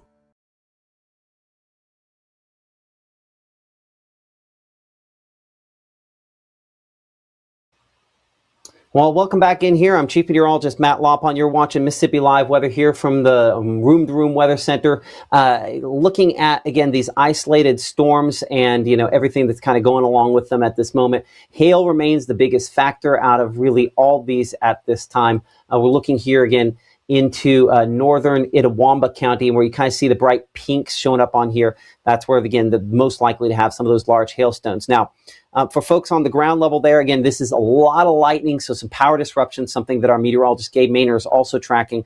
Thankfully, we have not had a ton of those. But as I kind of cut back through here, and we'll go 2D on this for a moment, you can see Red Bay. The heaviest of this has stayed just a little south of Red Bay, even with both of these storms kind of come through the area there. But Franklin County, a lot of Franklin County has had some big hail from time to time today. So as we kind of track that whole batch there from south of Russellville, I'm going to go to Vina, even the Crossroads area, just track the whole batch there toward the southeast. We show Isabel, again, for locations there in Franklin County. Under that severe thunderstorm warning, we're looking at that for you for 6:58, 7:08 there for the Duketon area. Hodges at 7:09. Looking at Spruce Pine, 7:11. Nix Mill, 7:13. This is going to be sporadic large hail. Phil Campbell, 7:24, as it's moving in your direction there. But I do not think that any of these storms are as strong as when they were at their peak. About an hour and a half ago, we had some golf ball size hail as some of these thunderstorms. These don't look like they're quite at that level at this point, thankfully. And as I'm looking here kind of behind the scenes at, the gallery where you're submitting your pictures to us, have not seen a lot of new hail pictures in the last few minutes, so maybe the sign that we're past the peak on this. Again, we're going to stay here and continue monitoring this nonetheless, and hopefully we'll talk to our meteorologist Caleb Edelblut about this storm you see in the middle here there in Monroe County here in just a moment, because this one does look like it's probably dropping some of its larger hailstones over the Riggins community there east of Smithville right now. We're really close to the radar site, and anytime you're this close, what is it, near the Gapman area, we're no more than 10 miles the way the crow flies from the Gapman area. We actually really miss the top of the thunderstorms. That radar beam goes above it largely, but still probably producing at least some hail with that. Hopefully we'll hear from Caleb here in a minute. I see that his shot looks like it's black at the moment. I know that happens when we get kind of a low cell service area. So hopefully we'll hear from him, Gabe, in a couple of minutes. Let's get track on this storm as it moves southeastward. Again, speed on this, all these have been about 25 miles per hour. So moving through Detroit, there in northern Lamar County. Again, most of the hailstones, maybe dime to nickel-sized hail. We're looking at that for you at about 7:08. Hinton Springs 7:23, 7:25 for Hayes Ford there.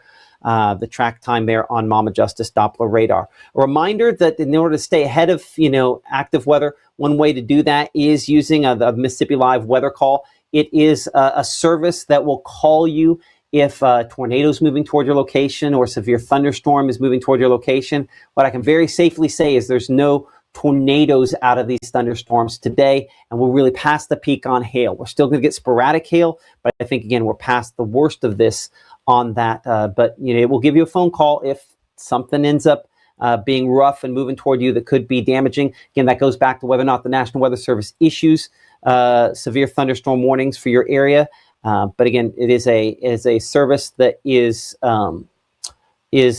come with a $15 charge, and that's because it will monitor your location, but it'll wake you up in the middle of the night, and that's the reason I like it for my family and have it for my family. So hail in Vina, Alabama. Savannah, appreciate that post you put there in our chat on Facebook. Let us know how large. I see Prentice saying the hail in Vina is pea-size hail. Hail in Red Bay, I'm interested to see. That's got to be probably on the southern part of that thunderstorm there. And to answer Brooklyn's question, Brooklyn Mahomes, it is just hail out of what we're dealing with here. How's Oxford looking for the night? Hail and good in Dorsey. Again, we'll try to answer some of those, that you've talked about there. Heard hail hitting the windows earlier in Smithville when that storm was over top of you. Luckily, it's past your area. So to answer the Oxford question, we do have additional thunderstorms back to the west, and some of these will move in as we go into tonight. We are probably past the worst overall hail potential on this. You see less of these yellow warnings out there with this line as it moves in, but additional thunderstorms moving in from the north and west as we go into this evening and tonight. This is kind of the final hurrah on this line once this moves into and through the area. So let's go ahead and get a storm track on it. And I'll kind of track that at about, we'll say, close to 30 miles per hour. That's a short range track, so we're going to have to extend it. So give me a moment to adjust my system to be able to do that. Let's just say, so this is kind of the end, so to speak, the timing on the end on this last line, and give me a moment to sort of change the size of the cities involved on this. So we give you kind of a rough idea, but we show that Coldwater about 7:17 through, arriving for you. So give it about another 20 minutes after that before you reach the final end there. Holly Springs, we're at 6:45. Como at 6:52 there. Sardis at 8:11. Potts Camp 8:14. Abbeville 8:19. Hickory Flack about 8:29. Ripley close to 8:30. After this moves through, you're done. So Oxford for you close to 9 o'clock. New Albany a little after 9. Boonville probably 9:15, 9:30 or so. And hopefully after that, there's not a whole lot back behind this for us to track. So just kind of a rough timing on some folks there. And as we were to click off our precipitation mode on this, give me a moment to click that off. You can see, again, a lot of lightning out of these storms. That's what these kind of white lines all represent. We're talking 2,700 lightning strikes in the last hour on these, and certainly some clusters out there. Lightning gives us an idea on where the storms are the strongest. We do have a number of storm reports for some damage out there. Looking at kind of our hail swath product brought to you by the folks at True Shield Roofing. The hail track on this does show, again, where we've in the last hour or so had some. Our biggest earlier was up here in Tishomingo County, and our biggest hail report so far up there in southern Tupelo County. But this grouping of thunderstorms of the current crop, I'd say our Smithville storm looks like one of the heavier ones there. Bring in Gabe here for a moment behind the scenes. Gabe, I have not heard from Caleb. Have you heard back from Caleb? Have we gone to the cell phone wasteland? Yeah, RIP cell phone service. I think that he just sent me a report close to the Smithville area of some hail fog. So that proved that there was hail in the area. So at least there is that report. But in regards to what he saw beyond that, I do not know. And that was over the last 10 minutes or so. So kind of waiting on that. Get on the phone with him. Let's get him dialed in so we can get a shot up. I'm curious. Okay, well, I will get with him. I do want to note before we continue on that there was reports of pea-sized hail in Hernando. So that's kind of a new development, and that was an email just sent to us about the last minute. So that's going to be some of those new cells that are beginning to move in, and it's on the smaller side, but still a new report. Yeah, a sign that, for some folks that maybe have not had hail so far, that there is there's some potential on those there. Appreciate that. That thunderstorm chance might be, that one might be getting a little more intense. We'll look at that here in a second. Appreciate that, Gabe, for kind of keeping our eye on the ball. We switched over radar sites to the Memphis radar there, showing that storm kind of moving in through Hernando. Yeah, that does have probably some hail with it. And that Tunica thunderstorm looks like it could as well. These look a little more impressive when we switch over to that radar site out of the Memphis area. And there's that new severe thunderstorm warning issued now for Tate, for DeSoto, and Marshall counties for that potential that this could produce some large hail out of this. So again, I think 1 inch hail, very much a possibility, and I think we probably will get a larger hail report there out of Hernando here in a few minutes. So we show Alpha there at 719, Cockram at 727. We're looking at Wakefield there at 738, Wall Hill at 744, Watson at 744, and Watson Center at 746. That is on an angle that eventually takes it toward Holly Springs. Let's get you a time there for Holly Springs. Again, this track will go, let's make it a little bit longer. Let's go about 30 miles there. Apparently we got to go a little more. 40 miles. There we are. We show 8:16 for Holly Springs. That shows a little more than an hour. I'm going to double check the speed on these. We have not checked speed in a minute, or well, a little longer than a minute. Let's make sure we've got kind of the right speed. Just give me just a moment. I think this is worthwhile to double check the speed on these secondary storms, even though that kind of developed right there. Yeah, 25 miles per hour, so still kind of maintaining same speed. Okay, so there you go. And so I expect that one near West Helena, more likely to probably have some issues here soon. We do have a camera in West Helena right there looking over the bridge on the Mississippi River. That's what this camera right here is. And so a decent amount of lightning showing up there. As folks kind of driving right into that, those folks are about to get into some hail as they kind of go over top that bridge. So kind of heads up, if you know some folks traveling back that direction, expect the hail size on those storms to increase. Confidence certainly on that as those move in. A lot of lightning and some additional hail and severe thunderstorms possible out of those. Let's get you kind of a storm track, and we'll kind of bring it back in east a little bit more. And so go about 25 miles per hour. I'm going to go just a little faster than that. And let's pull down that map and extend this out. So we'll make this let's make this a 50-mile track. Nope, 70-mile track. Just get some spots. And I guess we can go a little longer than that. There we go. So that batch there kind of on a track where it could potentially make it to Tupelo as well. We show somewhere around 10:16 for Tupelo. Pontotoc about 10:08. For a different portion of this thunderstorm. Thaxton about 9:41 there. Oxford 9:43, getting closer to Abbeville 8:28. Coldwater though 7:27 and 7:29 degrees there in Senatobia. As we bring things back east, I want to bring in our meteorologist Caleb Edelblue. Even looking from the Memphis radar site, that storm over Detroit that kind of moved through the Smithville area was a little heavier than most. Caleb, what are you seeing as of now 7:07? Yes, well, that was the one that just kind of passed through, and we went up north towards that school where you were talking about as far as trying to look for that hail, and we did see some hail fog already melting just north, getting close to the county line. And so now we are in Itawamba County, just south of Fulton. Another cell is moving through right now, and we're pretty much right next to that inflow notch. So it's probably going to start pouring and getting gusty in just a few seconds, but that cell is going to be getting a little bit closer. Still pretty much just a lightning delay. We haven't really gotten hit by any hail. This one not showing too much on the signature, but we did go up north towards that school in the county line and did see a bunch of fog showing that hail was there. Couldn't really find any on the ground, but definitely wanted to include that in the report back. Okay, yeah, it doesn't look like, thankfully, it doesn't look like your storm's super impressive on this. I'll pop myself off the screen there for a moment so we can kind of have that inset at the same time. But yeah, let us know what you end up finding, because luckily it's, I think, a little east of 25 now. So as you kind of rotate up through that. Yes, sir. Yep. No, trying to keep a close eye on that one. Saw that one kind of blow through across the state line into Detroit. So about to see how this one goes and then look towards any other ones nearby. I know we have those severe thunderstorm warnings just northwest of our area. Seem pretty impressive on radar. So about to see what this one just southeast of Fulton does. Not looking too severe, which is good news, but definitely still just very much lightning display, just showing those flashes of lightning in the sky. That's about all we're seeing as at this moment.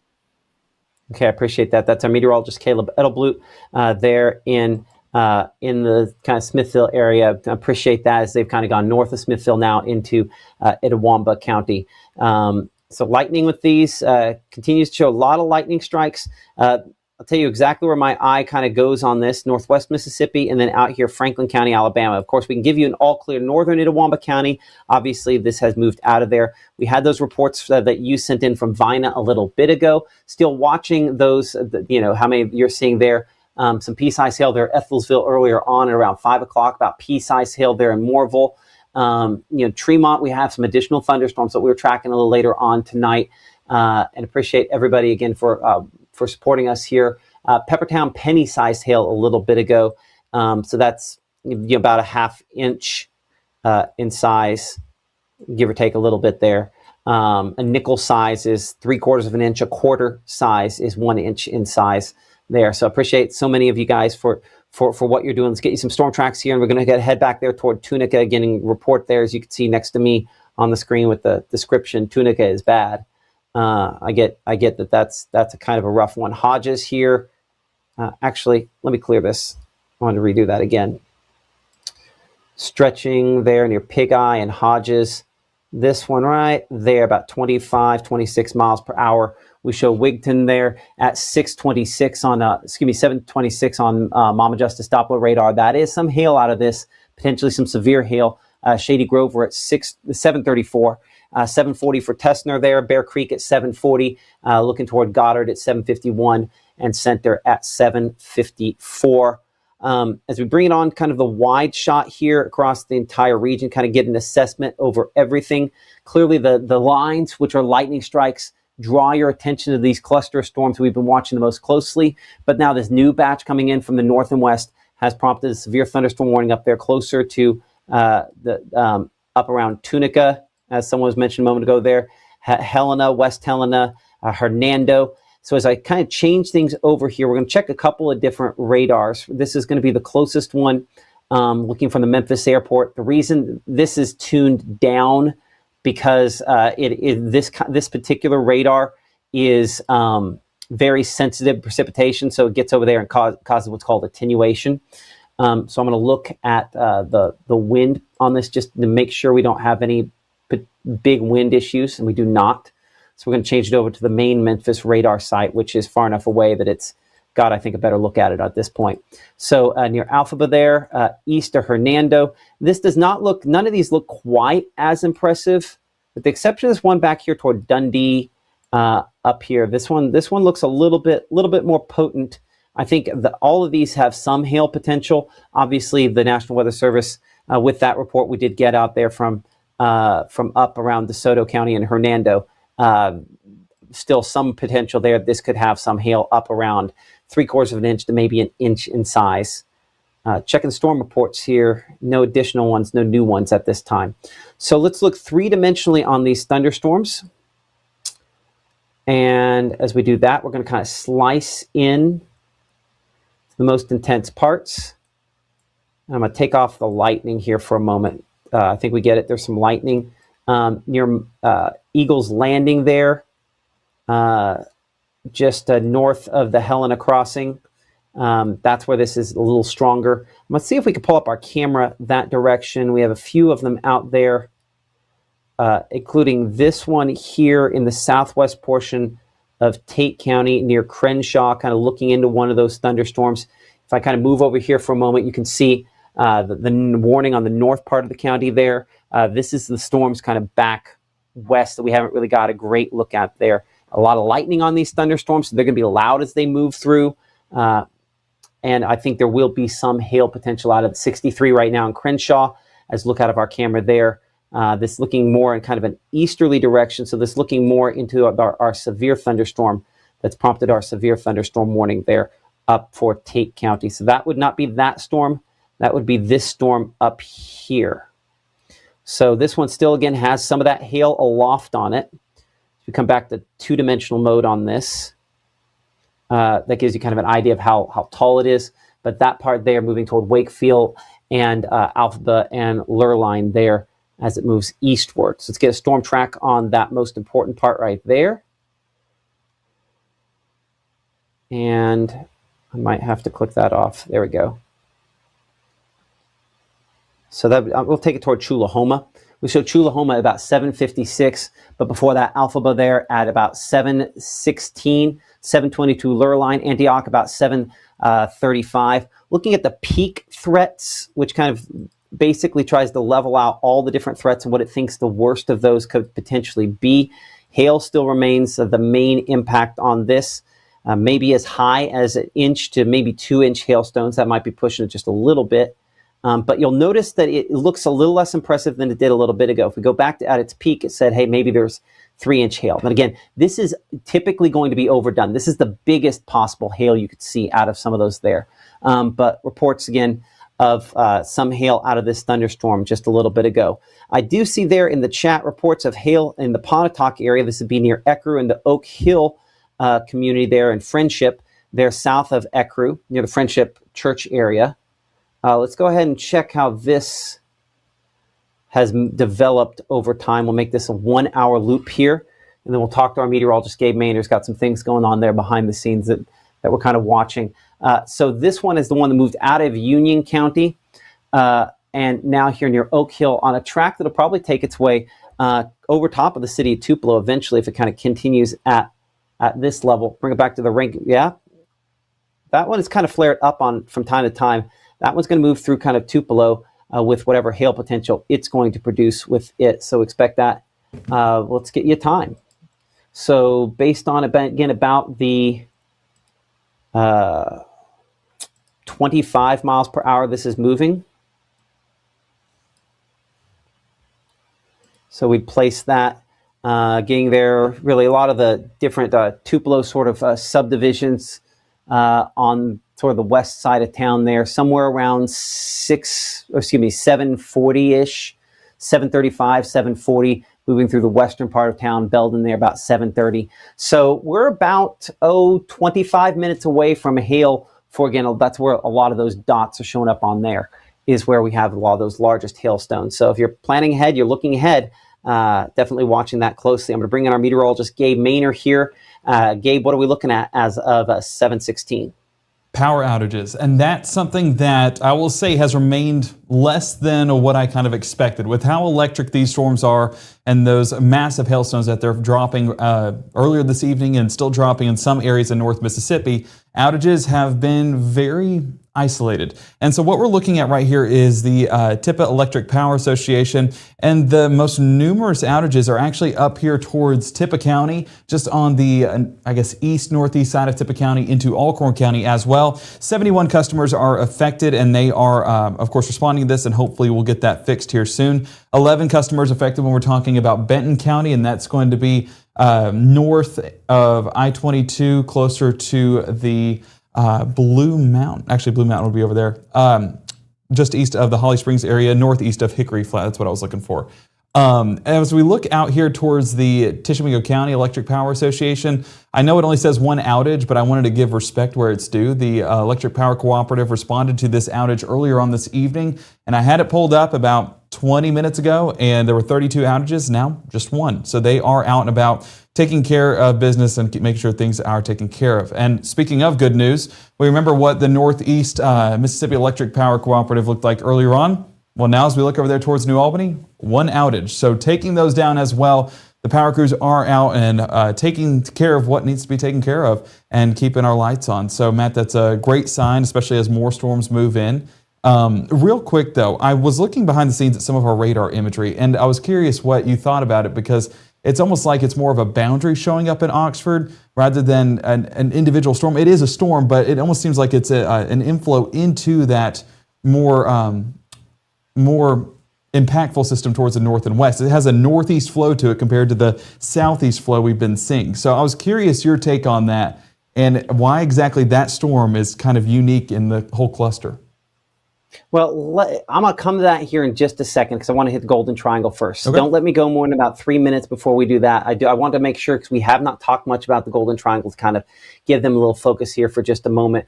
Because down here in the West Point area, we've had some thunderstorms around. You can kind of see those behind me here. Not a ton of lightning, but these storms have all been below severe levels. We have not had them producing as large a hail, and you can see rather infrequent cloud-to-ground lightning there. Our camera may have been in the rainfall in one of the thunderstorms there. A lot of heavy rain falling on that camera location, but we don't have a lot of hail. And as you can tell, the lightning is not nonstop as it is in some other spots. So the reason we have not concentrated a lot down here for locations around the Golden Triangle along the US 82 corridor is the storms just have been weaker. You see here in Starkville, it's not even necessarily raining on the west side of town. The most of the rainfall just a little bit north of town. But we do have three kind of main cores we're watching. Back out here from Bell Fountain to north of Sapa to the Cumberland area. Another one here that is a little bit stronger north of Adeton, western Clay County. And the one's a little bit weaker in eastern Clay County, just kind of moved through the West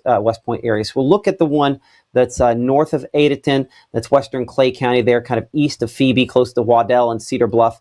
This one is a little bit stronger than some of the rest of them. It's one of the strongest we've actually had in this part of the area tonight. I'm going to do kind of what we call a cross section to see how high up. I do have some of those darker returns up to about 15,000 feet. So that is a sign that perhaps this is producing some hailstones with it. It's going to update here. You can see as we get the new scan, the reason this is kind of cut off, this is the new scan of the radar coming around. As that updates live here on Mama Justice Doppler radar, we show higher and higher levels on that. So you can see just the latest scan. We'll give it a moment here to kind of finish painting this on as it comes scan by scan, because the radar there in Monroe County comes around pretty quickly on this. And so I want to see, I think on the next update we should get here in a moment, just exactly how high that return is. So I'm guessing it's still going to be probably up here close to 15,000. If not, we'll know that over Griffith or Siloam there, north of Moons Valley, that some of this hail is about to kind of drop out of this here. So we'll give it, I don't want to wait too terribly long for that to kind of pop up, but we'll give it just a moment to see if that will update. It does it quickly on the lower scans. In fact, it probably is in one of those modes where it's primarily doing lower scans. So it goes up a few and it hits the bottom level, and it goes up a few more. Just the scanning structure they use. While I'm going to give that a moment, we're going to check out our camera, switch our camera in Adeton back to the north. Just while I did that, it started updating. So give me a moment for that. This is our West Starkville camera. And I'm going to, give me just a second, point this one in a northerly direction. So give me just a second, kind of do that. So it'll pan on us. It's just going to take a brief moment for that to happen. We're looking through the camera, or looking through the tower there. But as you can see, a lot of lightning on this thunderstorm. Not quite as much as some other storms, but this is one of our more impressive ones, at least for the Golden Triangle region. I'm going to fly just a little bit more to the right. Just looking a little bit more northeast. And so I'll kind of have a shot there. But again, this is probably producing at least a little bit of hail in western Clay County, kind of southwest Clay County there at this moment in time. Okay, now we'll pull this off and we should be able to have our, yeah, there we are. Again, it does not look like a ton, but I'd say that's a more impressive return than what we had just a moment ago. All right, let's go back one more scan. Boom. Well, I say that it was a little higher, but it's a little more dense. So that, look about the height there as I mark that for a moment, and then we'll bring it to the current time. And so that's similar on height, but more that hail's about to fall. Why did we waste the time or spend the time or show that or take the time for that? I don't think it's wasted time, but it gives us an idea that even though it only looks like this on the bottom level, on the ground level on it, that there's enough there that if you have travel along Highway 50 west to West Point, this is about to dump whatever hail this has. Now, it's probably more like dime to pea-size hail, but whatever it is, it's going to be dumping that here, probably west of West Point, maybe still holding some with it as it makes it into town. So let's get a storm track on that. Again, about 25 miles per hour. Again, this is on this next one upstream. There's one over top of kind of the east side of West Point that has some different times here for some of the folks like Stephen Community there This is not the first storm. This is the next storm after that. That's why that 805 got something that's a lot closer to overhead right now. Salome at 731.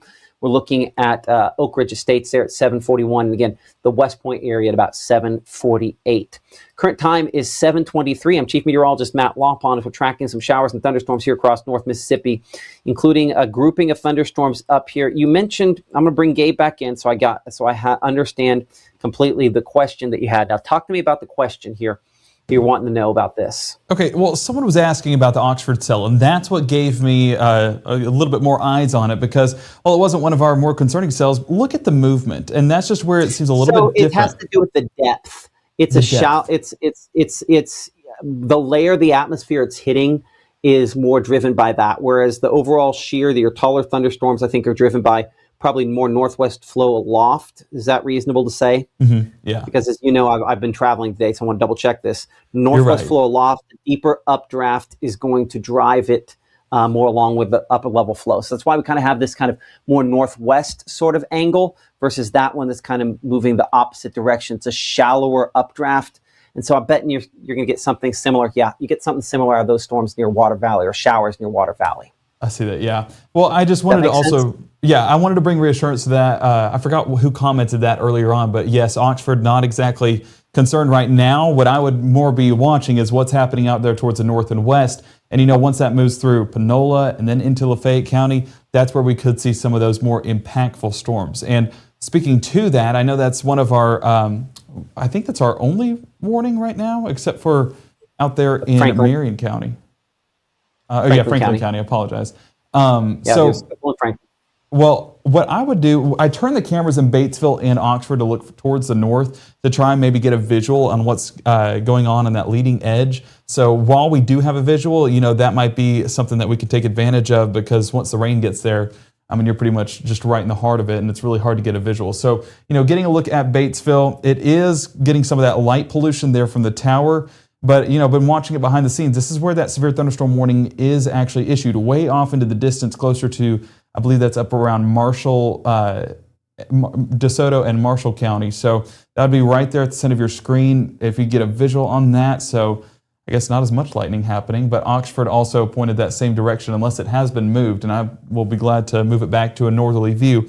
But nonetheless, we're trying to get a look there in Lafayette and Panola County to try and see what's moving into the area for Marshall County, for Benton County, and yes, as far south as Panola and Lafayette County. So as we head into the next couple of hours, there's some lightning. So there's some of that action. So that's kind of the storms we're watching here in the next hour and a half to see what takes place. And I do know that Caleb is traveling with Adrian to go closer to Tupelo. And then, you know, Tupelo is just basically a thunderstorm right now, but they're going to try to get us a visual there. Beyond that, they're going to try to go up I-22 closer to New Albany to maybe intercept these storms and get a visual there as well. So kind of tracking all of these cells that are across northern Mississippi. I'm interested to see the Tupelo storm in a little more detail here in a minute. Appreciate that, Gabe. I think we'll take a look at that here in just a moment. The Oxford cameras you saw there. We're going to take, I think, a brief commercial break here, get a couple things organized behind the scenes, and we'll be right back with continuous coverage here in the Room to Room Weather Center right after this. So please stay with us. At First Choice Bank, we know you can't always make it before the bank closes. With our integrated teller, you can talk to a live person as late as 7 p.m. on weekdays and noon on Saturdays. It's not just an ATM, it's an ITM. First Choice Bank, your choice for banking. Save today at Room to Room's President's Day sale.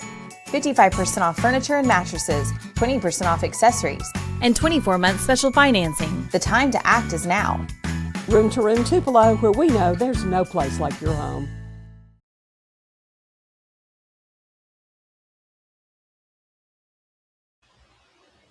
Welcome back. I'm Chief Meteorologist Matt Lawpon here. You're watching Mississippi Live Weather. Again, a line of thunderstorms, including a severe thunderstorm up here, as Gabe was talking about a moment ago, that does include Marshall, parts of Tate, and DeSoto counties. And kind of looking at that there, we did get a report in here a few minutes ago of some hail up there.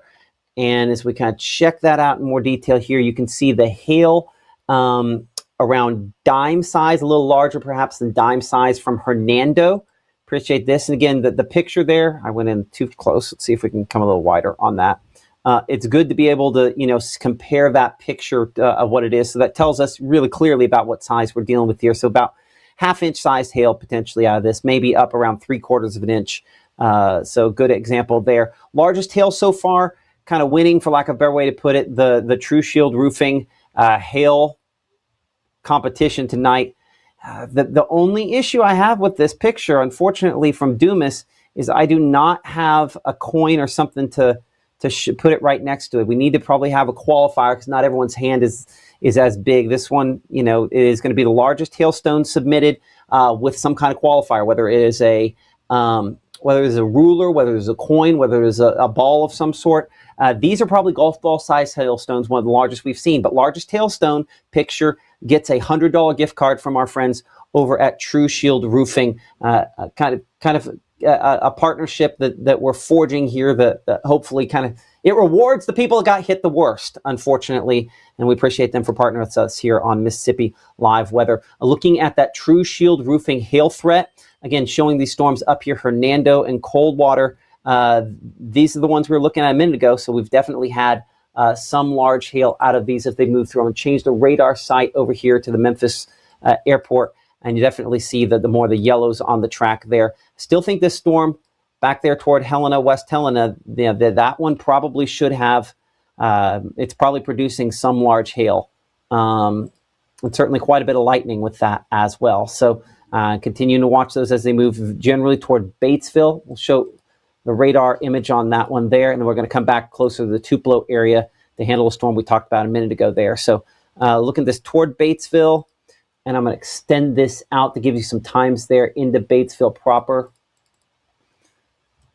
So we would show that getting in here closer to, say, the Longtown community by about 7:47 there. Batesville about 8:22 if it kind of continues that stretch there. Hideaway Hills 8:30. But in the near term, we're Buxton there at 7:33, Falcon at 7:33, Askew at about 7:37, and Crenshaw at 7:38. We do have a camera there in the Crenshaw area. See if I get the right one here to show up. Pretty much right in the heart of this one here, and showing some of the lightning and heavy rainfall and everything going with that. Again, this is in the Crenshaw area. As we talked about a minute ago, this storm technically does not have a severe thunderstorm warning with it. You could argue probably going to produce some hail. So we will see how that plays out. But certainly one to watch over the course of the next little bit here. A lot of lightning, so some sporadic power disruptions certainly likely with it as well. So we clear that off, and we'll kind of bring it on the wide shot here. As we referenced a minute ago, the Tupelo storm has seen some strengthening. We're going to have to look at northern Lowndes County in a minute. From looking from farther away, you'll notice how this does show, again, these big black returns we've talked about, very, very intense precipitation on Mama Justice Doppler radar. Well, we're looking from a lot farther away because we're looking from the radar site in Memphis. You'll notice it does not look quite as intense when we bring that back here toward the Tupelo area, though it does, or the Monroe County radar site, though it definitely does. This is flirting with severe levels. Pull up our True Shield Roofing hail tracker. And you can't see how this has kind of pretty consistently produced hail, probably up 3/4 of an inch in size. I'm going to pull up the chat. I'd like to hear from you in the chat here about what you think that this is doing here with this. But I have not seen a whole lot of reports coming in. And I see someone over there saying, y'all, is it a tornado? The quick answer is absolutely not. There are not going to be any tornadoes out of this. Now, hail from time to time is a possibility. And I'd say a probability out of these thunderstorms. Let's look three-dimensionally. Before we do that, we're going to look at the kind of peak threats. And the peak threat potential, where you see the blue there, is where maybe hail up around 2 inches inside, not an impossibility for this. Kind of gives us an idea on the bullseye on what we're looking at on our peak severe threats. And so near Chesterville and Belden, where this is kind of most intense. Now, I'm just a little north of this here on the map, so I can hear that precipitation kind of picking up outside of my window here at the house. Let's look three-dimensionally on this, and then I'm going to take a look with my own eyes here in a moment, and I'll toss it kind of back to Gabe. But Gabe, kind of tracking this toward the east and southeast, this probably, again, has some, I would say, easily half-inch hail, dime-size hail, I'd say probably out of this. I'll get that storm track on there. What are you thinking based on what you're seeing? You know, it's definitely become a bit more impressive as it's moved into the Tupelo area. So, of course, we are keeping eyes on that behind the scenes. And we actually do have our camera pulled up out there as well. So let's go ahead and go over those times and then we'll jump to that camera. But as we track this out, you can see that the Wildwood area, basically over the top of you right now, Pinehurst 735, Northwood Drive 735. And these are specific areas, whether they're roads or subdivisions or stores, just basically those landmarks that can help you know where specifically we're talking about. So the Belvedere Hills 736, but there's that Brennan and Francis subdivision closer to 736 as well. Briarwood 737, Oak Ridge 737, the Traceland area around that same time frame, and then the Harrisburg Heights 738. You can see how it's moving in that southeast direction. And I will say, Matt, you may be in northern Lee County.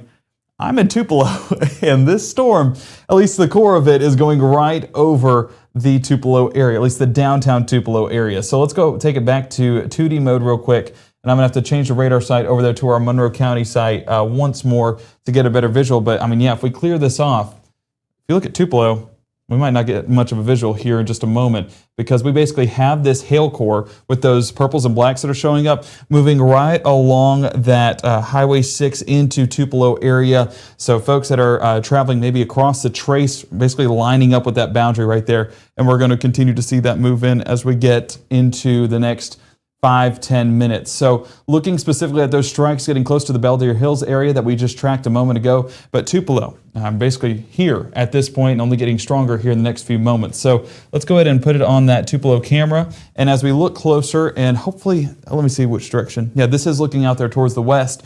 We're going to leave it here for just a second. You can see some of those breezy conditions moving into the area, 7 miles an hour. And there's that lightning. It should be a pretty energetic cell.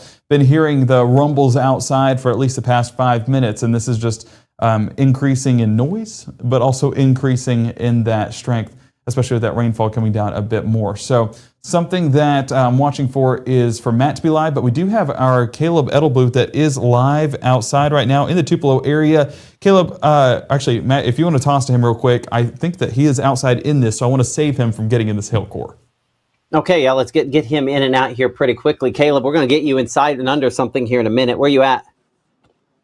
Well, I just pulled off of the Interstate 22. We pulled off towards that 371 exit to where we could go just a little bit more south to try to see if we can catch it. Because if we keep working our way towards Tupelo, I think we're not going to make it in time. So this is facing west out towards that cell, making its way towards Tupelo. And you can definitely see those lightning flashes in the distance behind me, kind of going off and on. So definitely seeing it from a distance as it continues pushing further and further east, crossing Tupelo, where I know our meteorologist Gabe Maynor's at. I mean, there we go with those flashes of lightning really pretty much right behind our head. So I think we're going to try to see if we can move more towards the southern portions and start kind of see if we can intercept it, see it kind of continue moving closer towards us. By the time we make it to Tupelo, I think it's just going to already be over the city as it's pretty much already knocking on the doorstep. So wanted to kind of pull off really quick at that exit to get on 371, just to show you those flashes off in the distance. And then we're going to keep moving south to see if we can get another angle and visual on it. And then maybe eventually working its way, there we go, with another lightning flash towards those cells behind it that are getting closer towards Union County and towards New Albany as well.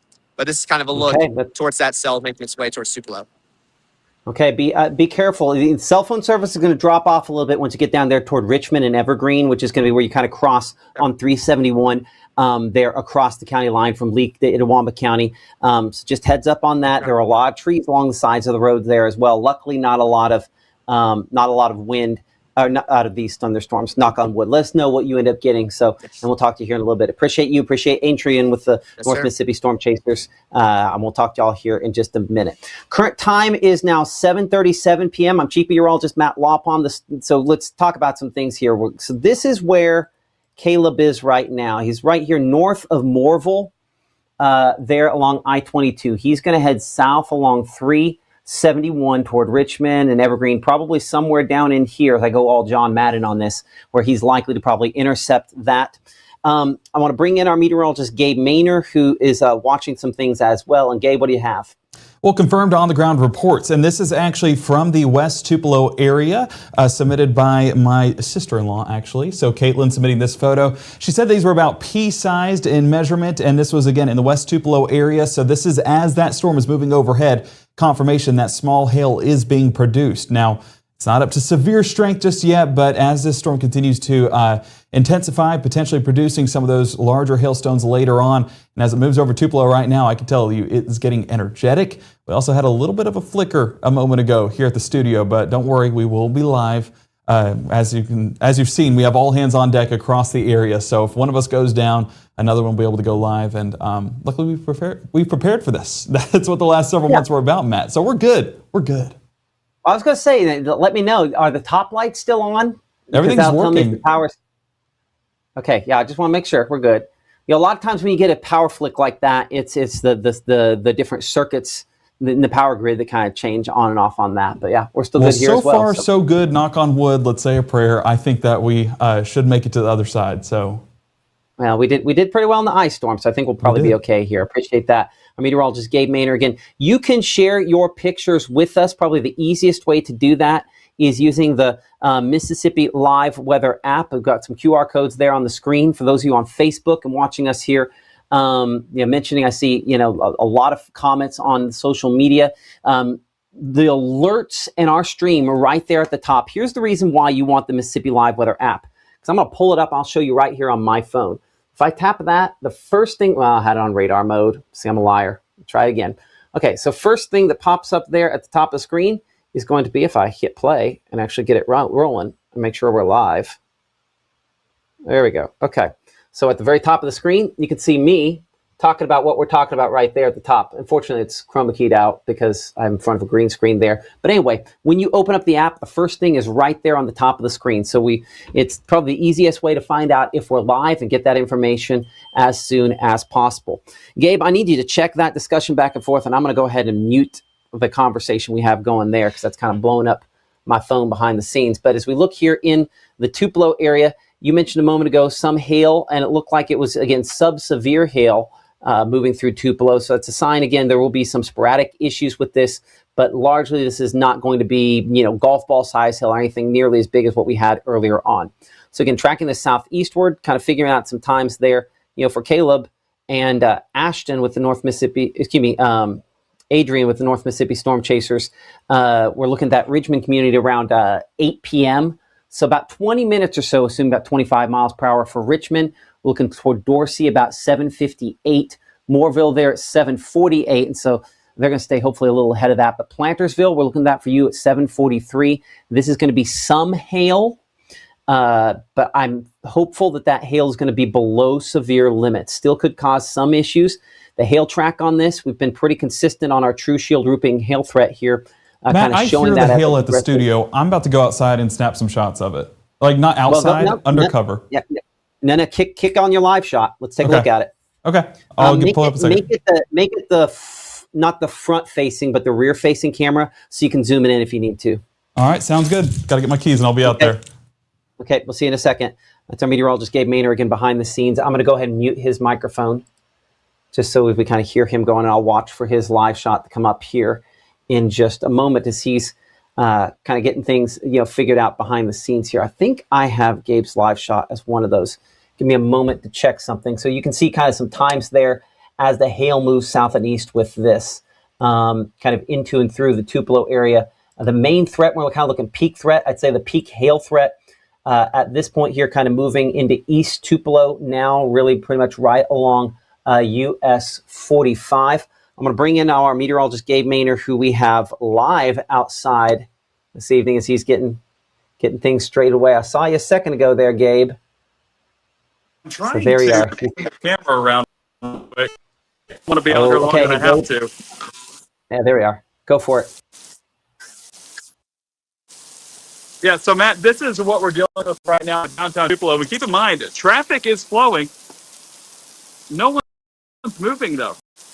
Oh, wait, here, let me fix my...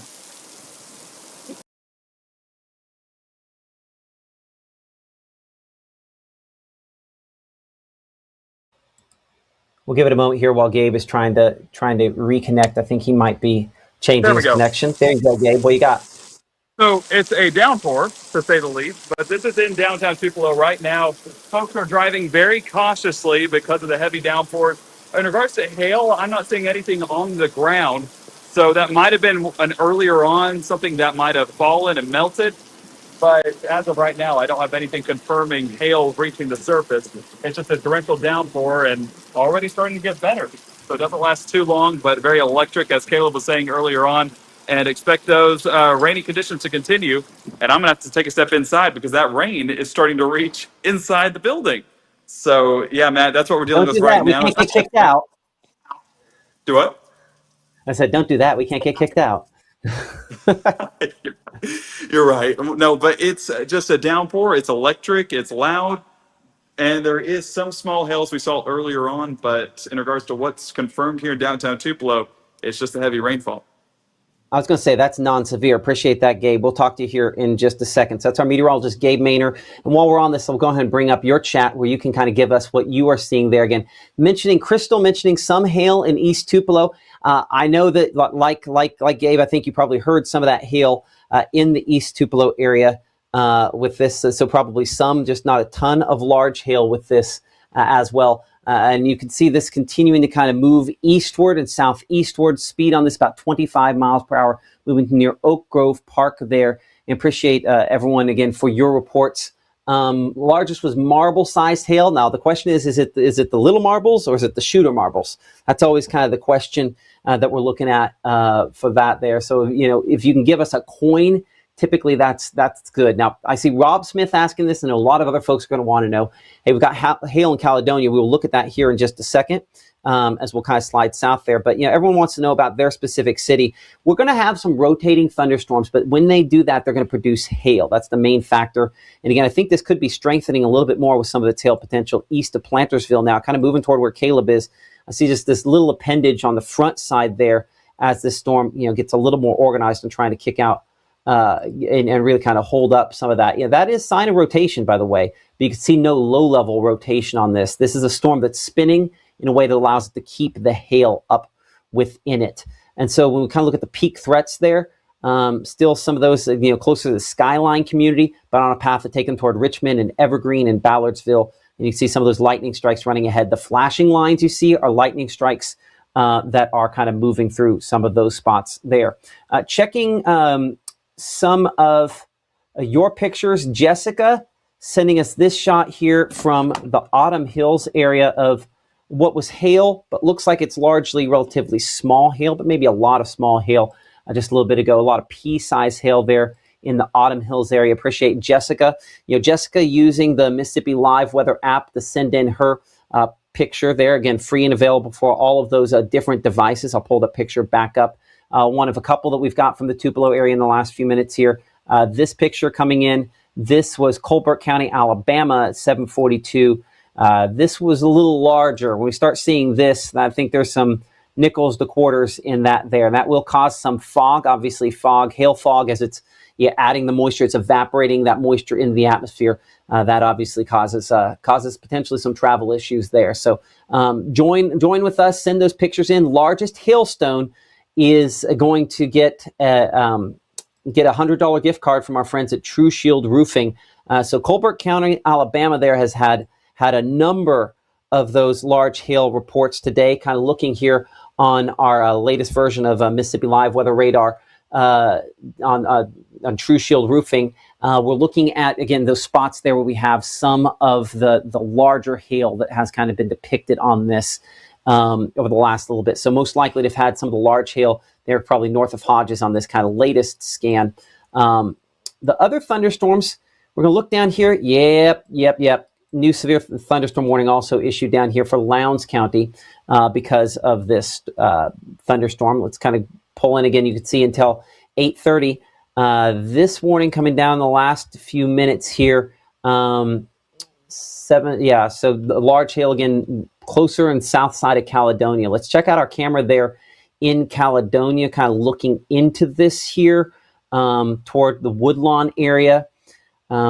So a severe thunderstorm warning there in Lowndes County, Clay County, Lowndes County involved in this until 8:30. Really, it's in Lowndes County in particular. I'll kind of try to put that in a spot where it all kind of fits on the screen at the same time there. A lot of cloud to ground lightning strikes on this. We're kind of looking southeastward into that heaviest storm. 64 the temperature, dew point at 61.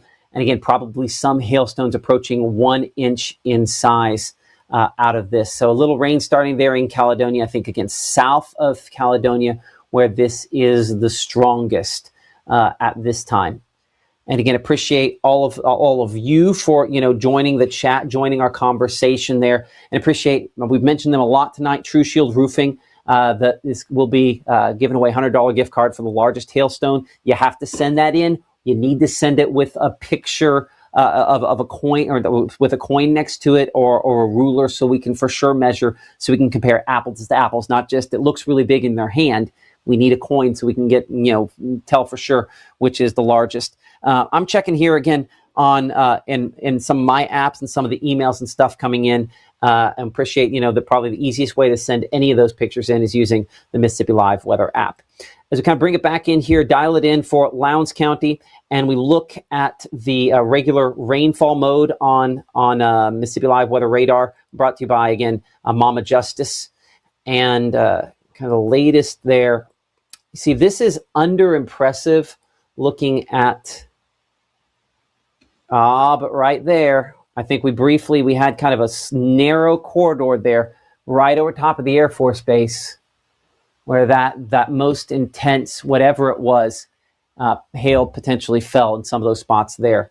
We're going to talk about Grenada. I see someone asking about Saltillo and Grenada and Dorsey. Dorsey, the worst is, I would say, just a little bit south of you. Let's look three-dimensionally on this storm here for a moment. So we go to 3D mode on this Lowndes County thunderstorm. And again, we can sometimes be a little too close to the radar. You see, I would say the most intense part has now moved out here into southern Lamar County. Let's bring it back into current time. Let's go ahead and kind of treat this like a CAT scan. Let's cut into the most intense parts. I say that, and that's not true. The most intense part is right over the Mississippi-Alabama state line, crossing into southern Lamar County. Boy, look at that. So this is what it looked like as that you still had that hail up there. And so whatever big hail it's had has fallen now pretty close to the Woodlawn community, maybe just a little north of that, as that's all really spilled out of the thunderstorm there. So that had some big hail up in it for a little while. That has largely kind of fallen out at this moment. Hail in Caledonia right now. Appreciate that report. Let us know how large it is, and we'll do our best again to pass that along to the National Weather Service. We have a chat where we go back and forth, and when you give us reports like that, we try to pass that along. I've been using this quite a few times this evening to kind of help us sort of do the eyeball test on which of these we got to pay attention to. And I'm going to pop off the regular precipitation. So this kind of gives us just a look at, where I see these pink blobs. I'm going to pop off the warnings for a second. These are all spots where we're probably dealing with hail. Looks like out here closer to Batesville and Sardis, and out there in southern Marshall County, got some spots as well. So let's kind of bring it back in here. Let's put all of the other data back on this for a moment. Again, severe thunderstorm warning for Panola County, as well as Lafayette County, parts there of Yalobusha County, and just a sliver of Quitman County, though it's probably out of Quitman County. I think also just a sliver there of Tate County in effect until 8:30 p.m. It is this 2 sections near Horatio and Como, and there again north of Batesville, northwest of Batesville, that this is the strongest, both north and west of Batesville. Let's get storm track on really the two cells. I'm going to put them both together in one longer storm track here. So there will be kind of a hopeful area in the middle where maybe the worst of it misses you. And I'm going to stretch this out to where we take it all the way through the Oxford area. So looking at this going about 35 miles over that track. So that would get into Oxford. We're looking at for you at about 6:41. Again, it says Tate County at the top, but Lafayette County would also be included in this severe thunderstorm warning, as is Panola County. So Lafayette County, for folks there at the Ole Miss, University of Mississippi, we're looking at about 8:41 for you, so a little less than an hour. But Batesville, it's a lot less time. For the Batesville area, we're looking at about 8:06, so really we're on less than 15 minutes for what's moving in, and it'll be the west part of town a little bit before that there. So watching that obviously very closely. The hail potential remains probably one of the most significant issues that we have with this, and looking specifically at kind of the instantaneous, where is the hail falling, at least on our True Shield Roofing hail threat. It has it up here just east of Sardis. Looks like the latest scan is not quite as impressive as the ones before that. This is kind of instantaneous, kind of boiling it all down to just one level where it shows it the most intense. But we've kind of had this track up here north of Sardis, and the other one closer to Ballantyne, moving there toward Batesville. It's kind of our two swaths that we have had. Looking from fairly decent distance away, we're going to bring it over here to the Memphis radar, kind of refine that just a little bit more. Kind of the right now, hail certainly has the one up there closer to Como, just a little bit stronger. Certainly looking at our severe threats, though. Trying to kind of look at that, our peak severe threat. Again, I think overdone a little bit on the size, but this is what's kind of prompted it when we've kind of seen it. Hey, at the highest end, 3+ inches, I think that again is overdone. But certainly that's moving more toward Haynes Crossing. And on the wider shot, you'll note that that is the portion that's probably most likely to kind of make it there toward the Oxford area as well. So let's clear that off. Let's bring it to kind of the closest radar site there. Now that's kind of on a track that would take it toward Oxford. Let's put this in a loop, 1 hour loop. Yep. All those nice cars there. Mom, Dad, call the kids. Let them know that this is, I guess, the opposite of Mama Justice slogan. When something happens, call your mama and call Mama Justice. Well, Mama, call the kids. Let them know. Hail's coming. Got to look out for that. I'm going to bring in our meteorologist, Gabe Maynor here. Gabe, that looks like a pretty decent quantity of hail you're looking at, right? There we go. Okay, sorry. I went outside and I forgot to turn the mic back on. I didn't want you guys to hear the thunder all evening. But yes, this is out of Caledonia tonight. That storm that we just tracked a moment ago. Look at how much hail fell. I mean, that is a numerous amount. Now, it is small, but the fact that we have that much hail, and to give you a better perspective, that's what the ground looked like. So lots of hail being reported in Caledonia, and this is basically confirming some of those reports that we were assessing on radar and some of the reports from folks in the chat. This is adding a visual to that. So glad to hear that everyone is okay, but having that much hail, golly, that is quite a storm.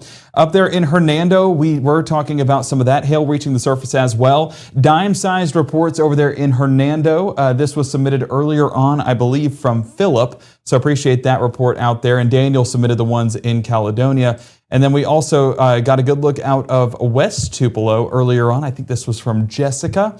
And as you can see, I mean, it's faint, but I promise you there is a ruler there. It's just clear. And she also put a quarter there too. So doing everything she can to make sure we know the measurement of these hailstones, and appreciate that, Jessica, and appreciate all of those reports out there. If you look at these hailstones measured up there, it's about 1/4 inch. So not exactly large, but that's further proving what we've been talking about all night long, that small hail is attached to a large part of these storms. And Matt confirming in Caledonia, confirming in Tupelo, now confirming in Hernando. I think we've covered our entire viewing area except for Southwest Mississippi at that. So you talk about an active night. Yet. We'll see. It probably will be. Hopefully we don't add a lot. One thing we have not had many of, though, Gabe, are power outages, thankfully. We look at the power outage map here. They've been extremely limited in number of outages, despite all the lightning bolts that we've had. I'll put on the lightning so you can see over the course of the last hour, we've had 3,000 strikes. So we've been very fortunate to not have, that many power disruptions. We're kind of looking at here and we go to kind of individual numbers there. Very few spots we're talking more than kind of single digit outages. So a great side there that hopefully we're not, we're at least avoiding something that so many of us had consistent issues with. I want to go south here. We're going to come back up here to the Tupelo area briefly. Our severe thunderstorm warning for up and around the northern Lowndes County allowed to, they've canceled it, the National Weather Service there. The reason for that, as you can see here on the loop, we kind of had it pop up. We had the hail that fell, briefly that warning in place. Actually, let me double check that. I have my warnings turned off. They might not have canceled it yet. Give me just a second here to get on the latest scan. Yes, it looks like they did go ahead and cancel that because honestly, the most intense part had exited into southern Lamar County there, moving kind of east of Kingsville, but even that is probably not producing any sort of severe weather. And all this stuff back toward West Point, below severe limits. As we come up here northward, closer to, Fulton and Abney, we've been watching these thunderstorms here. I know our meteorologist Caleb Edelblut is out there. Let's go ahead and check out what he is showing us out in the thunderstorms. Caleb, what do you have? Yeah, so we're actually in front of that cell right now as it continues to pass on through. Had put the hood on as that rear flank downdraft getting closer and closer. So funny part is feeling those heavy raindrops that are also falling. So not your usual kind of just rain showers and feeling all those sprinkles and downpour. I mean, you can definitely feel and hear those heavy raindrops hitting the rain jacket. But the heaviest precipitation and stuff, that's going to be kind of more behind me towards here. I kind of wanted to frame it that way y'all could see some of those lightning strikes and that hail core continue to pass on through. Originally, it was straight north of us. It continues to shift as it continues pushing more and more southeast. And we've seen a lot of cloud to ground strikes out here. So just showing that that lightning continues to be very evident with these storms. I know you were just talking about those strikes and how fortunate we are with those power outages pretty much being non-existent. I know we have had those fair share of those power outages lately here in North Mississippi. So definitely wanting to continue to avoid those, but lots of lightning and definitely clouded ground strikes in the background here. I know they're definitely off in the distance, hoping the camera can start to pick up on a few of them, but it's continuing to move on through. That rain picking up a little bit, and we could definitely feel that wind as that gust front was moving on through as well. Adrian doing a fantastic job pointing all those out, kind of showing me that out in the field to help distinguish it with the guys. I think accidentally got Siri to pull up. So just kind of showing kind of what's going on out here. That rain starting to pick up just a little bit more as it continues building on through. But as we continue pushing south, that cell was looking pretty intense and definitely healthy, seeing that inflow, bringing in that fuel and that energy. So that continues to move, continue pushing more southeast. Those lightning flashes behind me kind of showing that continuing to move on through, Matt. Absolutely. That's our meteorologist, Caleb Edelblue. Okay, stay safe. I'm glad it's kind of a teaching experience, right? When you go out with somebody like that Adrian that has so much experience, it's something that I'll be honest, even if I was out in the field spotting, there's some things that I could learn from someone like Adrian. That's why we work with the North Mississippi Storm Chasers on this. Oh, yeah. Appreciate that so much. It's our meteorologist, Caleb Edelblue. Get into as safe a location as possible as that kind of works toward you. So we're looking here out of our camera in Tupelo. I'm going to swing this around toward the east, kind of look at the backside of that same thunderstorm that we're looking at a moment ago there. Let's see if I can kind of swing this around. There we go. It'll take just a moment before it updates behind me. There's just a couple second lag on this. But you can see the reporting station there, Tupelo Regional Airport, looks like it is not reporting back in at the moment there. So for one reason or another, whether it's the heavy rainfall or the hail, not showing up in the latest update. And there we go, looking back toward the east on this thunderstorm here as those storms continue to kind of work their way into Itawamba County. It's a lot of lightning, a lot of heavy rainfall. We saw a decent quantity of hail, but luckily not a ton of significant issues from that. In saying that, one spot where we have had more issues is coming from back of these storms here closer to Como and in Panola County in particular. A storm report coming in with the National Weather Service here in the last couple minutes. As you can see north of Como there of hail up in excess of 1 inch in size, 1.3 inch size hail out of this. And our partners with the North Mississippi Storm Chasers with this shot here of some hail in the Independence area. So that's what we're looking at here. This is hail from the Independence area from the North Mississippi Storm Chasers. A little larger than nickel size hail. That's a nickel there. And so, again, this is what we're looking for. Give us a comparison so we know for sure, hey, that's probably 1 inch size hail. Because initially I was like, whoa, that's really big. I want to double check. I'm pretty sure that looks like Jefferson in my picture here. I don't know if it's going to let me in a whole lot closer than that. That looks like Jefferson. So larger than that'd be about quarter size hail. If that wasn't there, I would have guessed that this was probably larger than that, but it's just, I think, a fairly small hand. I'm going to appreciate the North Mississippi Storm Chasers for all they do to help keep people safe on a night like this. Let's go ahead and change radar sites here back to the Memphis radar. It is a little closer, I think is doing a better job. Storm up toward Abbeville as well, southern Marshall, going to be on track, take it probably into southern Benton County and closer to New Albany. This batch here is going to continue producing hail and large hail, as you saw a moment ago, probably into the next couple of hours. Join the conversation again here on Facebook, on YouTube. Someone asking how's Lowndes County. This batch is through there. Someone asking about Bruce. There are thunderstorms back west, and we're going to look at some of those back toward Cleveland. New severe thunderstorm warning issued in the last few minutes related to that as well. So we still are going to have some of these severe thunderstorms the next couple hours as we're tracking hail potential out of these thunderstorms here. So it's the batch from Abbeville, back toward Batesville that we're watching the most closely. By the way, behind the scenes here, Gabe, if you'd be willing to, we'll probably open up the computer there on the chroma key, so you can connect on this as well. We'll get a little more reps for you here in a minute on that. But let's get a longer track on this batch of potentially severe thunderstorms. We'll start here showing again potential for power disruptions, but in particular, we're thinking the hail potential out of this. Lafayette County, 8:30 is when this warning expires. But obviously, we have it going through College Hill on kind of the north side there of Oxford at 8:19. We show Aylesville there, 8:24. Again, all those different subdivisions in and around the Oxford area, though closer to Kiel by around 8:28 there. So a lot of folks, again, potential for some hail damage on this. And Gabe, as we kind of look at this, that kind of has been the story of the night, right? Hail? Hail. We are the hail state for a reason, as a bulldog. Oh. Had to slide that in there. But yes, I mean, living up to the potential with that because of how many hail reports we have gotten so far. I mean, if we expand things out, of course, tracking this out, and then we'll expand things out and kind of look at those reports. But yes, more hail is expected heading into the evening hours. If we look at this timestamp right here, we're talking closer to the Wallace area, 8:09, Bethlehem by 8:15, closer to Aylesville, 8:24, Woodlawn, 8:27, and the Oxford area by 8:33. So we're 8:04, 8:05 right now.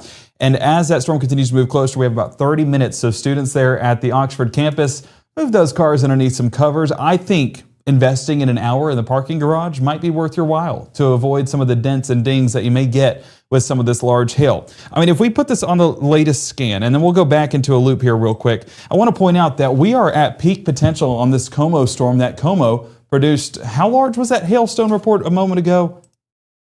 Let me get that pulled up right here real quick. We had a report in excess of an inch.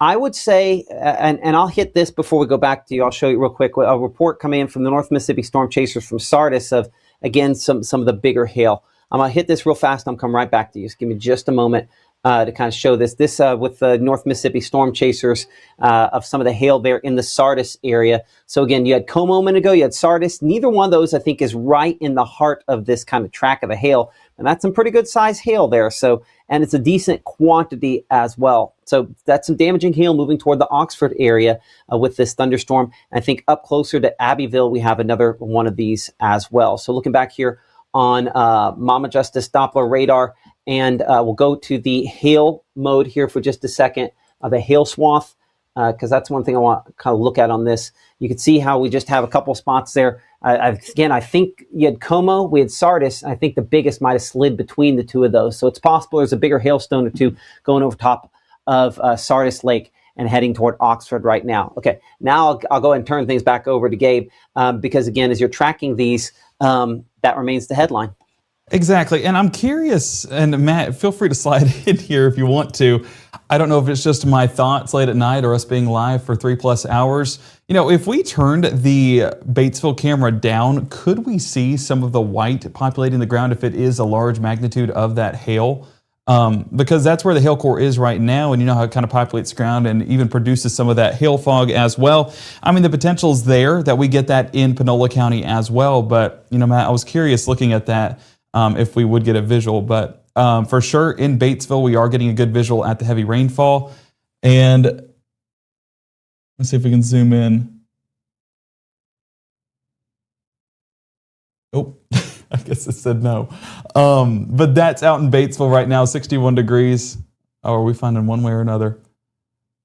I don't know why it doesn't want to go down. Matt, I have your mic on. Are you operating this in the background? AI. Oh, was it AI? So there's some AI controls on this, and I'm gonna have to log in a different way here. But there's some AI controls that are like, no, you want to look at the storm. I'm like, yeah, I do want to look at the storm. I want to look at the hail from the storm. Is that possible, or what I'm asking kind of like an impossibility? It would be difficult to see, but I'm gonna see if I can figure it out for you. Go look at something else here in a second, and we'll kind of see that if we can get a shot of it here in a minute. Well, I will go back onto. There the AI is doing it again. Anyway, go ahead and go on. We'll come back to it. Well, let me know if it does work, but if not, we also have the Oxford camera coming up a little bit later that we can look at as that storm moves closer, because again, this is still at its peak intensity that we were just tracking a moment ago. If we look at this hail swath once again brought to you by the folks at True Shield Roofing, we can see how that, was a little bit of a lighter hailstorm, potentially producing some of those pea-sized hailstones, now getting a little bit more intense. And of course, Como and Sardis reporting a nearly probably an inch, maybe an inch and a half in some spots. And as that continues to move closer to Hayes Crossing, we're still at that same shade, that yellow that's showing up, meaning that what they got towards Sardis and Como is still a possibility as we get closer to Hayes Crossing. So what I want to do real quick is go through each of these individual storms, because if you look right here, we have multiple areas. Well, maybe. Golly, technology. Is it working? Okay, did you get it working? So yeah, I'm not seeing anything other than soggy ground. So, and some winds as well. You can see those breezy conditions there with the puddles basically moving that water. So yeah, it's some breezy winds as well. One of the things that we're talking about with this threat is the potential for some of those strong wind gusts as well. That was primarily down south around Highway 82, but sub-severe gusts can still be impactful. And we do have that occurring in Panola County with 13-mile-an-hour winds, some gusts taking it in excess of 20. And hail too small to see, or at least not having enough of it to see as of right now. So, Matt, I think that's a good sign, I guess, if you want to take it. But it was more of an experiment more than anything to see if that would work. So, bringing it back in here to eastern Panola County, you can see how that core has shifted a little bit more towards the east and now continuing in that southeast motion. So folks up there towards Taylor, Oxford, the Water Valley area, expecting that closer to you here in just a moment. So as we kind of take a 3D look at this, you can see how we're assessing some of those cores. And one of the ones that stand, or all the ones that stand out, is where those purples and blacks were showing up a moment ago, showing, usually that's just on a rainfall ledge and showing us higher outputs of rainfall. But what we get also with some of those higher outputs of rainfall is some of those higher storm tops. And that's what we're taking a look at right here, while we're specifically cutting into the storm, looking at that hail core. And we are getting a little bit of that out there towards Central Academy and up there towards Hayes Crossing like we tracked a moment ago. But looking up north, and this is the one closer to Abbeville, this is that one that's getting a little bit more of a defined hail core and some larger hailstones falling out of this. And yeah, especially when you look at the clearing off the purples right there. I mean, that's a pretty 68 dBZs right there, Gabe. That is imagine a very, very reflective thunderstorm. Like that's very, very bright. And so that is extremely dense hail of some sort, and probably based on height, significant severe hail. Let's cut through this real quick. So one of the things I learned when I was in Texas is, I used to not joke, but used to say if you had 65 dBZs to 20,000 feet, you had big hail, you had golf ball hail. And this is, I'll put that on there like that. I mean, we have that would be 20,000 feet, 60 plus dBZs. So, I mean, I would say that probably qualifies. So it is probably, it's about to update. The reason it's kind of half on the screen there is because it's in the process of new scans coming in and updating that. We're looking from Memphis. Let's look from Monroe counties, maybe see. Yeah, we're kind of in that in-between now, between both radar sites. Yup. But I mean, that's up to 20,000+ feet where we have kind of that darkest black there. So this is, let's look at what's in the head of that. That's where we're going to have the most likely to have some damaging hail. And that's kind of moving in the direction where New Albany. Let's get New Albany into track on this. Because we talked a lot about some other folks there. Let's make sure New Albany, and it might be heading slightly more south than that. I'm blocking it. Hold on. I'm gonna widen it so that I can get kind of what we call a cone track. I want on the longer end here to make sure it kind of has kind of a wider swath of who gets hit. So give me a second. Let's make this make that a, oh my goodness, come on. 40 miles. There we are. Okay, so that gets time there. What? Ingomar, we show about 9:05 for you. New Albany, kind of on the north side of the worst of that. Etta, we're looking at, obviously for you, 8:38 there. So this is probably at least 1 inch size hail. You can see the new severe thunderstorm warning issued on this. That does include parts of Lafayette, Marshall, Union, and Pontotoc counties on that there. So that's definitely the most likely one to cause some major issues on there, because that's plenty of hail still up in that one. Well, and you notice how the warnings are not like tornado warnings where they're issued for 45 minutes to an hour. I mean, of course, that depends on the storm. But these are more shorter range warnings, so 845 all the way out there towards Pontotoc. So these are moving about 25 to 30 miles an hour, but these could collapse as they move further into the North Mississippi area. But as we've seen here recently, that has continued to strengthen, but at some point it will start to collapse, and hopefully that's sooner rather than later. So we'll continue to assess this all the way up until the 8:45 hour if this continues to remain at the intensity of which it stands. And as of the latest scan, it's continued to remain at that same intensity. So at 8:13, I'm meteorologist Gabe Maynor with Chief Meteorologist Matt Lawpon assessing this hail threat here for Mississippi Live Weather, and those latest severe thunderstorm warnings showing that there is a pretty defined area that we are watching of those hail reports. So getting a look right here out of our Oxford camera. This is looking north into the storm, and this isn't the one we were just tracking. That is up there towards Abbeville, over there on the northern Lafayette County side, and really southern Marshall County. But this is, again, one of those severe thunderstorm warnings that are moving in. It's going to be on this side of your screen, moving in that southwest to northeast development. Now, what we have is a ton of lightning. That could be impactful in its own right,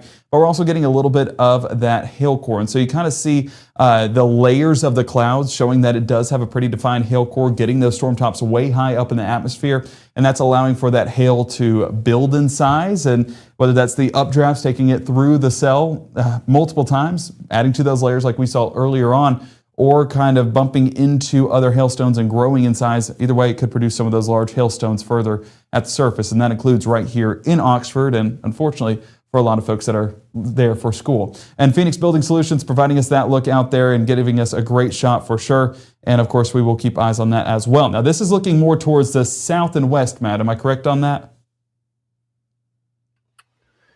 Great question. They just moved it, so let me double check the angle. that was actually, so again, the cool thing on this is that there is some AI that helps us to kind of concentrate on where the storms are the most intense. So let's take a look here on my angle on that. We're looking kind of northwest on this. This is northwest? So we're looking more north. So the first shot there was actually that other thunderstorm kind of just north of town. This is looking kind of northwest and west. Got it. So that makes sense. So that was that stronger storm, but as you can see, this one packing a punch as well. We're looking off there towards the north and west, and that's what's moving into the Oxford area. I'm curious to see if there is still some of that small hail being produced, because it seems like the one to the south is starting to eat up some of that energy. No, I think this is still severe hail being produced. I mean, this is a severe thunderstorm in the Oxford warning. area with this one? Moving toward the Oxford area, yeah. I would say it's still, I mean, listen, Oxford under a severe thunderstorm warning, right? Yeah, but look at I mean, yes, right there, I can see what you're saying. But comparatively speaking to what's down south and what's up north, I would say those are more impressive signatures, but still with those purple showing up, showing some of those elevated storm tops, getting some hail reports as, of course, expected as we get closer to Oxford, like Matt was saying. Well, I would say this, like we're used to like not seeing a whole lot of hail around here, and the hail we have there and the hail we have up here are legit like plains hailstones. We're talking, inch to inch and a half in size. What we have coming toward Oxford still could be an inch in size. It's just not quite as impressive as kind of the other two are, if that makes sense. That's true. It's true. It's kind of like having... I mean, all three are relatively impressive. And let's be clear, the one up here, Como Sardis, had some of the biggest hail reports that we've had out of this, and that is still the one heading toward Oxford. I'm sorry. You know who John Madden was, right? We haven't reached the stage where you don't know that. Who John Madden was. Well, I'm a just ball saying, knower, we'll Matt. find out that we get to an age. At some point, you get to an age where nobody remembers the same people. We're not there yet. Is Caleb still alive? You need to ask Caleb at this point. That's a good question. I'm sure he's played Madden football. Anyway, our True Shield Roofing hail swath here for a second, hail threat, continuing to show, again, that northern thunderstorm there. We see those oranges. The way to kind of interpret this is the spots there where I think it's likely we're talking about severe hail, probable that we're going to have severe hail on this. And then where you see kind of the grays and yellows, grays, that's where it's possible we could have severe hail, but certainly where we've had the yellows, that is kind of correlated the most significant. I say yellows, we also, of course, have the boxes there. Those are the severe thunderstorm warnings: Lafayette, Union, Pontotoc, Marshall, as well as Panola counties under severe thunderstorm warnings. We also have one that has been issued out here for Drew, for locations back in Sunflower County. This is kind of our instantaneous hailfall. Look at this. We're going to have to look at this a couple different angles because this is sort of in a radar hole. We're really far away. But just there north of Drew in particular, where the most impressive part of this kind of thunderstorm is north of Ruleville as well. We have some cameras out here. I don't know if we're going to be able to get a great shot on this. We'll see if this is followed. It's from Cleveland, looking back kind of in a sort of easterly direction.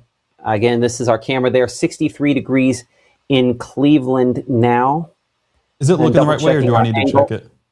That is looking, I'm looking at it right now. That is looking kind of northeast. I'm going to take it just a little bit more east here in a moment, assuming, actually that camera looks as though it is static. I think that one might have taken a power disruption there, so we might have to check that. I'm going to go up to catch our Shelby camera and maybe see if we swing that one back around. That one looks to be updating.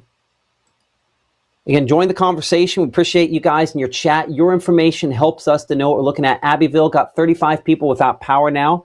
So again, the number of people kind of increasing there on power outages, partially Matt, because of real quick. If you want to toss back to radar, it looks like you might be starting to get a bowing section on this cell, and that might produce some gusty winds as well. Give me just a moment. I'm going to point this back toward that Drew storm. It'll take it a second here as it'll start kind of turning around here in a moment. Let's go back to radar and we'll come back to this here in just a moment.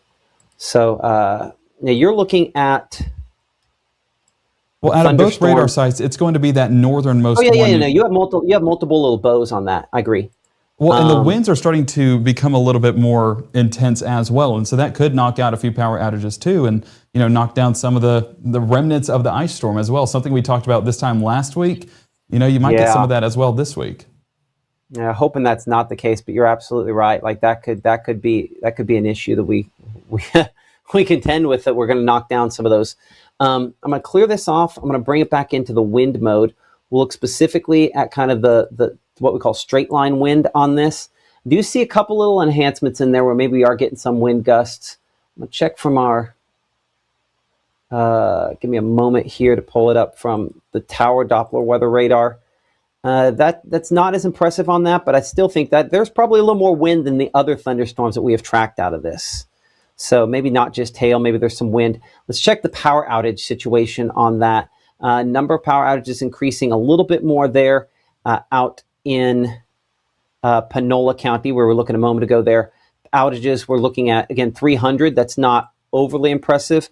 That's the only really area in our entire region where we have some power outage at this point. So kind of early on in that, Gabe's going to check with the folks over at Northeast and Natchez Trace and Tallahatchie Valley, I should say, to kind of see if we have any of those spots there with power outages. But number of power outages are starting to increase a little bit on that. Look from wind out of the Memphis Weather Service site. I'm kind of leading edge there, 30-ish miles per hour. It's what I expect, being as far away from the radar as we are. But it's possible you're getting kind of greater enhancements closer to the ground on that. Let's kind of go on the wide shot here. Let's reset for a moment. I'm Chief Meteorologist Matt Lawpon alongside our meteorologist Gabe Maynor, continuing to track some showers and thunderstorms here across North Mississippi, and the potential that from time to time we could get some strong wind gusts as well as large hailstones. New severe thunderstorm warning issued in the last couple minutes here back for locations north and west of Greenwood there in Schlater, LaFleur County, under this severe thunderstorm warning until 8:45. With a look at that and tracking that, we're going to talk to Gabe here in a minute about power outages, but head over to Chrome and Key for a second. We'll track this storm as that heads toward the south and east. Speed on this is about 25 to 30 miles per hour. And Gabe, just kind of looking at this one here, it's really kind of concentrated versus the other storm, right? For sure. It's an individual cell that we're watching rather than an entire cluster of them that we're dealing with in Oxford, Marshall, and Panola County. So as we track this out, again, moving in that southeast direction, you can see Brooks going to be closer to 823 right now, I guess. Ruby 857, Wildwood 902. on towards the Avalon area 917 and the Whaley 917 Bright Corner by 922. And again, if we kind of take this into the three-dimensional mode as well, you can see how we are getting some of those increased storm tops. And I do want to take it kind of in that horizontal view one more time and zoom it in, and then take this over a last 15 minutes. And kind of see how those have kind of heightened a little bit, showing that these storm tops are increasing, and that means that hail potential is increasing as well. So as we take basically a slice of this, showing what's happening with that hail core, and we kind of navigate it on through, well, if it'll let me, there we go. So there's a look at your slice, and I will have to, and Matt, feel free, I think that this is, I'm not taking it all off. My fault. Let me clear this off here real quick and kind of reset things. Yeah, I didn't mean to break it, my bad. I was just trying to be like Matt Lobon, what can I say? But that is continuing to be the core that we're watching closer to the Drew, Brooks, and south of the Minot. Stop with the mouse for a second. Stop touching the mouse, I'll fix it. Yeah, you keep moving it while I'm trying to fix it, so give me just a second. Okay. But yes, we're watching that cell, and that severe thunderstorm warning is issued for LaFleur, Mississippi, carrying out of Sunflower County, and that is going to be through 8:45 on our Thursday. So as you can see right there, this is a look at kind of that area we're watching for that hail potential. And I'm curious, are we getting any higher DBZs on this, Matt, or is it just the purple that's showing up right now?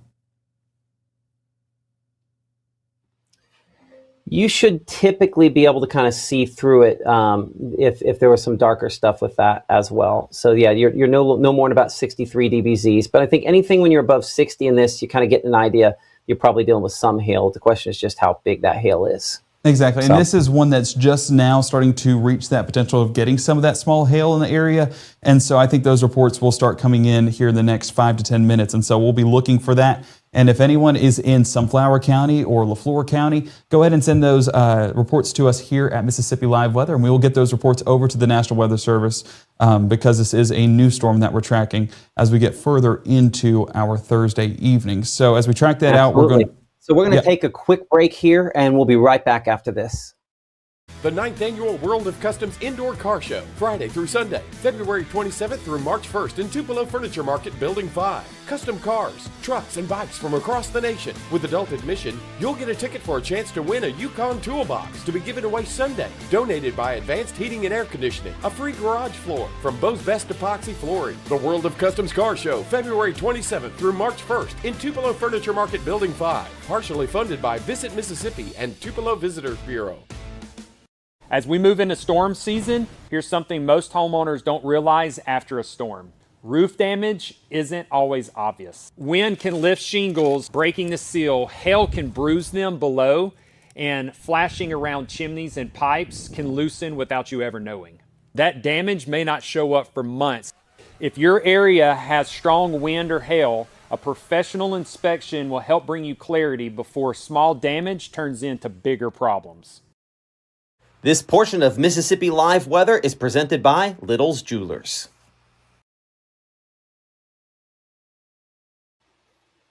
Welcome back to Mississippi Live Weather here at 8:26 p.m. I'm Chief Meteorologist Matt Lawpon alongside our meteorologist Gabe Maynor. A couple of thunderstorms, a couple of severe thunderstorm warnings, but we've gotten a number of reports that you have sent in of hail and things of that nature. As I kind of put it on here on our oh, it looks like we've gotten clicked off of something here. Hold on. Make sure we're clicked on the right thing for that for a moment. There we go. I'm looking at some of your reports in and around Batesville. So this is kind of a map where we kind of see where the pictures are coming in. And again, you guys have sent tons around in this just in the last 30, 40 minutes or so where we have this here. But I'm coming out to around the Batesville area where your pictures continue to show, again, what looks to be a fairly large quantity of hail. Appreciate Bailey for sending these shots there along Mississippi Highway 35. And these aren't huge hailstones, but that big one there is probably around, I would say, it's not unreasonable to say nickel size. The problem is without a coin there next to it, it's hard to say. We appreciate our friends at True Shield Roofing who are sponsoring us here on Mississippi Live Weather. They are sponsoring basically a largest hailstone contest. And so in order for you to qualify, you have to send in your pictures with the Mississippi Live Weather app. One thing I'd highly recommend is making sure you're sending in next to like a coin or or a ruler or something where we can get an idea on the size. It looks like in Batesville, more than anything, is just a large quantity of hail. Stephanie, with this shot here kind of on the northeast side of town, of just a ton of hail, with what I used to describe when we were in Texas as copious amounts of hail, just tons and tons of hail. And so that gives us an idea of what that thunderstorm was capable of there. As we kind of bring it back here over to Mama Justice Doppler radar, and we kind of walk back in time, notice how when we do that, how when that moved over top of Batesville, kind of had some of those black returns, meaning very, very bright, lot of reflected energy back to the radar site. And so when we kind of have that, and we look at the pictures we're seeing, that tells us that that black return might mean just a ton of smaller hail as opposed to larger hailstones. And we've been this storm more likely to see some of that. How can we also tell the difference? Because on our hail swath here from True Shield Roofing, we definitely show when that moved through that we would have had, again, some of the large hail with that, but more sporadic than what we had up closer to Sardis. So as we look three-dimensionally on this storm and get kind of a comparison how that evolved, that's kind of what we've been doing a lot tonight here. One of the important tools we can use to kind of assess this. We go back and notice that when it was over top of Batesville, right about there, again, we're about an hour ago, we didn't have the biggest returns as high. We still had some that were up there closer to, say, 15,000 feet, but that tells me that the worst of that probably didn't drop over Batesville. It probably waited until it was closer to, say, east of town, closer to Central Academy and Mount Olive there. That's probably where the biggest of that largely ended up dropping as that moved southeastward. Now, one thing that Gabe noticed a minute ago, and I will bring our meteorologist Gabe Maynor back in on this in a minute, is that there is more kind of an arc sort of shape to this. One of the signs there, kind of the arc shape, that this perhaps has more wind starting to show up with it there. Gabe, as we're kind of looking at this here, I think that might be one of the things enhancing some of these power outages, right? Exactly. And I think that, PowerOutage.us, a product that we use to kind of give a general summary of those outages, it does a good job at telling us what's happening and where those outages are occurring. But what is even better is the actual power company giving us those outages. And so far, we are getting more reports than what the PowerOutage.us graphic was showing just a moment ago. So let's start with Entergy, and that is close to the Batesville area over there in northwest Panola County. And so if we populate in, there we go. We have 81 outages currently happening there on the northwest side of Panola County, closer to I-55 and Highway 310, kind of that intersection right there on the southwest side of the area. So that's where we're getting numerous outages, and even right there in the downtown Sardis area, a few outages showing up as well. But here's the big one. Take a look at what is, let me make sure, oh my word, I got to get my power cooperative right.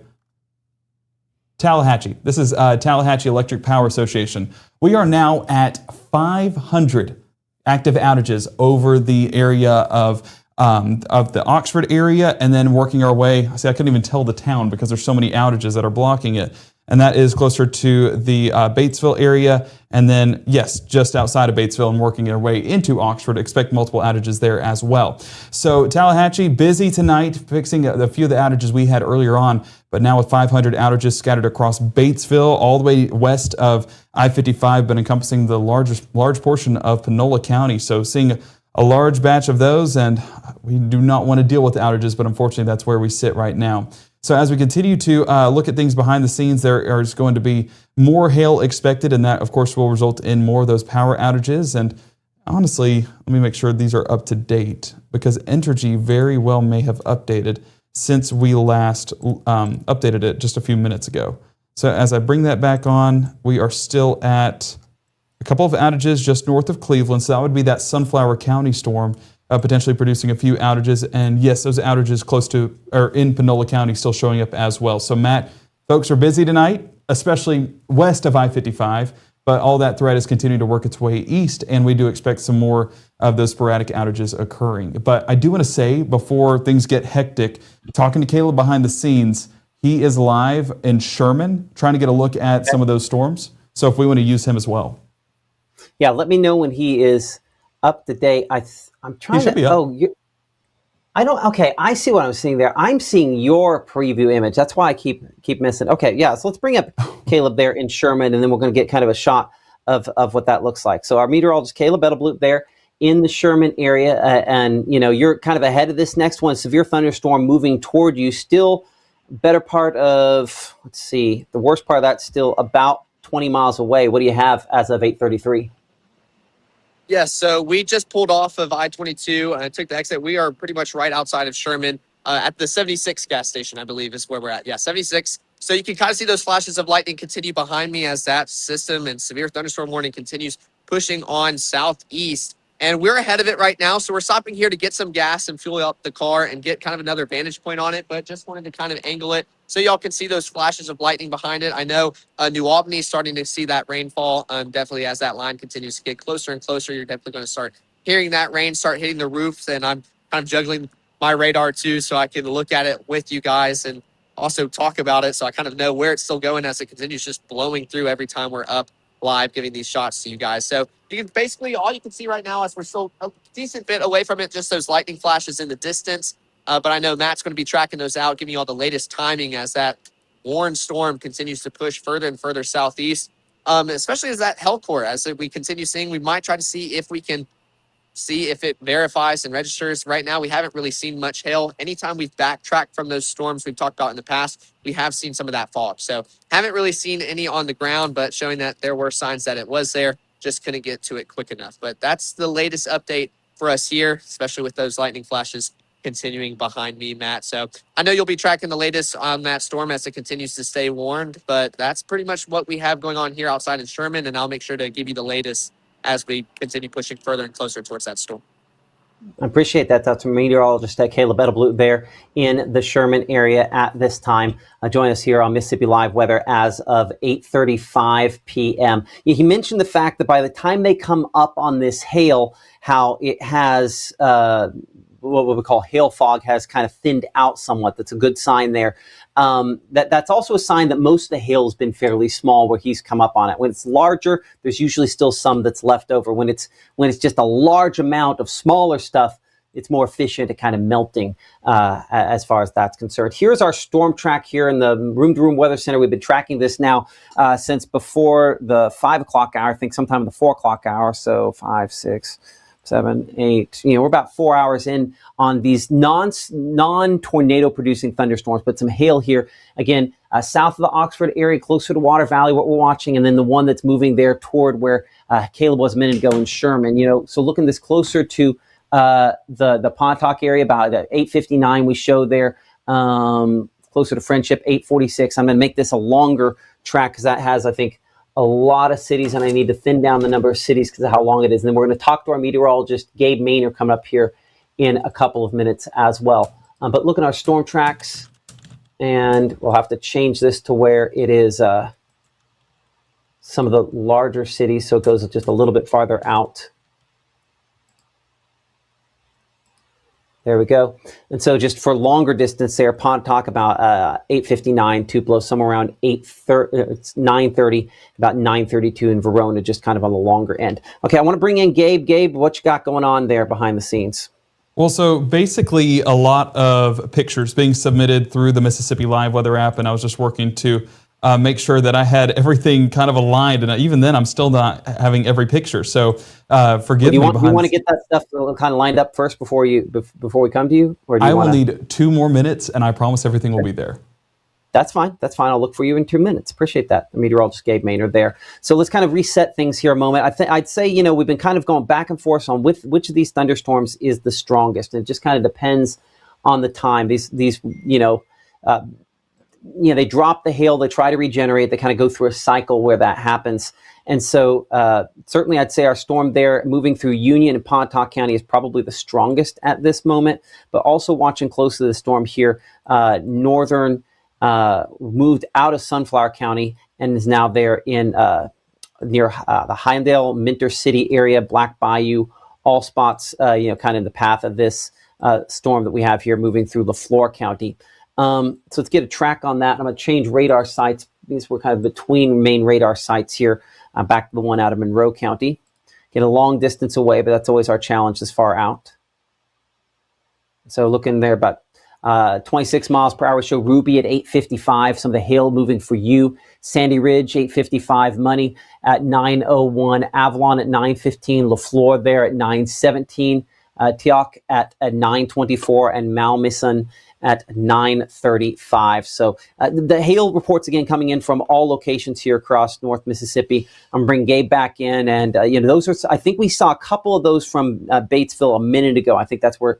Is that where a lot of these reports starting to come in? Yes, and more on top of this. I was just going to talk about some of these individual stones here real quick, because the important thing to show is the updrafts are strong that we're talking about with these storms. So that's what's allowing some of these hailstones to grow a little bit bigger in size, is just because whenever you get, and Matt was talking about it earlier on, you get that center ice ball at that point, that basically goes back up into the cloud and builds up some of that moisture that's in the cloud and adds to some of that total. So that's where you get this clear ring on the outside.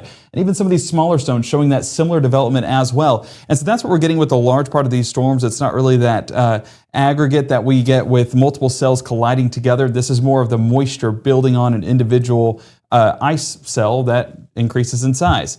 This was a look from Jamie in the Batesville area as well. And again, numerous hailstones, but not exactly the extremely large hailstone, but still the numerous hailstones can be impactful in their own right. And these look to be, again, we're using the human hand as reference, about nickel in size, I would say, is some of the larger stones in there, especially ones like that one on the bottom and some of these clearer ones on the bottom. So that's, of course, what we're looking at as some of those hail reports do come in. This was actually a look there in Laws Hill. So this was a little bit north of Batesville, submitted by Teresa. And again, using the human hand, if I were to do 2 fingers, that looks to be about just under an inch, maybe all the way up to an inch. Again, that's why measurements do matter. And Teresa, thank you for submitting that picture. I mean, that is it's a very pleasing hailstone. That is a very uniform development. I don't know. That was a little side thought in there. Anyway, moving on. This is also in Batesville once more, one of our final reports coming out of there right now. Look at how much that covers the ground. And I know for folks in Panola County, they have had ice on the ground for weeks back in January, and that's the last thing that they want. Fortunately, this will melt quickly as that warmer air does settle in. But Matt, this is a lot of hail, especially considering just how strong those storms were. We were talking the potential of some of those larger hailstones, but this is where it can become impactful, is all these small hailstones basically work together and they can cover surfaces like this. And even these can result in some minor dents and things like that. So, of course, we're watching that potential as we head further into our evening hours. Another thing that we're talking about is some heavy downpours, and this one was around that same area with some heavy downpours showing right there. I do see one car undercovering. I guess they drew the short straw in the bargain and had to leave their car out in the rain. Hopefully the hail didn't come down there. That happens from time to time, right? It does. I remember on occasion I was a short straw on that as well. Appreciate that, Gabe. This is a non-severe thunderstorm that's moved through Water Valley. We have not had a lot of reports coming in. I do want to bring up our chat again that you guys can join the conversation. Let us know what you're seeing. Button-size hail there in Water Valley. What I need to know there, Sandra, in comparison to what button, and can you send in your picture using the Mississippi Live Weather app? Send it in next to a coin, something of standard size.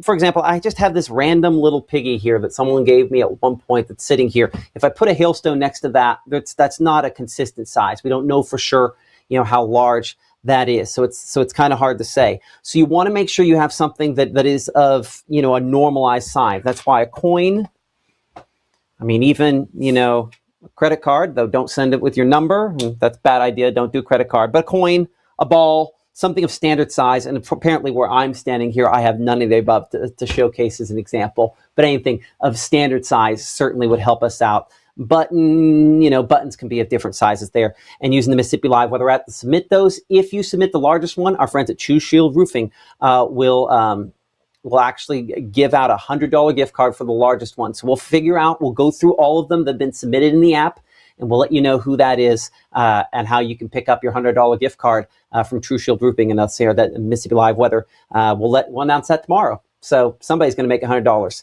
on this, despite the fact they had some hail. Okay, let's pop that chat back up here.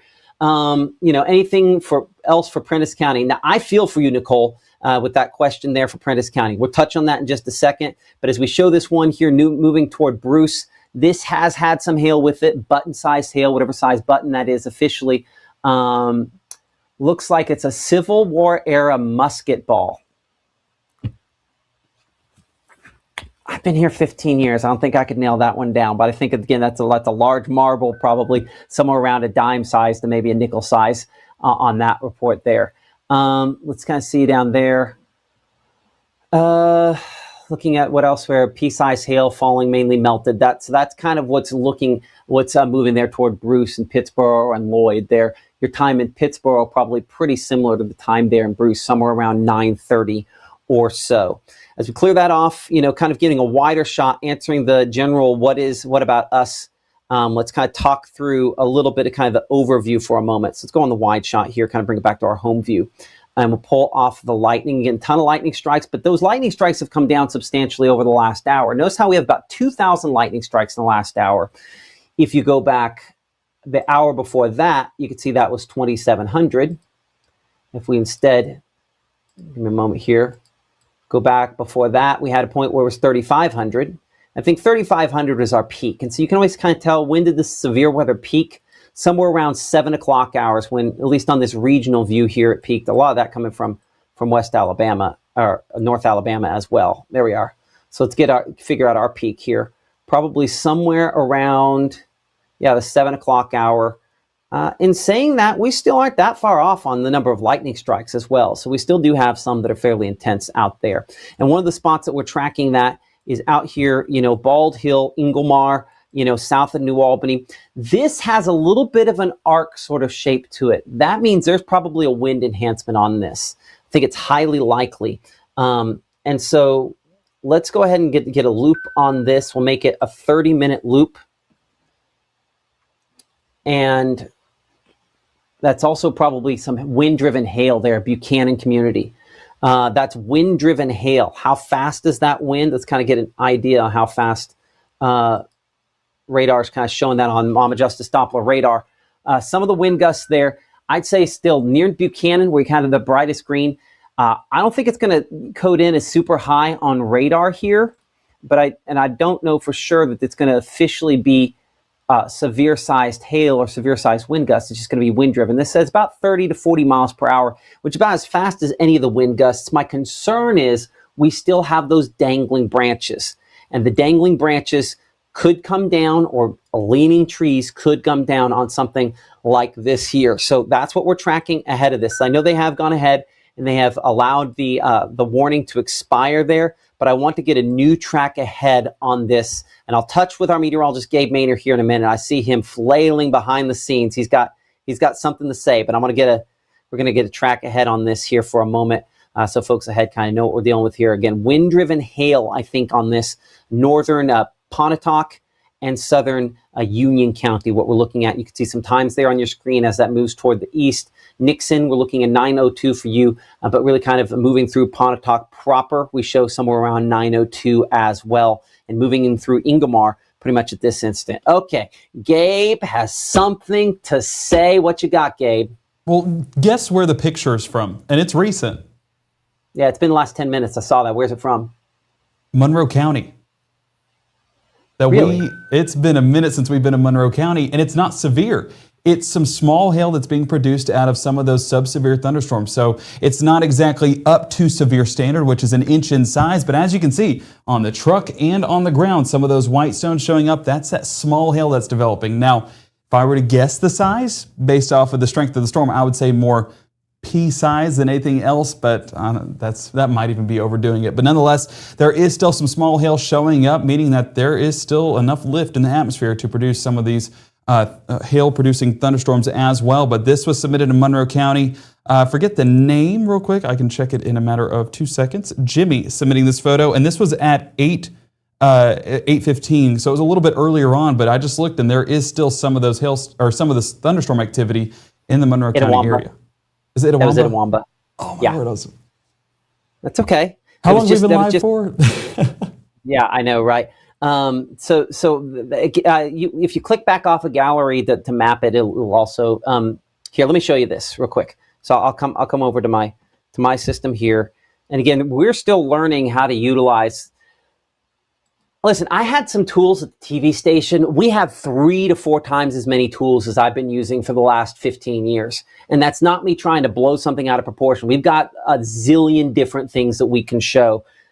Tools that I've wanted to have for a decade, we've got. And one of those is this, the ability to kind of look at your weather pictures in a gallery. And so if you click the Map It button right at the top there, Gabe, when you're looking at it, the Map It button, it'll pop it right up, and so you can tell exactly where it is there. Now, most of that had to do with the fact that, again, Gabe's right. We've been on the air for a minute or two. I'll be honest. I want to say this real quick. For everyone in Itawamba County, I know where you're at. I promise. I just saw a county. I looked at it so briefly, and I was like, oh, it's Monroe. And I did never look back to check my work. So students at home, check your work. Landmass. Oh, I'm so upset with myself. Do you remember right now. landmass? Are you too young for landmass? I'm old enough, old enough for John Madden, young enough for landmass. So young enough you don't remember landmass? Not at all.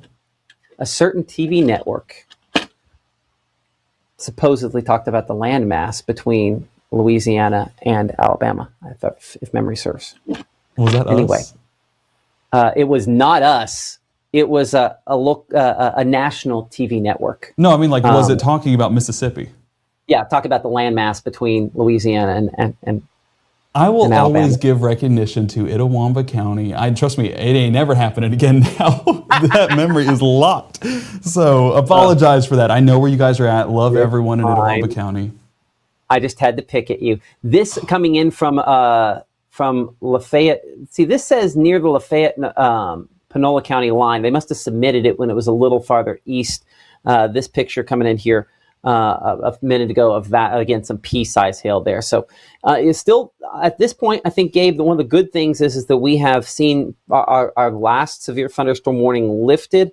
I think partially because while we are continuing to get hail, I think we're past the peak of whatever this is producing, and most of what we're going to see some wind-driven hail out of this up there near Ecru and New Albany, but we're less likely to get the 1-inch size hailstones. That would be what officially is damaging hail. One way to check that, again, we can use our threat tracker here, looking at peak threats. Again, on our list of things to take notes of, Gabe, to write down and remind me after we're done here. Peak threats, I want to change the name on this, make sure it says peak severe threats right at the top as opposed to just in the small letters. I want to make sure it says it the big letters up there, because this allows us to kind of to squish a thunderstorm down to one level and assess what the worst parts about it is. What is the worst thing that could be happening at that point? So it overdoes a little bit when it shows 1.5 inch hail, but that would be the peak threat it would be capable of, maybe 1 inch hail, some other spots. The good news on this is that I think for most locations, that is going to be overestimating it. In saying it, does look like National Weather Service out of Jackson's gone ahead and reissued a severe thunderstorm warning out here for Lafleur County until 9:45. That also includes parts of Carroll and southwestern Grenada County for some of those spots there. So, Gabe, as I'm going to send it back over to you in the chroma key after this break, still going to continue to be tracking again some of these showers and thunderstorms, I think, for a little while longer as we go into this evening. So Gabe is going to be tracking some of these storms and more on this one as we kind of take a tour of some of our sky cams there in the Delta as Mississippi Live Weather continues here from the Room to Room Weather Center in 60 seconds. For decades, I've taught you everything I know. But only you can prevent wildfires.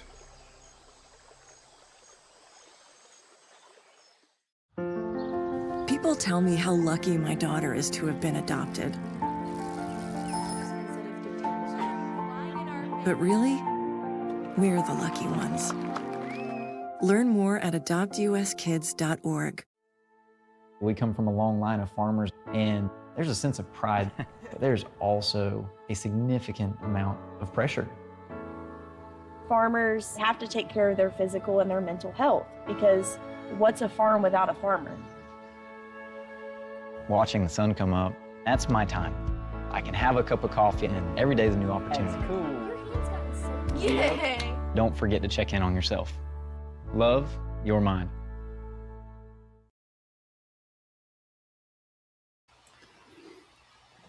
I'm Chief Meteorologist Matt Lopon. You're watching Mississippi Live weather, and what we are depicting, again, a line of thunderstorms mostly below severe levels. Most of the blue circles you see behind me, really what we call storm reports, they have all been related to large hail today. And Gabe, we expect that we're probably, hopefully, past the worst of the way this kind of goes overnight, right? For sure. I know we do still have that severe thunderstorm warning, right there off to my side, and that is in place until... Let me get the mouse real quick. Until 9:45 for Leflore County and moving closer to, Carroll County, Mississippi, even the southwest part of Grenada County. But nonetheless, it's going to be this batch that we're watching there on the far southwest part of this line, moving through the Schlater community and close to the Ruby community, honestly, as we get closer to the 9 o'clock hour. Now, what we're getting out of this is large hail, and this is what we're hoping, hoping is the last hail producer. We're talking about this setup. But I do want to say, if you've been following us here on Mississippi Live Weather since this week, all of this week, we have been talking about Thursday, and saying stay prepared, stay aware. And, some stations were talking, or some locations were talking about, a little bit of a later heads up. We've been telling you guys since Monday to go ahead and get those preparations made. So that's why we encourage you to follow the Mississippi Live Weather app, follow our team here at Mississippi Live Weather, because you get that accurate information as soon as possible and get you prepared way ahead of time. So that's what you get here, and we do appreciate all the support that you guys have given us so far, but I just want to throw that out there that we have been talking about a hail event, whether there was a risk or not, since Monday, really since Sunday. So it's been a great thing to be a part of, and always filled with the smartest people here at Mississippi Live Weather. So I want to give a shout out to them. If you saw at the bottom, that was our QR codes to download the latest of our app. That is Mississippi Live Weather app on iOS and Android. And you can tune into the streams, or you can watch on our socials. And a big welcome to everybody on our socials right now that continues to watch. What we're watching right now is, again, this severe thunderstorm warning that's in parts of Grenada, Leflore, and Carroll County, moving in that southeast direction. Now, I'm going to draw out a track real quick, and we're going to continue with that 25-mile-an-hour storm track. And as that continues to move past the line into North Carrollton, we're talking about the Wakeland area, 9 o'clock, the Whaley area, 9:10, Avalon, 9:13, the Browning community, 9:22. Golly. Oh, guys, we've been live for a minute now. It is not 8 o'clock anymore. 9:40 Centerville, and then Carrollton closer to 9:43. And again, if we take, Matt, I'm going to do it again. I'm going to brave the 3D assessment because I want to look specifically at the storm tops a little bit more in detail. So I'm going to have to zoom it in, and I'm going to put a loop on this real quick to go back over the last 30 minutes. And as you can see, that as that has gone through Leflore County and starting to move more into Carroll County, we're getting some of those darker returns, those darker DBZs, which basically means that this is still a maturing storm. So if we kind of take this cross section here and assess this in more detail, I'm just going to have to draw real quick, and then we'll take it right through the line. You see some of those darker returns, those darker DBZs that are showing up in the higher storm tops. That's going to be what we're watching for some of that hail lifting higher into the storm. And as we've seen time and time again, the potential for that stone to remain in the storm and be trapped by those updrafts in the tops of those clouds, that's going to allow for that hailstone to potentially get bigger. And that's where we do get the potential for some severe hail. Severe hail does require an inch in diameter or greater. But while some of these severe thunderstorm warnings have not had an inch hail, it has had a high magnitude of hail. And so that's what we're getting there towards Craigside, Money, Avalon. Money. I don't think I've seen the community of Money. But what a place to live. Anyway. Oh, that's Emmett Till. That's, they're known for more than that, but that's the famous thing on Money. Money. Oh, that's something new that I learned tonight. My goal going into a severe weather event or any day at work is to find a new community that I did not know the name of, and Money, you will not be forgotten.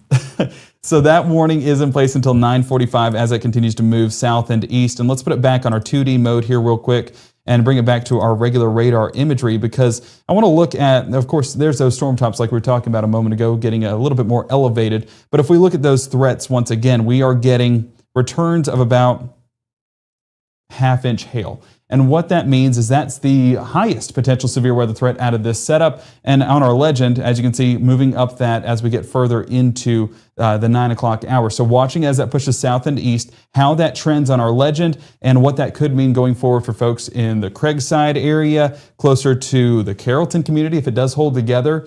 But that's what we're watching. And so that's kind of what we're assessing. But that's not the only thing we're looking at. We're also looking at some of those potential wind gusts. And let me make sure we're on the right radar real quick.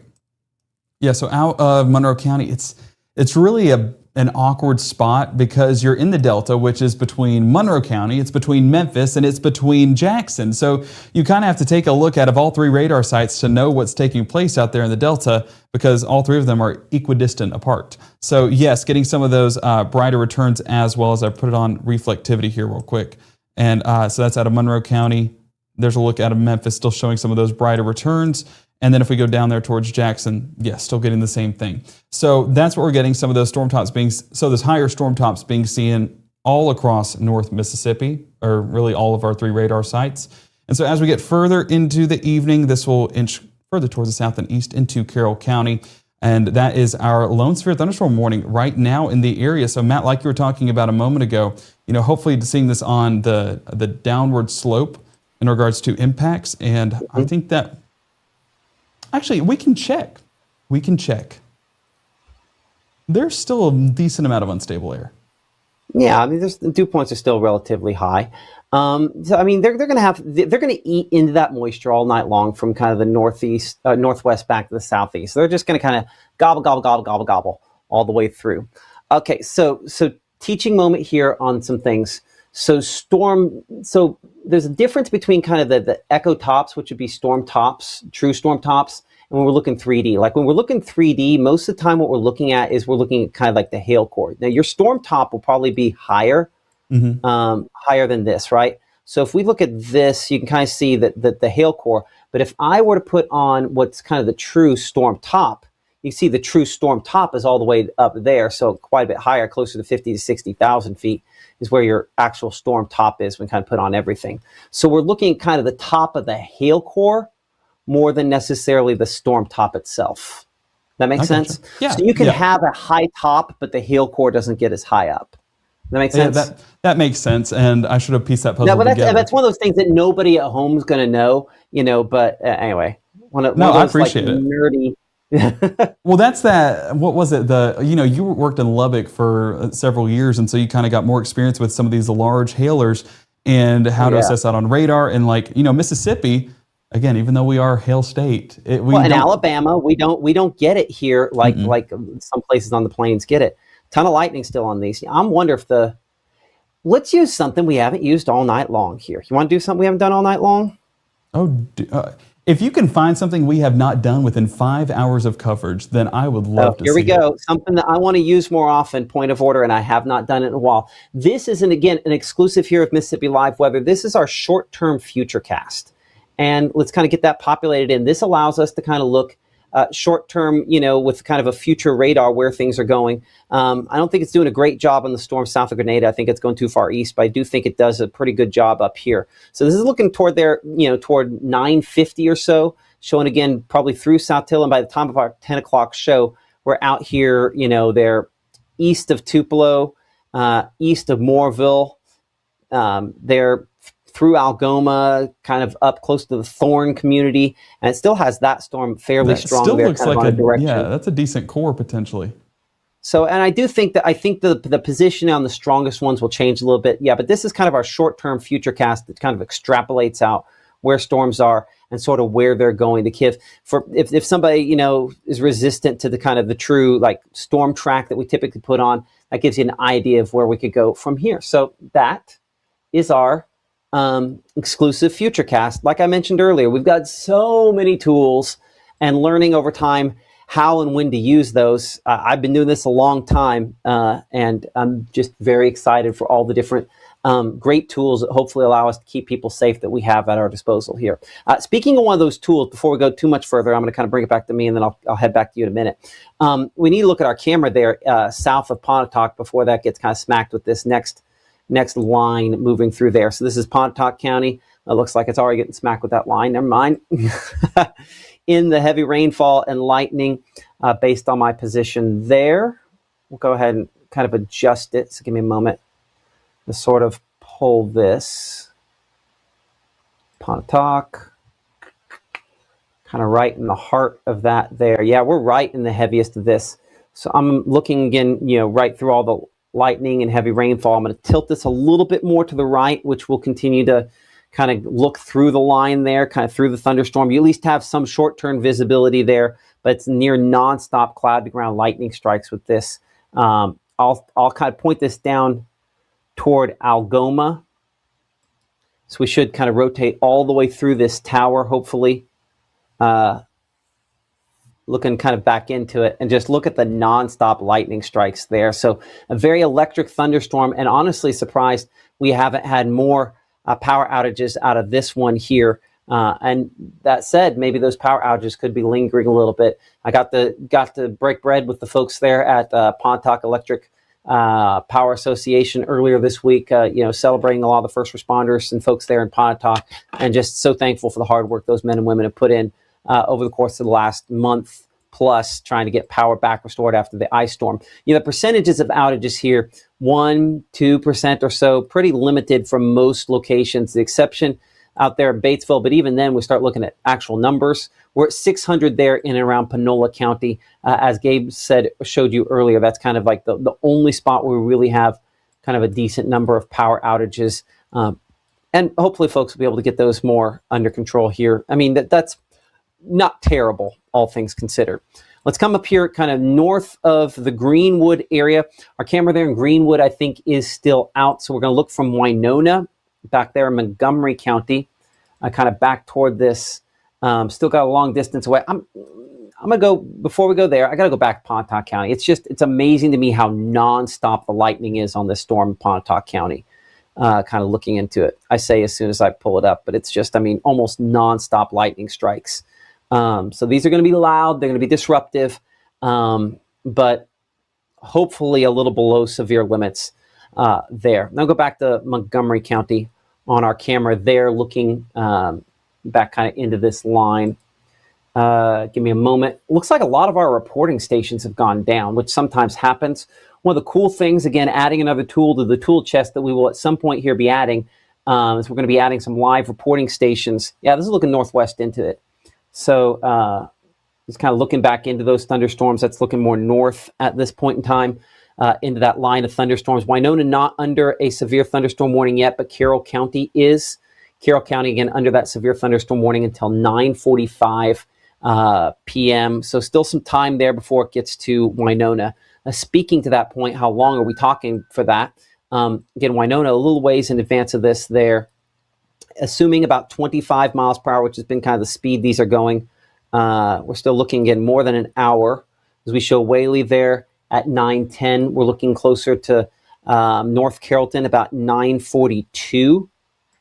And Carrollton by about 9:43. McClary there at 9:52. And if we extend this just a little bit farther, make that a track of 40 miles. That gets us through Winona by right around 10 o'clock, 10:09 or so there, heading closer to Hendricks by 10:23, 10:32 there, Kilmichael. So Gabe, again, this is going to kind of continue progressing from northwest to southeast. All these thunderstorms are, and continue to produce heavy rainfall and the hail as well. I know you're checking that True Shield hail track as well, right?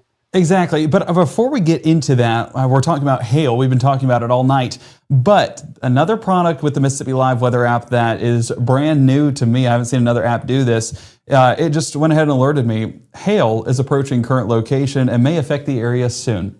Specifically hail, not just a thunderstorm, but lets you know some of the products that you might see as well. So it's just a cool feature. It has some early heads up sort of features like that there. It also can look at a rotating thunderstorm and say, hey, there's some rotation there to pay attention to as well. I still think this has got some wind on it, but yes, it will let you know kind of an advanced heads up. Hey, there could be a storm producing hail. They're more like that alert is more likely to be wrong than a severe thunderstorm warning, if that makes sense. It's we wanted to turn on every potential early alert, like it'll say something about a dangerous twisting storm. And basically that is looking at the shear within the thunderstorm, the rotation in it. If you get one of those, sometimes that's a pre-tornado or severe thunderstorm warning. Sometimes that's going to be wrong. So it just kind of depends on the situation on which that is. But I want to go ahead and track this storm here. Let's look fairly closely at that thunderstorm. I keep it primarily 2D mode on this. Look at hail, look at wind, look at some of those other things, get some storm tracks. Sound good? Exactly. Yeah, I'm good with that. So let's go ahead and look at those specific products once again. So as Matt was talking about, some of those, some of the True Shield roofing hail threats, and specifically, let me get that hail swath that we can look at a little bit better. So yeah, there you go. This is out of, I apologize. That is out of, there we go. Now out of Monroe County. So yeah, there is some small hail that is happening. You can see earlier on when that was moving through Abbeville and northeastern Lafayette County, a little bit more pronounced, but as that has continued its southeast track towards southwestern Union County and northern Pontotoc County, still having some of that small hail potential. And I wouldn't be shocked at all if there was some of that pea to dime-sized hail reaching all the way to the surface, especially as this thunderstorm remains, pretty pronounced. I mean, let's go ahead and put this on a loop real quick and kind of show how that progression has taken place. So there you go, getting a look at that and continuing to move into the Pontotoc area. Now we're east right along Highway 6. So anyone traveling out there right now, I would go ahead and let this storm pass, because while we are dealing with that potential hail, we're also dealing with the fact that it's going to be a near torrential downpour on top of it all. So let's go ahead and take reflectivity real quick and look at this in a little bit more detail. And as you can see, I mean, if this was a different type of setup, this would definitely catch our attention. But tornadoes are not expected tonight. Saw several people in chat asking, it's like, can I go to bed? Is there going to be a tornado warning? No, not with this setup. So honestly, if you're inside away from where that hail could potentially get you, I would say that you are good to go to sleep. It's 9 o'clock, it's getting late. Go ahead and get what you need to done and wrap up your night and get ready for Friday. But nonetheless, we are watching this storm because it does still have some of that hail potential and some of the wind as well. Matt was talking about that a moment ago. And if we pull this up here real quick and look specifically at those wind gusts, yeah, you get that leading edge, that bowing segment right there. It's a small bowing segment, but still kind of jutting out ahead of the rest of the storms. And that's where we could get some of those stronger gusts. Right now, if we put it on that wind mode and get a better look, there we go, and get a better look at some of those estimates, every 30 to 40 miles an hour. Now, as we were talking about with the ice storm effect, some of those limbs are still dangling and doesn't take much to knock them over. That's where sub-severe gusts could be impactful, knocking down some of those limbs and then resulting in damage to your roof or damage to your car, anything of that matter. So that's why we say go ahead and prepare, because although it's not a severe thunderstorm, it can still be impactful. That'll continue to move in that southeast direction. Let's just triple check that and kind of see how that has continued its southeastern extent. Yeah. Even with that leading edge, it's still moving pretty much southeasterly. So if we put that track on there, and I'm going to track out this entire leading segment, working its way into parts of southern Lee County and then into northwestern Monroe County. Monroe County, I know where you guys are at. You can see some of the times listed there. We're looking at Woodland 9:14, close to the Praise Acres by 9:18, Palmetto Community 9:21, we're Verona by 9:28, Brewer by 9:37, Shannon closer to 9:39, and then Nettleton showing up around 9:52. Now, this is not a severe storm, but as you can see, it's electric with all the lightning, but it also has some of those sub-severe gusts and even some small hail potential attached to it. So we're watching for that. But our lone severe thunderstorm warning still remains off there towards our south and west. And, Matt, I'm curious, it's really hard to tell what exactly is happening all the way at the surface because these radar beams shooting out of Monroe County, out of Memphis, out of Jackson, they're all pretty much high up. And so it's hard to get a visual on that storm down there. Whereas up here in Pontotoc and Union County, it's easy to get a visual because the radar site is 2 counties over. Absolutely, and as you can see behind me, a lot of lightning strikes, part of that visual this far north up here. As you come back here to the room-to-room weather center, we're looking at, again, a lot of lightning and heavy rainfall moving toward the Tupelo area. And as I zoom it in here, this is about to cross this would be the Pontotoc and Lee County line on Mama Justice Doppler radar. And right about there where I'm circling it, we have a camera at this instance. Let's kind of look back through the rainfall and into this here. Some showers kind of running ahead. This is our camera brought to you by Mitchell, Cunningham, and Bowling. Again, a lot of lightning in the Tupelo area, and even at the house, I can kind of hear thunder picking up. The thunderstorm, though, still largely outside the county, but we're still getting the lightning in. What can you expect? As Gabe mentioned a moment ago, there will be some gusty winds, and for trees that were weakened by the recent ice storm, some of those are going to have some failure on just knocking down some branches that maybe are still dangling. So obviously we always have kind of a concern in this situation that could be something that we have. And so no official warnings though. And hopefully that's the way in which this stays. As we pull up again our chat here, join the conversation with us on social media. Again, some folks there talking about hail, at about 7:30. Hope not again there, Jamie. I'm there with you. So hopefully, that this does not reach that level. Raining like a fire hydrant there in Algoma, finally calming down. Hail a little bit there in Pontotoc City. Anytime you can give us a size on hail, certainly that helps us out and allows us to, be able to give that information to the National Weather Service and kind of share it there. But again, the number of lightning strikes increasing as this set of thunderstorms is kind of moving into and through parts of North Mississippi. As I kind of adjust it here, and we're going to look back on Mama Justice Doppler radar, and we'll kind of bring it back full screen here for you. The fact that we have kind of that S shape is always a sign that we do have some bowing. We have some strong winds kind of running out ahead, and so that's I think solidly what's occurring with this. Just kind of bring off our camera there and go back to the wind mode. We'll poke this a couple different ways. The straight line winds there. Again, not overly impressive, and I do think the wind here is running a little faster than the precipitation mode. But we see kind of some of those brighter greens.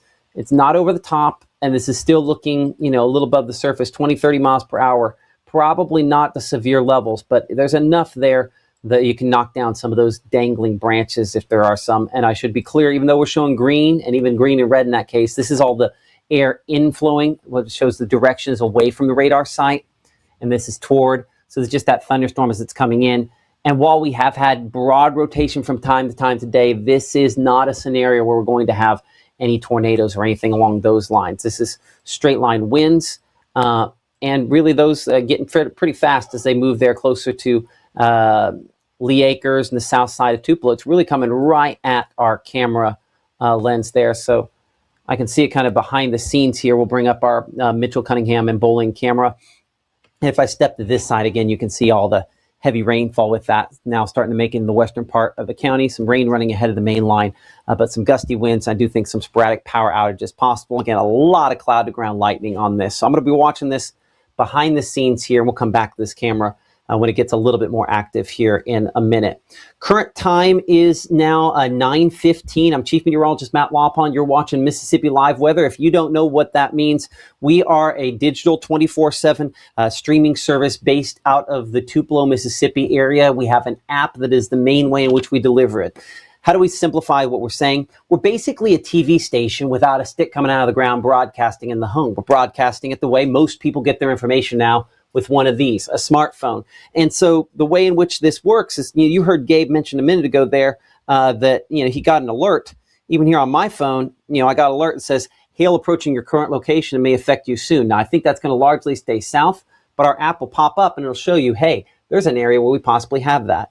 It doesn't show up well on camera because there's a lot of green showing up on the radar there, so that makes it key out with some of the magic of how the TV stuff here works. But right at the very top of the screen, if we're live on there. It does run about 20 seconds behind real life, but it's a free app and hopefully something that you will find use for this time of year as we go through active season. You can join the conversation on the various types of social media there, mentioning it's rough and Hulka, mentioning penny-sized hail there in the Longview community. Hey, Gabe, I see Longview mentioned a couple times there in Pontotoc County. So go ahead and mention that over to the National Weather Service so that they know what they're talking about. And Annie mentioning 20, 30 miles per hour. that will relocate your garbage can. It definitely can kind of push it out there. So hopefully you have that taken care of.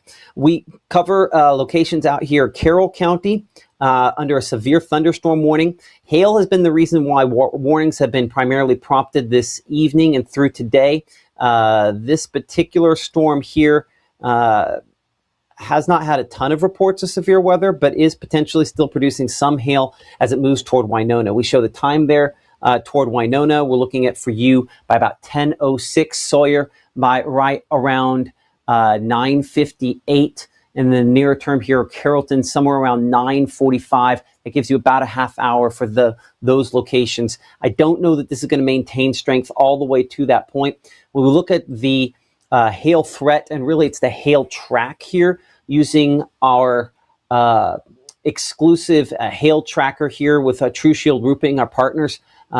Just kind of looking at this a couple of different ways. What I definitely do not see is I do not see that producing the quantity or quality of hail that some of the other thunderstorms have done this evening. So I don't feel as confident about that hail potential out of this storm as what we have had others. And that's a good sign, because we should have peaked and we should be coming down from that peak as far as severe weather is concerned.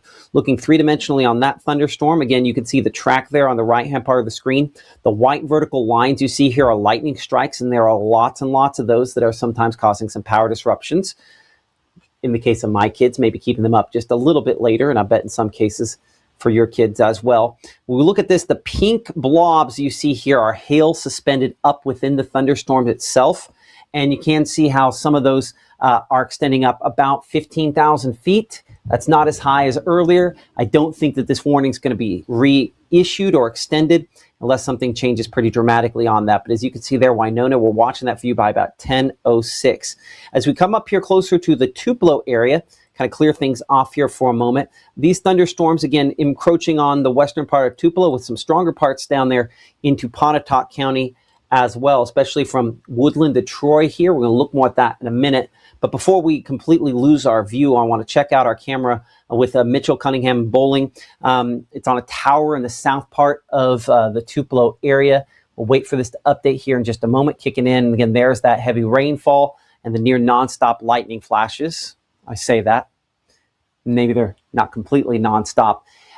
With, again, another round rolling in. Now, what's going to happen as we go in the next few hours behind this is those winds are going to kick around more toward the north and west. That will bring a drier air. That drier air is going to shove all these thunderstorms south. And after this one comes through the Tupelo area, I know we've had a bunch of chances today.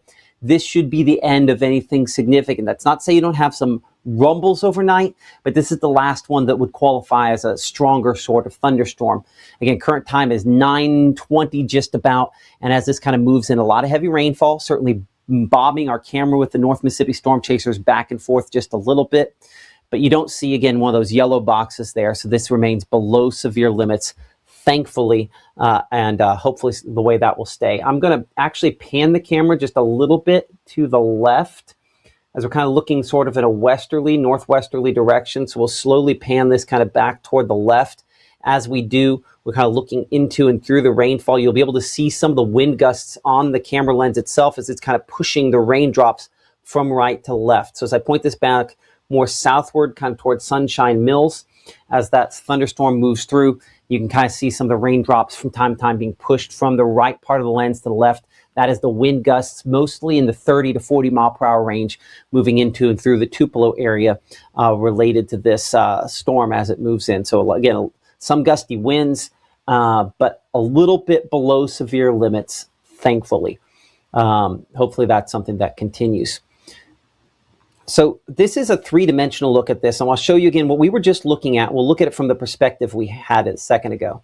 So again, we're looking here from South Gloucester, right about there, right? 278, we see 278 on the map.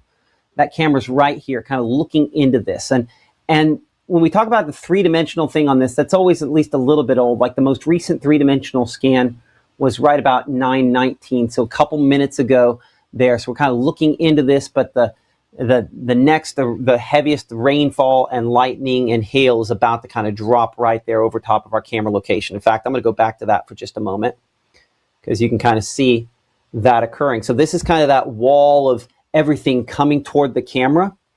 And as it updates here in a second, you'll see how it goes a lot more gray and a lot windier there. That's a fairly hefty thunderstorm. Granted, we're fairly high up, but you can see how the visibility, that's where we should see the Sunshine Mills plant. Can't even really see it hardly at this point. So I'm going to pan this again back to the right, maybe just the littlest bit into this. Hey, Matt, Adrian and Caleb are up and ready if you want to take them. I think they're on the Verona, Tupelo area. I don't know where exactly, but they're in Lee County. Okay, let's go ahead and bring them up. Our meteorologist, Caleb Edelblut there. Hey, where are you guys at? Adrian with the North Mississippi Storm Chasers, obviously our Caleb Edelblut. What are you looking at as of 9:22? Yeah, well, we're kind of almost at that Boeing segment. It isn't as pronounced as it was a few scans ago, but especially on radar, you can kind of see that just green curve of that incoming velocity. And we can almost see those sheets of rain just kind of coming in with how windy it is. I'll grab the camera and see if we can get the camera to actually work, and y'all can hopefully see it. But We are facing due west. yes, facing due west. This is just off the 45, just north of Verona. So you can almost see the 76 gas station and Marvin's up there.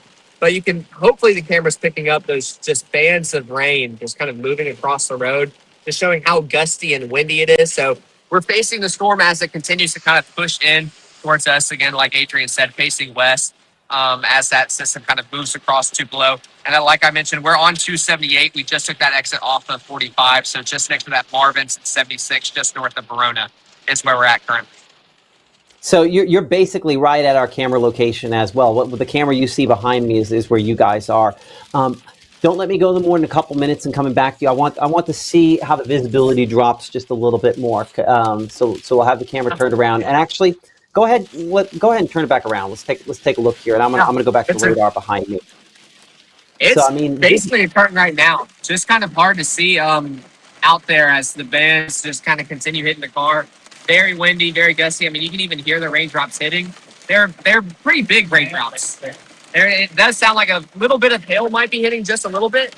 Not expecting anything too intense. This is probably around pea size, maybe dime. But we can actually see some hail hitting right now. If you can kind of see through the camera, I know it'll be a little bit tough with how heavy it's coming down. But we can definitely hear some hail hitting the car. Very windy outdoors as this downdraft just continues moving across. Especially because it'll be kind of hard to see. Adrian, how strong do you think those winds are? I would estimate 45 to 50. Okay, and when I ask that question, is that something I could put in chat with the Weather Service? It's absolutely hurling the hail. Oh, yeah. Okay. I don't even know if you can hear it. You can actually kind of see some of it sploshed on the windshield. Yeah, I think this is probably the most intense part right here. Mm-hmm. Let me pull you guys up full for a moment.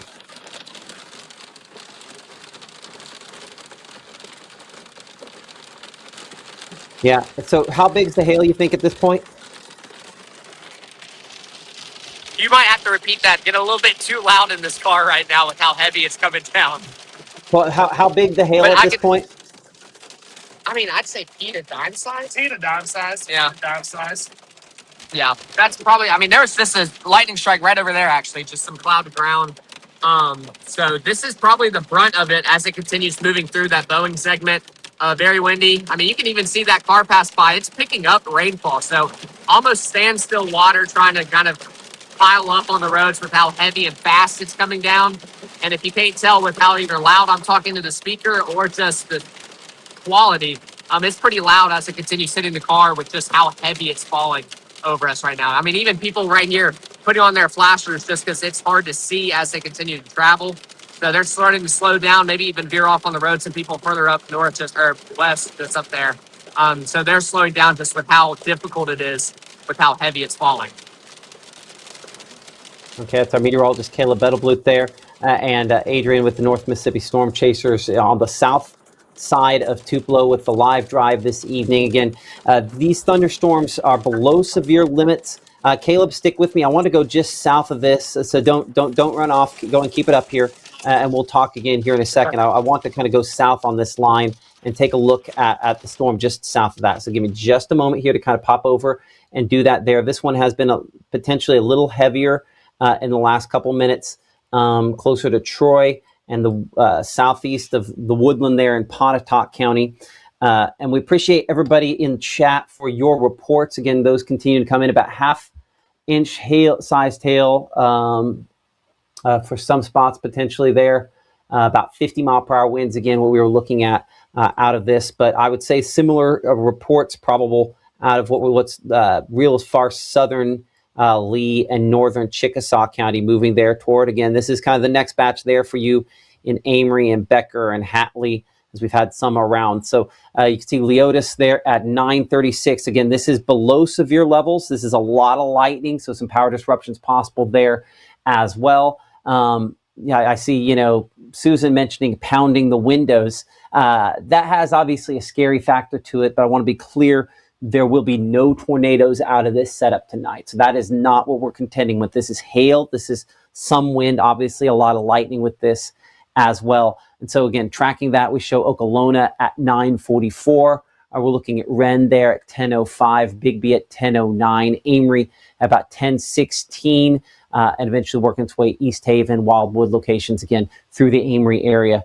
as that storm continues to move through that community. So again, short-term Okolona about 944. That's about 15 minutes or so from now. That probably is below severe limits, but maybe not by a lot. Kind of look at the whole line here. Again, we've watched this part back out here in northern Carroll County. You do still have a severe thunderstorm warning until 9:45. I think that storm's below severe limits. That's part of the reason we haven't talked much about it. And we kind of look at the peak threats on this, kind of our peak severe weather threat. You can see how we barely have maybe some hail, not an impossibility. But you compare that then to what we've been watching, and this is the reason we kind of concentrated so much at locations farther north. There are a few spots there we have kind of some moderate blue showing up in Chickasaw County. But it's certainly the southeastern Pontotoc County. It's stronger. And even a couple scans ago, you could see that was a bit stronger for some of those spots. And then up here, closer to the Tupelo area, honestly, we kind of boil it down to that. So I want to bring Caleb back in here for a moment. Caleb with Adrian, with the North Mississippi Storm Chasers, and kind of checking out what you guys are seeing. Have things improved at all? Yes, no, much better. It's actually visible. We're actually going to pull up just a little bit, and we're potentially talking about maybe going even further south to see that other band as it continues moving through, closer towards Verona, or Shannon. Yeah, getting a little bit closer. So we're debating going a little bit south, and I should have done it just a second ago. There was the creek that we were next to. I mean, already just flowing with water, just how fast and how quick that water dropped and just started just running. So just kind of showing that high precip cell moving through, gusty conditions, and that tiny, I think we both agree, pea to dime-sized hail that did fall and hitting the windshield and kind of the roof of our car. So much better conditions as that continues to blow on through. But if you want, we can go further south as that band continues moving on through closer towards that Spannon area, if that works for y'all, which we can go, because we're north of Verona. Yeah, we can do that. Here's the next. I think we might have lost connection there. I know your connection's a little in and out at the moment. Yeah, you're back. Hey, we probably need to cycle you back down to Mississippi State at some point this evening, don't we? I got class. I'm usually up regardless, so I'll definitely be up for a while. So that's a yes. I'll be back down there eventually. Yeah. Yeah, That's fair. I think that it makes sense to go down there south of Shannon. You start working your way down 45 alternate. You're going to kind of stay in front of this, or kind of toward the front end of this next line coming through. That sound good? All right. Sounds good. Okay. Be safe. Appreciate it. Appreciate you. Appreciate Adrian and all the folks at North Mississippi Storm Chasers for helping us out here with this coverage, as you do, all the time. Current time is now 9:30. I'm Chief Meteorologist Matt Lawpon. You're watching Mississippi Live Weather. We are 24/7 streaming weather service based out of the Tupelo area. As we check out the Mama Justice Doppler radar, we have a line of what is largely non-severe thunderstorms. Again, it sometimes can be hard to see through all the lightning the way we've just had so many lightning strikes tonight. So I'll kind of pull that off of here. Most of the red you see here, heavy precipitation, and all of the icons you see are some of the large hail reports that you have sent in. They're, for lack of a better way to put it, is a promotion, an agreement with us and our friends at True Shield Roofing to basically, when there is large hail, the largest large hailstone wins a $100 gift card. And that $100 gift card, I believe, Walmart gift card. But basically, if you think you've got the largest one, use the Mississippi Live Weather app, and you can submit your pictures on there. Send your picture in. Let us know where. Let us know when. We have some things kind of helping us out on that there. But yeah, send your pictures in, and then we will take a look. And tomorrow we'll announce who the largest one is and who ends up winning that gift card from True Shield Roofing. Again, it's not necessarily a card that has to be used for roofing. It's a Walmart gift card, so you can use it for anything. But we appreciate them partnering with us here on Mississippi Live Weather and our ability to kind of track the hail out of these thunderstorms. We get a couple times a year. We get a lot of hail. This is one of those nights. And hopefully we haven't had too much damage from that. We were looking with Caleb a minute ago there, and Adrian, that thunderstorm, the strongest portion of that there has now moved a little east of Plantersville, Oak Grove Park toward the Union community. That's heading, some of these spots have seen 2 or 3 or 4 different rounds here, which makes me now say we need to look at the rainfall totals, which are going to be contaminated. And when we get a lot of large hail, sometimes that affects the way in which the radar, truly figures out how much rainfall that we have seen. So I'm going to look at a couple different options on here to kind of figure out on the rainfall over the last, 5-6 hours or so. Check some of those rainfall totals. We have some spots where you see the yellow on here where we've had rainfall totals estimated in excess of 2 inches. Some of those there, including that big one that kind of came on through a little bit ago, probably had some hail with that as well. So sometimes that overextends how much rainfall we've seen. But I'd say some spots have picked up 1 to 2 inches, which is important because unfortunately we've had some significant drought conditions recently. And the drought monitor coming out today, we have seen some improvement for a few locations. We've also seen some spots where obviously it has not been very good. So drought conditions expanding, as you can see there, out in Tallahatchie County with this. And so we needed some rainfall. We've gotten some rainfall, still have a long ways before we catch up in many locations as well, with in particular looking at the deficit over the last 30 days, where in some cases it has been, again, more than 2 inches of rainfall on our deficit. So this has been some very useful rainfall, certainly has helped. But that's probably not the reason you're watching us as of 9:30 at night. You're wanting to know, can I go to sleep? So let's go ahead and answer that question here very precisely for folks that might be watching right now and have that question. I'm going to use blue here, and I'm going to say basically everything that is back northwest and north of this, behind this. So everything in this zone here, this is all our go to sleep zone, right? So if you live back here in the blue, everything behind this, you can go to sleep. You know what's going to happen next time, Gabe? I'm bringing our meteorologist, Gabe Maynor.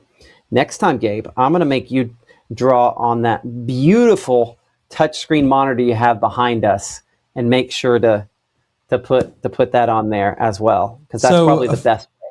Well, fun fact about exactly that story is yesterday, we knew hail was happening, and whether some people were waiting later than others, we knew it was happening here at Mississippi Live Weather. And so basically there was no outlook to use, but I wanted to show it. So I had to draw my own outlook, and I tried to write with the mouse to say, some hail possible. Awful. I couldn't even make it out what the letters were. And it took about 3 times me drawing it and just getting frustrated to look over at the screen and thinking, I can just write it with my finger and it would have saved so much time. So, we learned yesterday. I love it. Love it. So anyway, I guess the clear-cut answer right there, Gabe, is the go to sleep. I think we could send a lot of folks to sleep now. Go ahead and get some of those latest pictures up. And I think we'll want to go through and kind of do a best of coming up for our Weather Watcher pictures at 10 o'clock. I'm going to need some time to get that together. Okay, on there, you'll have to use one of those sticky notes to make sure we kind of get them in order, get our tabs all ready. But I'll let you kind of get that ready for a 10 o'clock show. All right, sounds locked good. And loaded. Maynor. Maynor on top of things there. So current time about 9:36. Again, from most locations, everybody behind this, I think we're full on go to sleep. And to be clear, for locations ahead of this, and I'm talking to you, I know we always have very sensitive folks in Monroe County, and many other locations that have experienced tornadoes over the years. We just have had so many in this part of the state. I can tell you that these are not tornado-producing thunderstorms. That, as Gabe was mentioning a moment ago there, this is hail. Hail is the reason we have severe weather risk today, had a level 2 severe weather risk earlier. They've taken that back as we've gone later on tonight to a level 1 severe weather risk. But if I show you tornado risk, there is none. Now, wind, yeah, maybe a little bit. But more likely, again, hail has been the most likely, the reason why we had that upgrade to a level 2 severe weather risk. And largely that has been the story today. We've had more hail reports than what have shown up on here. So we'll have to do our due diligence, making sure we pass again some more of those along to the National Weather Service. Which, by the way, speaking of the National Weather Service, the time right now is 9:37. National Weather Service has decided they're going to go ahead and allow this warning here for northern Carroll County to expire coming up at 9:40. So again, that will pop off the map, and that will be our last severe thunderstorm warning at that point and time. So we're going to continue again, kind of looking at your questions, our chat with you, and so you can join the conversation there. Sticky note, that's right, Blake. We use sticky notes here. Gabe uses those back there, and I use my son's, pictures on his notebook here, and I usually write around and over top of some of those when he says, I don't like it. So real professional stuff on how we do that. And appreciate, all of you for your support of us here on Mississippi Live Weather. I want to check out our camera there in the Amory area. We've kind of used this one a number of times tonight, looking back into some of these thunderstorms here. So give me a moment to kind of populate that in for a moment.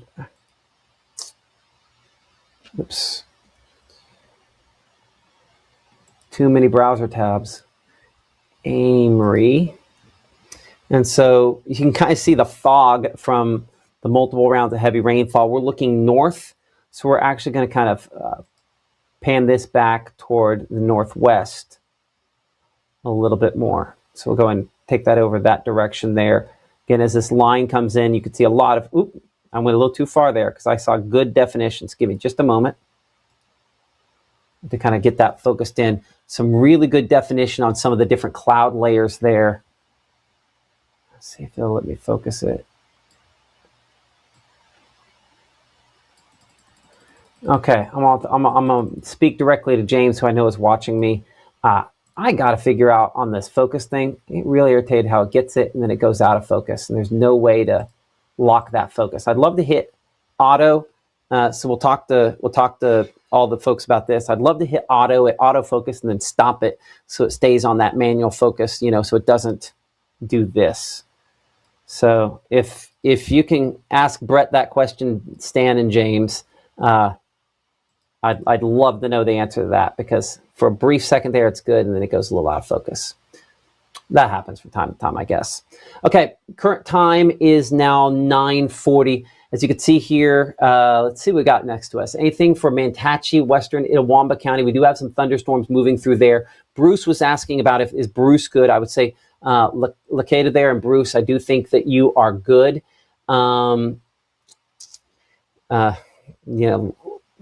Folks up there, lots of funny comments. Got a lot of funny folks out there. I would say, Bruce, again, you're past this. Calhoun City, this is just heavy rainfall for you. Grenada, you're done. Coffeyville, you're done. Up here, Oxford, Batesville, we're all done. Back to Northwest Mississippi. Houston, this is just heavy rainfall, but you're past even the strongest portion of this. And everything I'm seeing here continues to get weaker by the minute, and hopefully a trend that will continue there. Now, I've got this kind of in the mode where we're showing too much of it. If we bring it down here to just the stuff that could be, hail and larger hail, less and less of this is as tall as it was.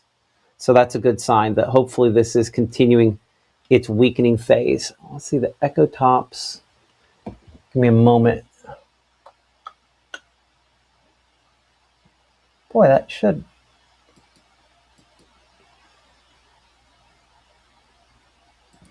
I'll have to check that here in a minute. That I'm not seeing one of the things I was hoping for on the tops of the thunderstorms here. But that's fine. But what I am seeing is, again, this is largely continuing a weakening phase that will continue into the night. So I think for most people, we're kind of starting to wind things down and wrap things up. We'll have kind of an overview, a look at everything that we have seen coming up at 10 o'clock here. And I appreciate all of our sponsors, like Visiting Angels, but so many other that you see kind of rotate there. Absolute Cleaning and Restoration, our very first sponsor here on Mississippi Live Weather. Again, without these sponsors, and people all the time ask, how can we support what you're doing? And the answer is really simple. Support the sponsors like Carl Hogan Toyota, and everybody that sponsors us, Mama Justice here on Mississippi Live Weather, Casey Lott. A lot of folks have stepped up to sponsor what we do here in a variety of different ways. If you support those people that support us here on Mississippi Live Weather, that is the way in which we can continue to provide this service to you. So we appreciate all those folks. In some cases, they've stepped up in big, big ways, like Mama Justice and like Room to Room, in order for us to continue to provide this service. If you do have hail to report to us, and again, we've had a lot of those reports coming in. I'm just kind of checking our gallery behind the scenes. Less and less of those over the last hour. Send those in using the Mississippi Live Weather app. And hopefully at 10 o'clock, maybe Gabe will have our answer on what our biggest hailstone is, because I think our biggest is probably in the past. As we kind of look at a longer time period here on our hail swath, brought to you again by True Shield Roofing. Wait, Matt, before you get going, and I don't want to just breeze over that comment, we need to set a standard for these events. Okay, yes, I'm interested where you're going here. Set a standard for these events. Well, you mentioned it earlier on whenever the storms were happening, that there were pictures being submitted that we do not know the measurement of because it wasn't up against an everyday object or ruler. So my question is, and this is going to set the precedent from here on out every time there's a hail event, do we only judge the ones that have a thing to measure with? Unless we have something that is obviously larger, we kind of have to go if there's a standardized item in there, right? Or if you can give us, if a person who sent us the biggest one can send us another picture of their hand with a standardized object, right? Like if they're willing to put their hand up there, and I mentioned I didn't have any standardized objects. I do have a tape measure here, right? So if you're willing to, I'll pop it back to me, for a second. Hopefully, I'll put your audio back up here behind the scenes. I'll click it back on. But if you're willing, if you have, and we will reach out to the ones we think are the biggest. If we've got one we just don't think matches, if we think we've got one that we don't have a size, and if you're willing to come back in here and measure the size of your hand and send that in to us. That's not green. Why is that keying out? Anyway, you're willing to measure the size of your hand. We can go back and figure it up. I'm willing to go that route there, but because we want to make sure that we are rewarding the largest. But one thing that it absolutely has to happen is you have to submit it using the Mississippi Live Weather app. So if it's not submitted in the app, it doesn't count. That's the main rule. But it's a $100 gift card, I believe, to Walmart from True Shield Roofing to the largest hailstone, and we just have had a lot of large hail reports. If I go back and look at kind of the hail swath back to even 3 o'clock today, as you can see, there's just been a lot of locations where we have had these kind of yellow swaths. So I take everything off and pull off the hail reports, and we're on this graphic here. You kind of see the yellow showing up. I'll kind of widen it so everything kind of shows up on there all at the same time. We've had quite a few spots where we've had some of the brighter yellows for the large hail. Certainly northwest Alabama, where we had some of the largest. Did also have some, though, obviously back into southern Tupelo County as well.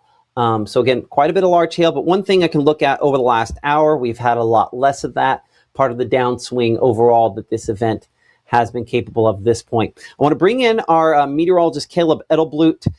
He is with our Adrian with the North Mississippi Storm Chasers, and they are traveling along 45 southbound. And what are you guys seeing as of 9:46? Well, update, we didn't know if Gabe relayed the message. We actually had to go back to the studio because we couldn't catch up to the line. We started traveling west, so we're on our way back to Tupelo as that line continues pushing on through. But definitely what just blew through the last time we were on was definitely the brunt of it, and driving conditions were a lot better post that. Now, I do want to mention on our way back, the exit off of 278 to get back onto 45 North, minor street flooding, nothing crazy, but like could easily lose traction if you're not paying attention and could hydroplane. So just want to make sure to continue kind of paying attention to that just due to just how heavy and fast that precipitation fell. So definitely want to be safe driving, even if it already blew on through. There's a lot of water on the ground. So make sure to continue taking that very seriously just due to how much is out there as you continue driving home for the end of your night. Absolutely. I mean, you're right. There's just been a lot of water that's fallen, right? And that that has its own issues with that there. Now we're not when you start talking about water, like this has subsided fairly quickly. We're not talking about something, Adrian, that looks like it's at flash flooding sort of levels, right? No, nothing along that nature. Just along like the sides of the road next to the runoffs. There was definitely some buildup. Surely, a couple hours after this goes through, maybe even sooner, 30 minutes after this goes through, it'll be cleared pretty much as the runoff does its job. But for the moment, especially while the conditions are still ongoing, it was certainly a hazard if you're not paying attention and trying to get home. Yeah, absolutely. I appreciate that. Okay, y'all. So you're coming back up to the studio? Yes. Had to grab my stuff, so I dropped it off. No, he wants to hang out with me. Be honest, Caleb. I mean, I guess Gabe's a plus to hang out with, so I'll hang out with him during the 10 o'clock. Did you come to Tupelo first at the very beginning and then head all the way to Columbus? Yes. I did. Wow. Yep. Y'all, you're Crazy speaking the reason I hate storm chasing. Like, I just can't spend that much time in the car. I get so tired. I'm old and lazy. I love it. Well, hey, I'm glad y'all do. So hey, thank you guys so much for, again, all the hard work, a long day, and we'll talk here in a little bit. That's our Caleb Edelblue and Adrian with the North Mississippi Storm Chasers. Thank you guys so much for all of your hard work you guys have put in. They referenced this a minute ago. It's been a lot of rainfall. Estimations on radar here of inch to 2 inches.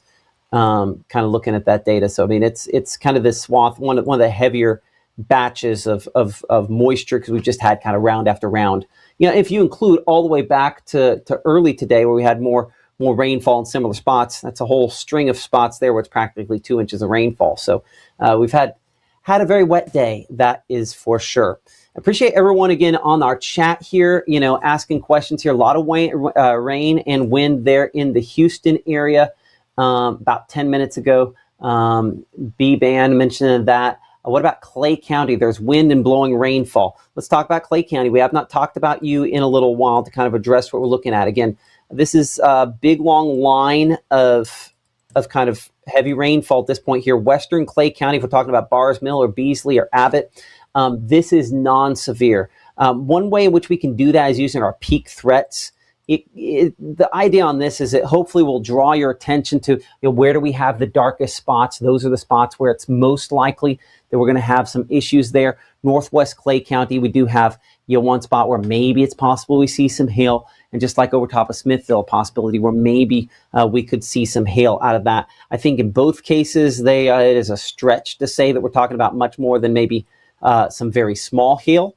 But not an impossibility there. So it's going to track this forward from where we're at. Again, there'll be some heavier rainfall that kind of runs ahead of this, but this is largely, well, hold on. Give me a second to clear that off because we got an update. I always want to use the newest data possible. And so let's track that. Again, I'm going to go all the way from Amory to Gibson to Abbott to Beasley. This is below severe limits, I would say. Some heavy rainfall with this primarily. And so you can get some kind of times there on the screen. And so let me clean this up just a little bit. So we're going to go ahead and pull off some of the locations. And we show Aberdeen and West Point over the course of the next a little bit here. By the way, Gabe, your microphone is on. I wonder why it's automatically on. I'm going to click you off on there for a minute. So there's kind of our track showing that. Becker, we show at 9:59. Looking toward the Griffin community at 10 o'clock. And again, Salome about 10:09. Woodland Heights there at about 10:10. And if we kind of extend this beyond that. Give me a moment to go a little bit ahead there. Why is that automatically updating on me? Well, let's first city. There's a reason this is doing this. I'm trying to make it to where it pulls up the most. It's not wanting to play games with me. So I think you saw it originally there. I'm going to make it just the largest cities for just a moment. Boy, I've made it unhappy. That happens sometimes, Gabe, doesn't it?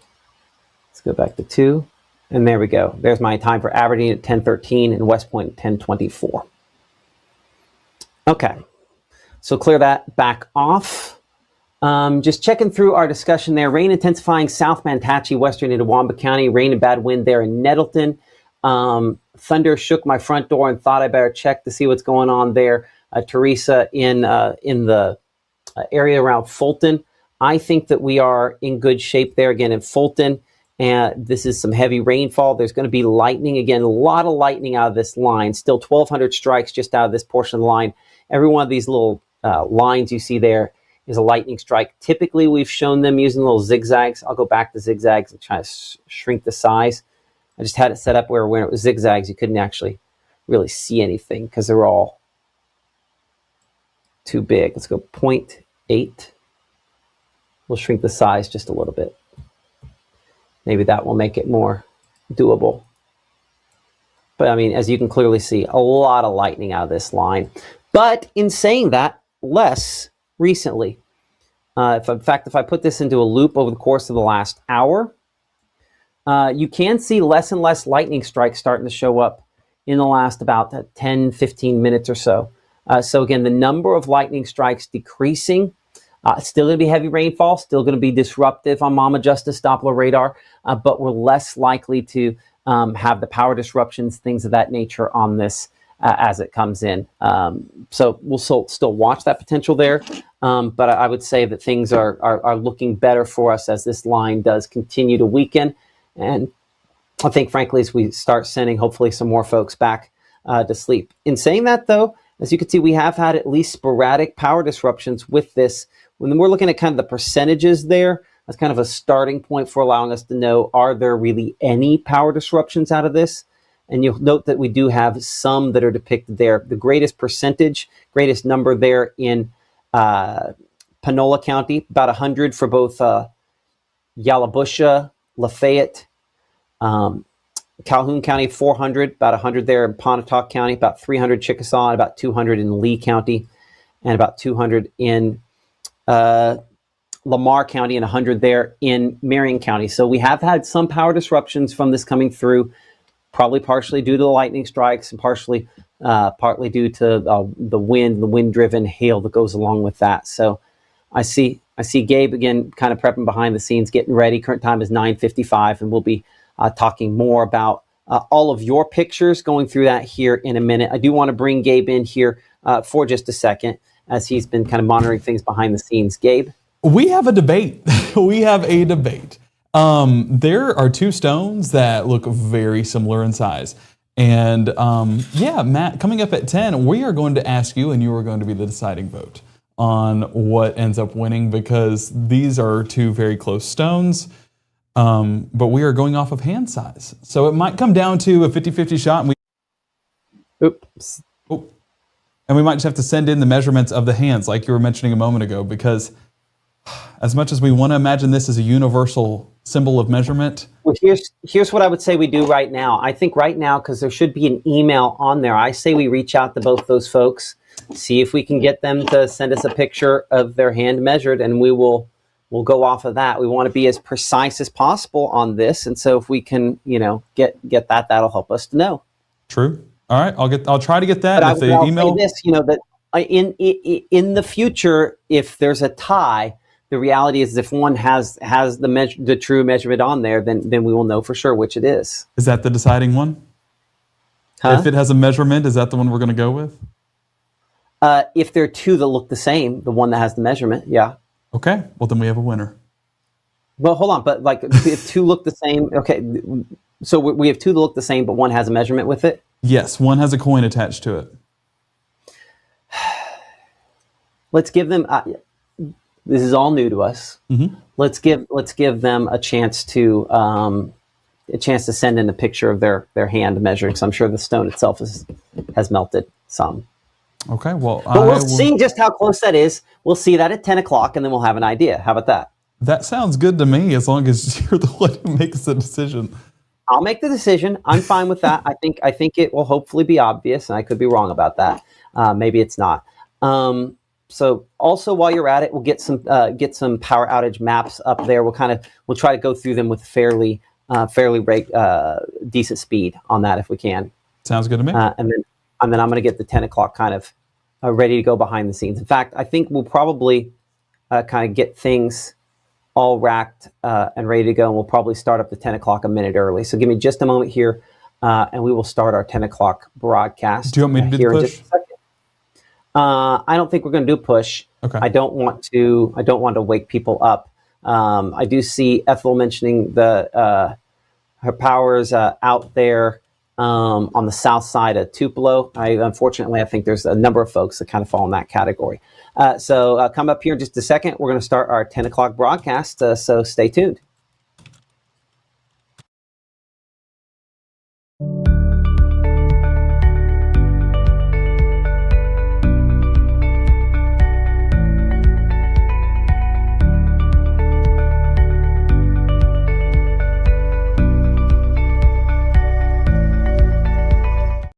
When C.K. Little opened his doors in downtown Corinth nearly 80 years ago, his plan was simple: deliver excellent service and exceed expectations.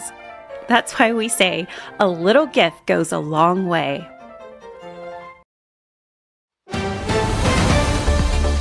Mississippi's trusted weather experts. This is Mississippi Live Weather at 10. Well, welcome in Mississippi Live Weather at 10. I'm Chief Meteorologist Matt Lawpon. Thank you so much for supporting us here on Mississippi Live Weather. I'm going to pull it back up here and pull up our room-to-room weather center here again for you. As we've been tracking hail across North Mississippi through the evening tonight, many of those hailstones have been below severe limits, but unfortunately we have had some that have been up to around golf ball size. Unfortunate, that does mean there have been some damage. And, as much as we've mentioned True Shield Roofing and they're a sponsor and a partner with here is Mississippi Live Weather, there are probably going to be some roofs that need to be replaced because of this. So again, 58, that temperature at 10 p.m. We're looking at 52 degrees by 1 o'clock in the morning, 48 by 4 a.m., and 48 degrees by 7 a.m. early tomorrow. It's not a giant drop-off in temperatures, but it's a sign of the drier and slightly cooler air that has moved from kind of north to south through the area over the course of today. We do anticipate that we'll continue to probably have some of that continue to settle into the area as we progress into and through the overnight time period. Let's get to Mama Justice Doppler radar, and what that is indicating again is the showers and thunderstorms kind of on the widespread scale here. On this shot, again, we are on the north side of this low pressure center, cold air aloft with this kind of helping us to have the active and severe weather that we have had from time to time today. You can see the yellow boxes have been some severe thunderstorm warnings. We had a number of those. We still show that those have all been allowed to expire. Those associate again with where we've had the severe weather. What you do not see behind this is any kind of really active weather or severe weather. So once this kind of high pressure builds in, once this line moves through, no more severe weather as we go through the remainder of tonight. We are past the worst of it. We'll look city by city at what we're dealing with, and we'll look at your pictures. We'll also settle that who had the biggest hailstone discussion here in a minute as well. But Futurecast, pretty close on where it's showing in the heaviest storms, and what you don't see behind this is really any redevelopment. As those continue sliding south and east, 2, 3, 4 o'clock in the morning, it's all out of here. That means we'll still probably have some damp roadways for early tomorrow, but drier conditions as those north winds kind of settle into and through the area, lining us up to where tomorrow we are going to be a lot less humid and not going to have some rain chances for a number of days going forward. As we head into this upcoming weekend, though, one big factor with this, it is not much cooler behind this, and that means we still have a fairly mild weekend ahead. then yeah, in tomorrow, obviously the active weather is all kind of through here. So over the next 24 hours, from 46 degrees at 6 a.m., we're 55 by 9 a.m., 68 by noon, and 70 as we head toward 3 p.m. under what, again, mostly sunny skies. Huge improvement over the multiple rain chances we had today and the severe thunderstorms. Coming up in 60 seconds, again. Game day brings its ups and downs. Celebration and disappointment. Anxiety and relief. Friends and enemies. You can always argue over who should have won, but everyone can agree on great food. Appetizers, entrees, drinks, party platters, or even the taste of sweet victory. There's something for every season at Eat With Us restaurants. The 9th Annual World of Customs Indoor Car Show, Friday through Sunday, February 27th through March 1st in Tupelo Furniture Market, Building 5. Custom cars, trucks, and bikes, free Hot Wheels racing, and a free Hot Wheels each day for the first 50 kids. Special guest Eric Estrada from the TV show Chips, Pinstriper Von Hot Rod, Michael Brandt of Garage Bound Mobile Welding, and Bumblebee. The World of Customs Car Show, February 27th through March 1st in Tupelo Furniture Market, Building 5. Partially funded by Visit Mississippi and Tupelo Visitors Bureau. Some proceeds go to Le Bonheur Children's Hospital and Wounded Veterans Charities. Right now, from the Room to Room Weather Center, here's Mississippi's Chief Meteorologist, Matt Lovehon.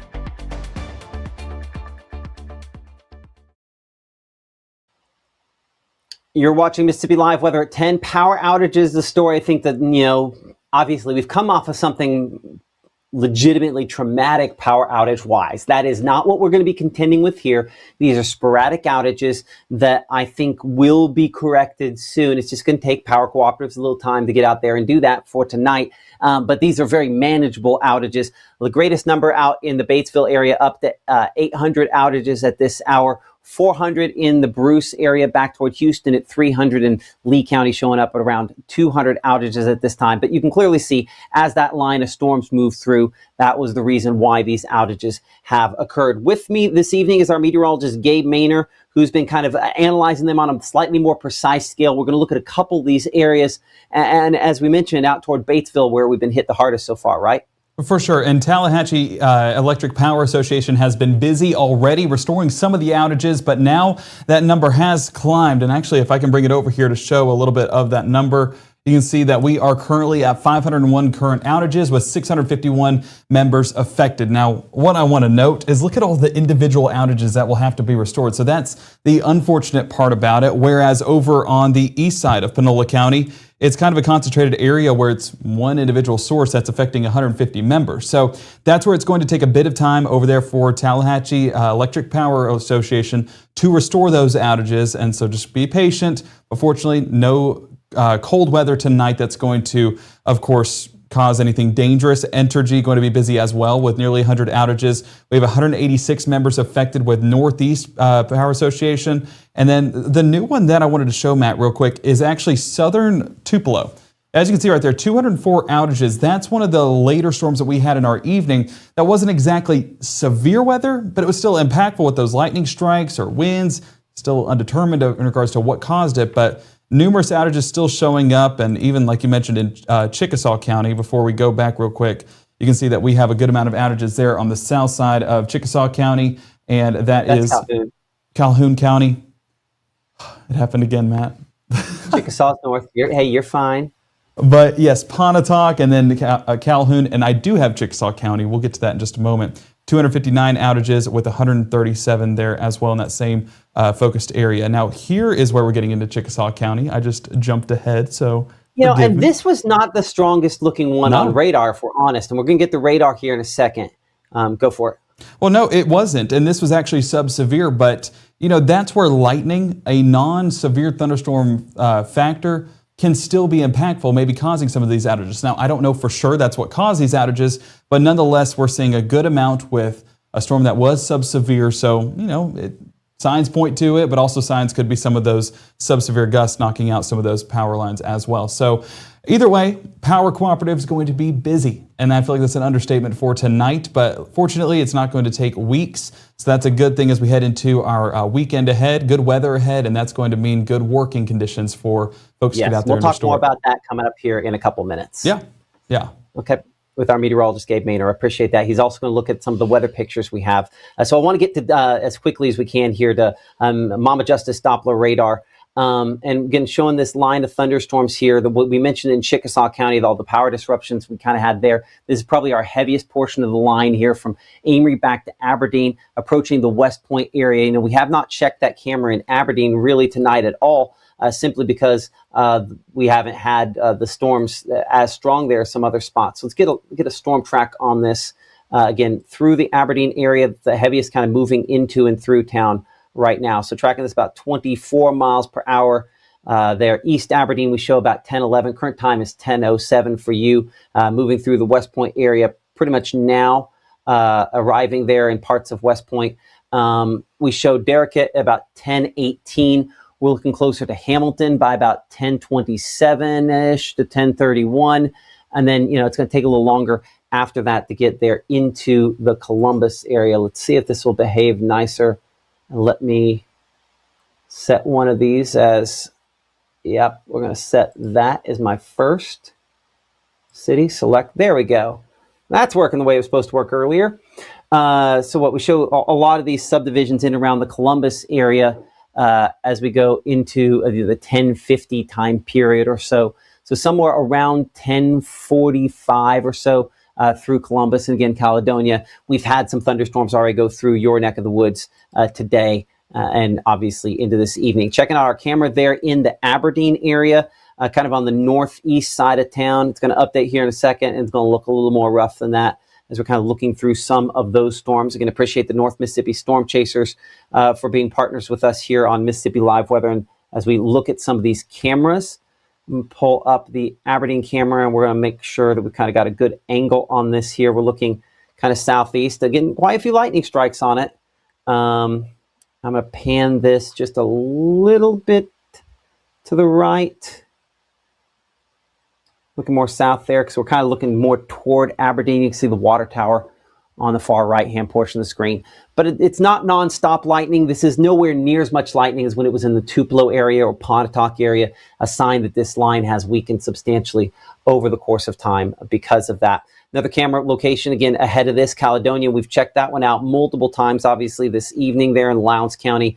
And a lot of rainfall on the lens there in Caledonia. This is kind of like a lead storm ahead of kind of the main batch where we'll have a lot more lightning and thunder. Temperature 63. And that will drop a little bit, but more than anything, it's that measure of moisture, that dew point there, that's going to drop a more substantial amount, and that'll have the impact of trying to make things more manageable humidity-wise and reduce our storm chances going forward. And we do have, again, plenty of showers and thunderstorms extending behind this. This entire batch we have here from Winona through Eupora, this is all a lot weaker. And I would say the same thing in West Point. I want to get on the ground look there in the West Point area as well in Clay County on the thunderstorms. Not a lot of lightning out of this thunderstorm there. A lot of low-hanging clouds. This is one, a lot of times we'll say more bark than bite. I'm going to zoom into the corner of this here for a moment just to kind of show you. You can see the radar image there. And you can see the heaviest portion of this kind of north of town there. Again, closer to Aberdeen, toward Derrick, heading more directly there toward Hamilton than some other spots. But there are some lightning strikes with it. More of those are cloud to cloud. And while you do definitely see, again, some low-hanging looking stuff out of some parts of this here, it kind of looks a little worse than it is. Now, what I'm really interested in that shot there is what is directly behind me. So give me a moment to look at this. Because this is, you know, when I learned to to do storm spotting and stuff, there was a term that we used, at the storm spotters used. It's a scary looking cloud. So watch how you can see kind of the edge of this there, the low hanging stuff. That's kind of the leading edge of the lower cloud there. But look at that. As you can just kind of see that marching, a very, very low cloud, what we sometimes call a shelf cloud. That's what we're kind of depicting there. I'll zoom it in maybe just a little bit more so you can see it. But right there, now you can't see my mouse, but that's the shelf cloud. So kind of the edge of the scary looking clouds marching from the right to the left. But we know for sure that it's not tornado or something like that. There's a gap between the bottom of that there. But it's doing a good job of blotting out that light as it kind of moves there through Clay County, and that storm kind of marches through. Kind of a cool shot there Not something we necessarily see all the time.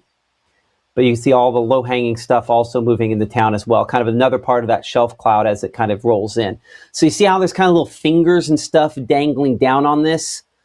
Low and dark does not necessarily mean bad. It just means a dark cloud during the day is just a really tall cloud. And a shelf cloud like this is going to kind of lead with these low finger-looking appendages. There's no rotation that concerns us on a line like this. The reason it hangs so low is because of the moisture. And there's just enough moisture in the atmosphere that makes kind of the base on the front end hang lower. So cool shot here for sure. Kind of the finger-like look of our camera there in the West Point area. And by the way, for sponsors, whether it's West Point, Aberdeen, Amory, if you're looking at supporting us here on Mississippi Live Weather, one great way to do that is these cameras during severe weather. We spend quite a bit of time, as you've probably noticed tonight, looking at these cameras because they do a great job of kind of telling on the ground what this looks like. So as this line kind of moves into the West Point area, certainly some kind of scary looking sort of clouds on the leading edge of this here as we're looking right along that. We'll let that kind of clear up, but that's kind of looking right there at the edge of that. Yeah, does that look like a funnel? Yes. Is it kind of a triangle shape? Yes. But is it something that we worry about? No. Because rotation, not just a funnel cloud, but a rotating funnel when we're talking about tornadoes, what we're looking at. And this is just the finger-like appendages of the low cloud on the leading edge of what we call the shelf cloud. Lightning illuminating it, certainly an interesting, very, very ominous sort of look, but this is what I like to say, bark is greater than bite. Anyway, hopefully that kind of informative explanation of a shelf cloud. And it is interesting that, that we do have, that camera is kind of on the east side there of West Point. You can kind of see like a little jaggedy front end here. But again, kind of reinforcing the point we mentioned a minute ago, when you look at the wind mode, I have some strong wind, and there's green versus red, but that has more to do with just the angle we're looking at this. There's probably some gusty wind with this kind of rolling ahead, and obviously the very, very finger-like look of that. Let's go back here to Mississippi Live Weather Radar and kind of address the rest of the area. So that's, watching what this is kind of looking like as it comes through. If you are behind this, and we addressed this earlier, but I think it bears repeating again, that we are largely in go to bed mode for a lot of locations behind this initial line here. And if you're waking up tomorrow morning, you're waking up on your school day forecast presented by IMPC with 48 degrees initially there. We're 64 by lunch, and we're 70 by the final bell at the end of the day. So here's a look at Futurecast again. All those thunderstorms sliding into and through the area by 2 to 3 o'clock in the morning. Give me a moment here. I'm going to take this a little bit slow. We're going to go back and rewatch that. I think positioning on at least the initial part here is a little bit slow. So give me a moment to break this. And I'm going to check and see if our strike model is a little bit faster. No, it's a little too fast. So the answer is none of the above.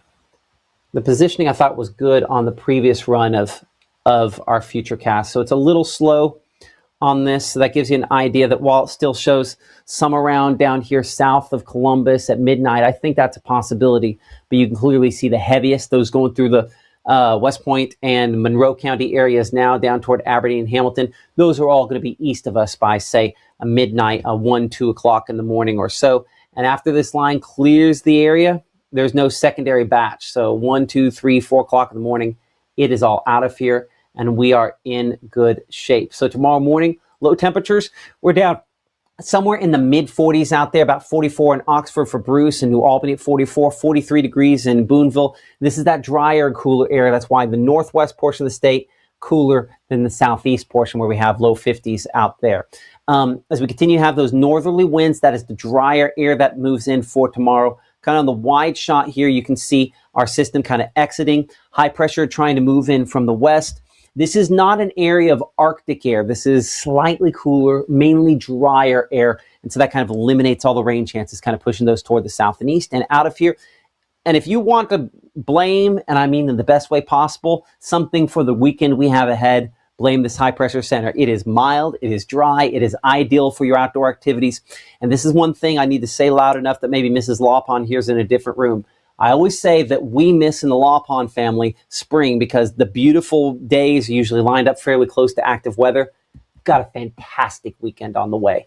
Temperatures are going to be excellent, I think, for both Saturday and Sunday. So low 70s out there for high temperatures on your Friday. We're looking at about 71 degrees in Oxford, New Albany, and Tupelo, all coming in about 71. We typically should be 61, so running about 10 degrees above that. Belzona and Greenwood at 73, 73 in Grenada there, 73 Eupora, and 72 for Starkville, 73 in Columbus. So Futurecast keeping us clear into your Friday evening for whatever your plans on Friday evening might end up being. We're looking good. We are looking dry for that as we go toward late Friday night and early Saturday morning under, again, what are mostly clear skies. That'll kind of set us up for kind of a chilly start to Saturday and chilly start to your weekend, but it's not extreme. And one thing that I think is underdone here on Futurecast is I think we could have some patches of fog still out there early Saturday morning. Calm winds plus all the rainfall we've seen. That's kind of a setup where we sometimes see fog. It's interesting to mention that because we already had fog tonight as that hail in some cases evaporated.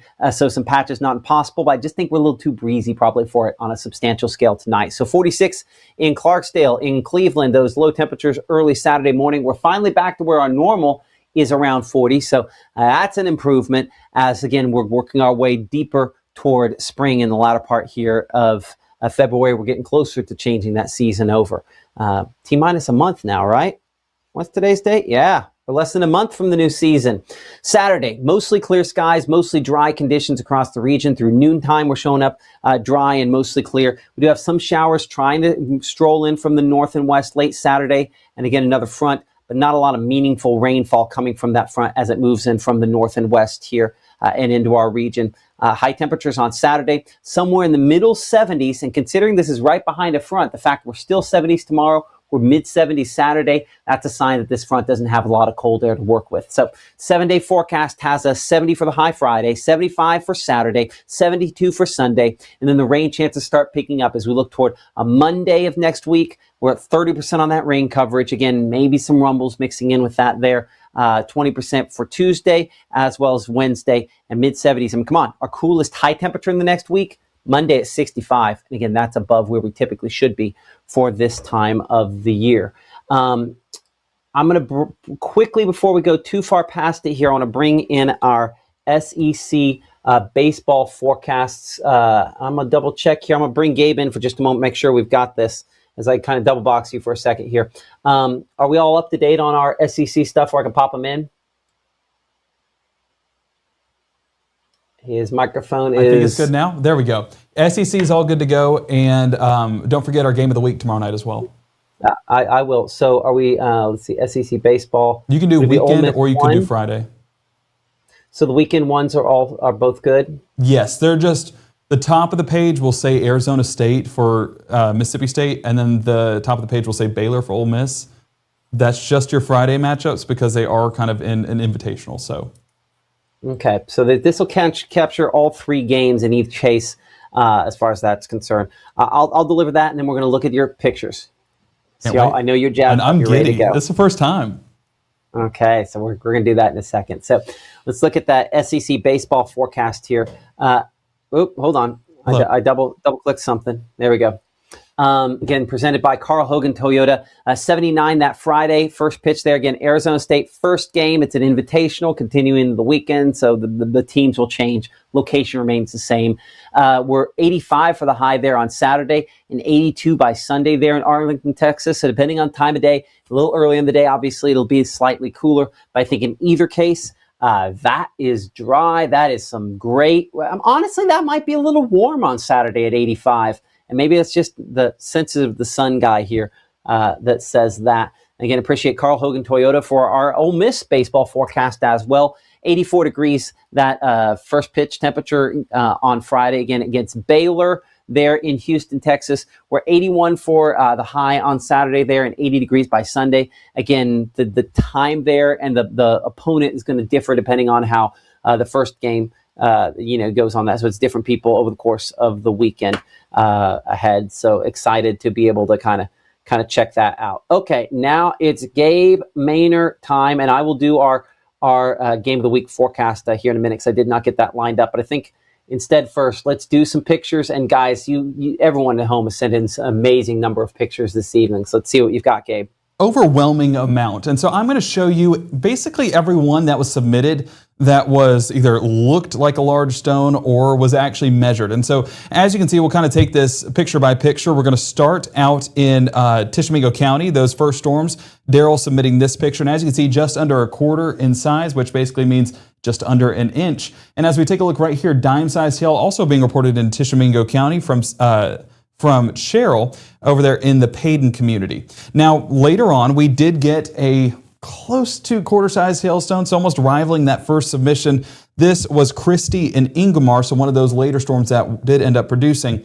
And this is one of the larger storms. Larger stones, I should say. This was over in Carter's Branch, submitted by Merle. Now, keep in mind this stone, because this is one of the larger stones, but Matt, something we were talking about behind the scenes, that is a quarter, right? Like, if you want to jump in and just talk to us about this, because something about it has given me dime vibes, but looking at that, I think we looked at that, and I'm pretty sure that's Massachusetts. Let me, you should be able, here, I'll bring it back over here, and let's... Well, actually, I have more that we can go through, but that's one of our honorable mentions, or not honorable mentions, but one of our potential winners. And so that's why that matters. Can you zoom that in? Can you zoom that in? Because I say that, I think, yeah, so that's Massachusetts, because you see what is it? Not Chesapeake Yeah, you're right. Bay. I see the state at the top. Yeah, well, it's not even that. Like, you see, what is it? Cape Cod. Golly. The arm that sticks out, right? You can see Cape Cod in the lower left-hand portion of the, so because we know that the 50 states quarters, so that would be a quarter. Okay, well, then that settles it. And if that's a quarter, then that is a good-sized hailstone, nearly, I would argue that's close to 2 inches. And that was out of the Carter's... More than 2 inches. I mean, that's the heart of that is 2 inches. The appendages probably take it closer to 2 1/4, 2.5. Yeah, I would Where's agree. Adrian? Have Adrian come on camera. I want his opinion on that. Adrian, too. come Is he close. Still there? We're going to get your opinion on this. Do you think that's 2 1/4, 2.5? You got to speak loud. My mic's I would say the appendages. Point out the appendages. With the appendages. With the appendages, I'd say about 2 1/4. 2 1/4. 2 1/4. That's probably our winner. So, well, not so fast, my friend. Lee Corso gets so many shout outs on this. That's Ethan's fault. Ethan is a Lee Corso fanatic. But this was our other one. This is the one we don't have a measurement for. Yeah.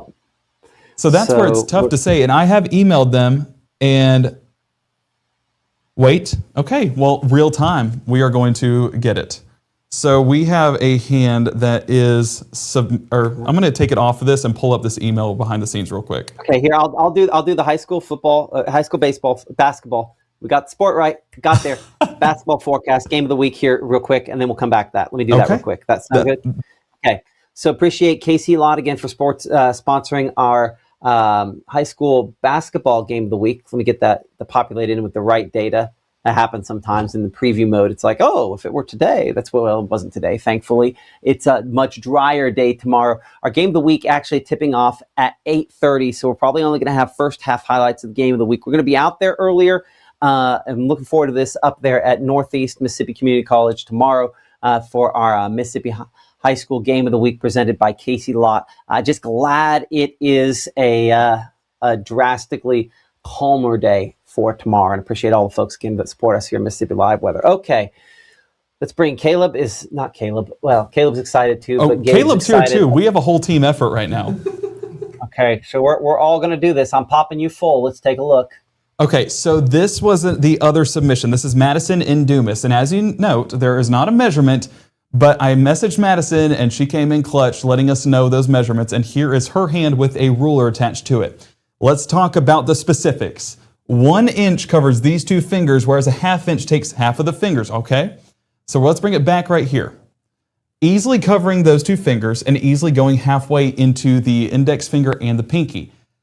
My math takes it to 2 inches.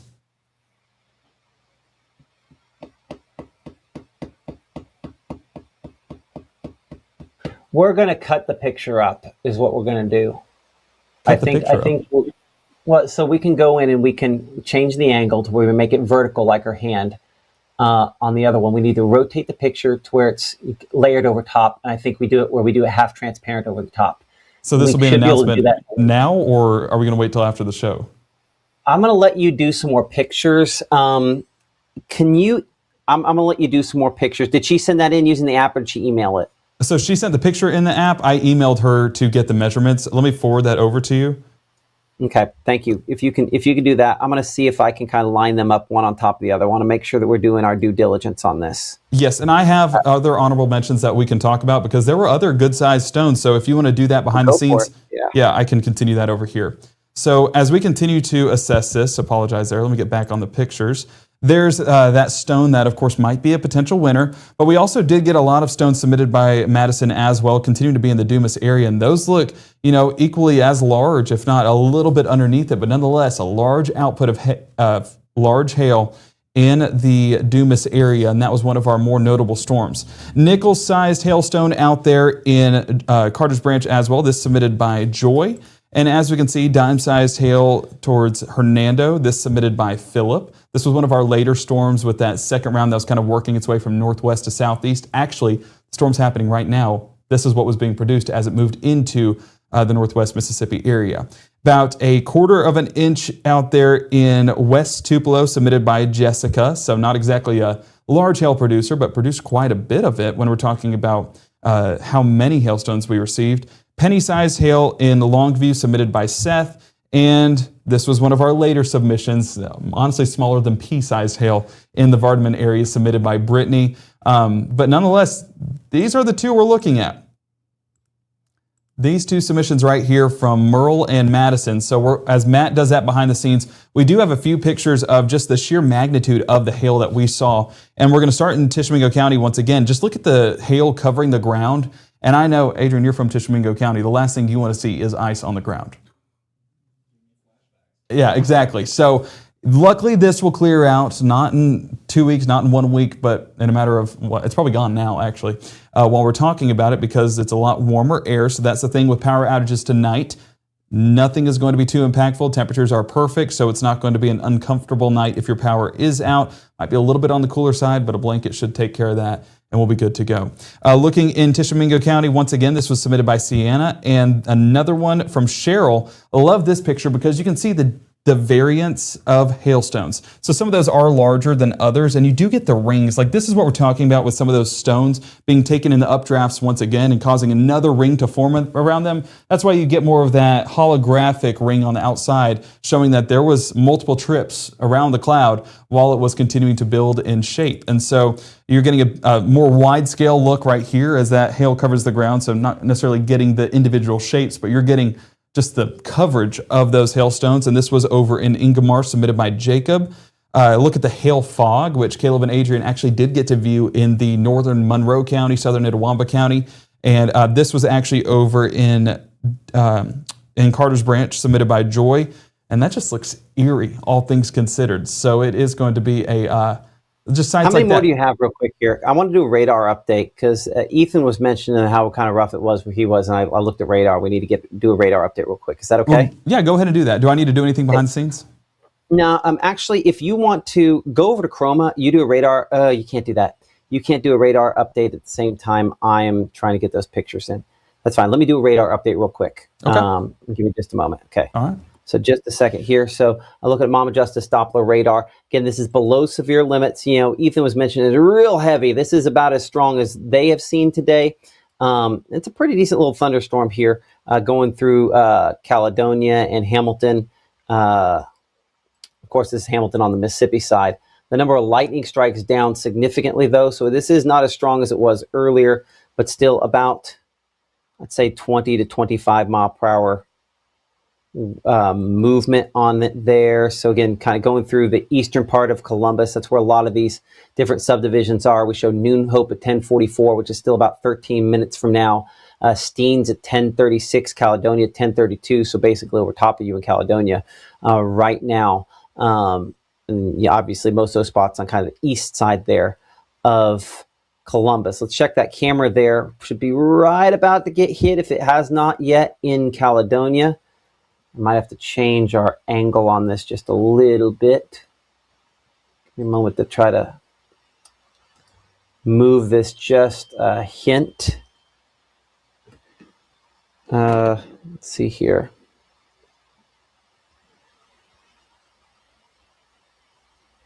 Okay. Let's see. Let's kind of go back and look. This is looking northeast. This is east. We need to swing that around the west. So give me just a moment. We'll look kind of into the heart of this. Now we're looking south, southwest, kind of more of a westerly direction into, you know, what is a heavy thunderstorm producing heavy rain, maybe some hail. Let's check the hail potential. And again, two ways in which we can do, you know, we're pairing up with the folks over at True Shield. You know, they're sponsoring, you know, the hail track, and then obviously the hail giveaway that we're trying to figure out there.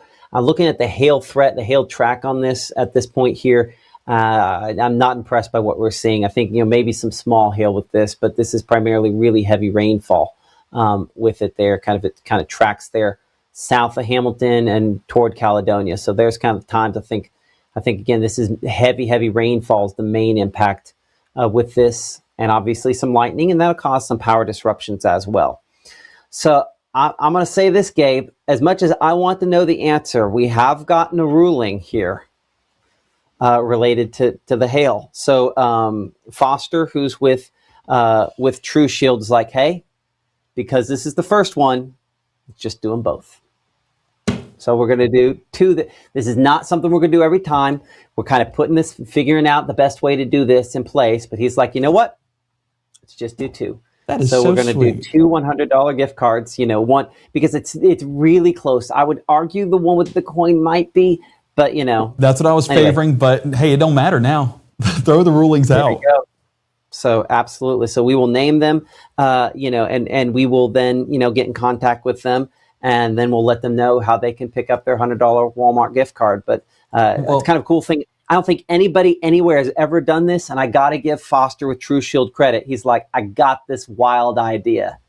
And I'm like, that is the coolest thing I've ever thought of. We're taking, no one wants hail. No one wants the biggest hail. But if you get it, True Shield making it a little bit better for you. Yeah, it shines a light in the darkness. So that's what I give them a lot of credit. That is such a good idea. And honestly, big hearts that they have to give away two $100 gift cards to the winners. But I also want to apologize. And that's a Walmart gift card. It's not like, hey, here's $100 off, you know, doing something with your roof. It's just like, hey, here's $100. That's groceries. You go spend. Huh? So that's groceries. I mean, that's as good as a, you know, $100 bill, right? So we appreciate Foster for doing that. That is not something he's going to do every time. I'll tell him that as well, you know, but we're excited that's what he's chosen to do this time. Well, let me apologize to Madison for making her go through all of the effort to send a picture of a ruler next to her hand. Appreciate you doing all that. I'll say this, next time that is what we are going to do. So I'm still going to try to tweak it behind the scenes, but go ahead. And again, as this goes through Caledonia, I'll show it behind me here briefly. We'll come back to Gabe in just a second. But yeah, I mean, there's a lot of heavy rainfall there in Caledonia. I don't see really anything bouncing off of the camera location there. So it's a lot of heavy rain, a lot of lightning, some power disruptions with that. And that extends down into the Columbus area as well. Our camera in Columbus, though, really the worst is kind of past the Columbus area at this point. Still have some gusty winds. The one behind me in the lower left-hand part of your screen there, you can see there's actually kind of winds coming back the opposite direction out of thunderstorm. See how they're kind of like pushing like this? We're looking westbound lanes, and so this means we have kind of a northeast wind there as opposed to kind of northwest or west. So certainly some gusty winds out of that, and obviously the heavy rainfall there. Okay, let's go to Gabe now. And again, Gabe, I'll let you finish up all of our weather pictures. Again, all of them pretty much tonight about hail. Yeah, and I was talking to Adrian and Caleb behind the scenes that they have basically driven in a perfect square tonight, going down to West Point, then headed over to Columbus, and then went north up to Fulton, and then headed back over to Tupelo, and then even a little bit in Sherman as well. So you guys went here, there, and everywhere. And so watching Columbus again, they said They're getting it again. Yeah, it's just that that stationary front that's moving overhead. As long as you have that front in place, that's where you get some of that sporadic development, and that'll continue as long as the front is there, and there's at least a little bit of a measure of instability. So that's what we're getting tonight, and while there is a chance of a few showers and storms, there is also the chance. Is that your path? Yeah. Give it to me. I want to show it. So this is the path. Matt, I don't know if you can... Actually, that focus is enough. That is our path tonight. And no, that is not a small area. That is as far south as Oktibbeha County to Lowndes County to Itawamba County, I remember, and over there towards Lee County. And yeah, you guys, we might as well include Union County in there too. You were close enough. So shout out Caleb and Adrian giving us those views, giving us those storm spotters out there in the field, and I appreciate their hard work, and I know they're tired, and I know that you guys are as well. So Matt, we appreciate their live drive tonight. That's the branding, by the way. The Mississippi Live Drive. Let them know that, just to make sure we got it. Mississippi Live Drive. That's what we're calling it, okay? We like it? 10 out of 10? Do we have a winner in that? Okay, well, anyway, I know that you guys are tired too. You've been watching us since 4 o'clock and we're still going, so I won't keep you guys too much longer. I do want to showcase some of our Weather Watcher pictures out in the field though. This was over there in Carter's Branch. This was another picture submitted by Madison in Dumas, and you can definitely see those larger stones standing out. So she could probably had the pick of the litter when we're talking about different stones that she could submit for the largest hailstone. But nonetheless, that is one of our winners tonight, as well as Merle in Carter's Branch as well. This was closer to Caledonia. This is Daniel submitting these. And while these are not big stones, that covers the ground there around his home, and so that's where we're getting some of those numerous hail reports rather than the large hail reports. As we jump out towards northwest Alabama, Colbert County actually had a few of these large hailstones as well, and along with a large output of those hailstones. So that was one of the pictures that stood out over there in northwest Alabama. Batesville also showing up. That looks like Batesville 3 weeks ago with the ice on the ground. So grateful that that's going to melt quickly, and grateful that's not going to be a long-term impact, but yeah, it was hail can definitely look like some winter precipitation. So grateful that it's not, but it still looks that way. Tiffany in Dumas submitting this picture as well, and you can just see the white scattered across the ground. It was just an active night. While it may not have been the large hail in some areas that had the severe thunderstorm warnings, we still had a large output of hail, and that's kind of where we were assessing this in real time as we went through our afternoon and evening, and that's where your reports come in handy. You know, something might say large hail aloft, but what's actually reaching the surface is what matters, and that's what you guys helped us do, helped the National Weather Service do, and as Matt can honestly populate in a little bit, actually we'll populate it in the morning show too, the overall storm spotter reports, basically every single one of those in North Mississippi was you. And that's a big thank you to everybody for their hard work, for braving the storm and doing so in a safe manner. And we just appreciate everyone's work here in North Mississippi. Whether you're on the Mississippi Live Weather team or one of our weather watchers out in the field, we work hand in hand and we help keep each other safe. And that's what makes North Mississippi special. So appreciate everyone for their hard work. And Matt, I want to give you a shout out because you're not going to take a pat on the back, but I want to give you one for being live for 6 hours, keeping North Mississippi safe. I know your voice is dying, and a big welcome back, I guess. And you have an active Friday heading into tomorrow with the car show as well as our game of the week. So the action keeps going. We don't take that many breaks here at Mississippi Live Weather. There's weather always happening. There's always something to do. But going back over our winners again tonight are going to be Merle and Carter's Branch submitting this picture. And again, that's nearly a 2 1/4 inch hailstone. And then we also had this submission out of Dumas from Madison, and that is again about a 2 inch hailstone, arguably could be bigger. That was my rough estimate, but I know Matt's making it happen behind the scenes. Matt, you're doing some funky stuff over there that I am very intrigued by.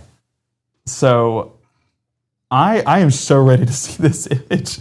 I've enjoyed watching it. What I'm trying to do is I'm trying to like half fade it off to see if I can line up the hand right and get the rest of the hand lined up perfectly. So then we'd have, yes. If you want to know what I do with my time, this is how I nerd out. It's like, hey, I wonder if we can make this perfectly line up. Then we have because imagine having an argument with me. It's like, I have this. I know we need to make sure it's perfect. Do you really need to be this perfect? Yes. I want to know the answer.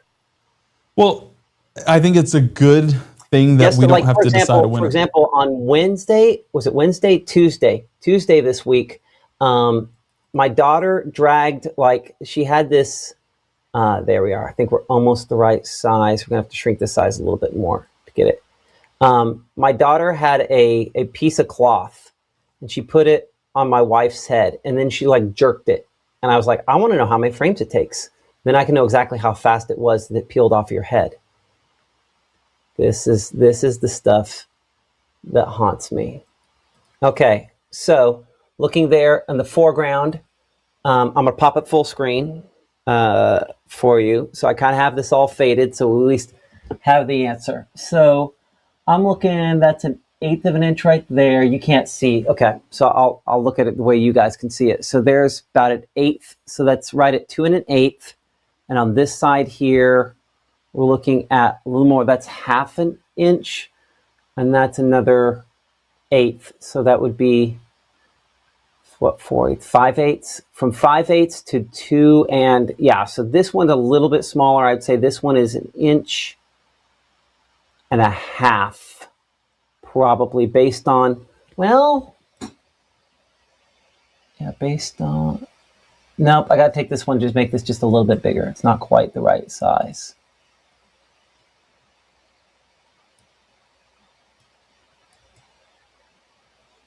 Okay, I think that's pretty close.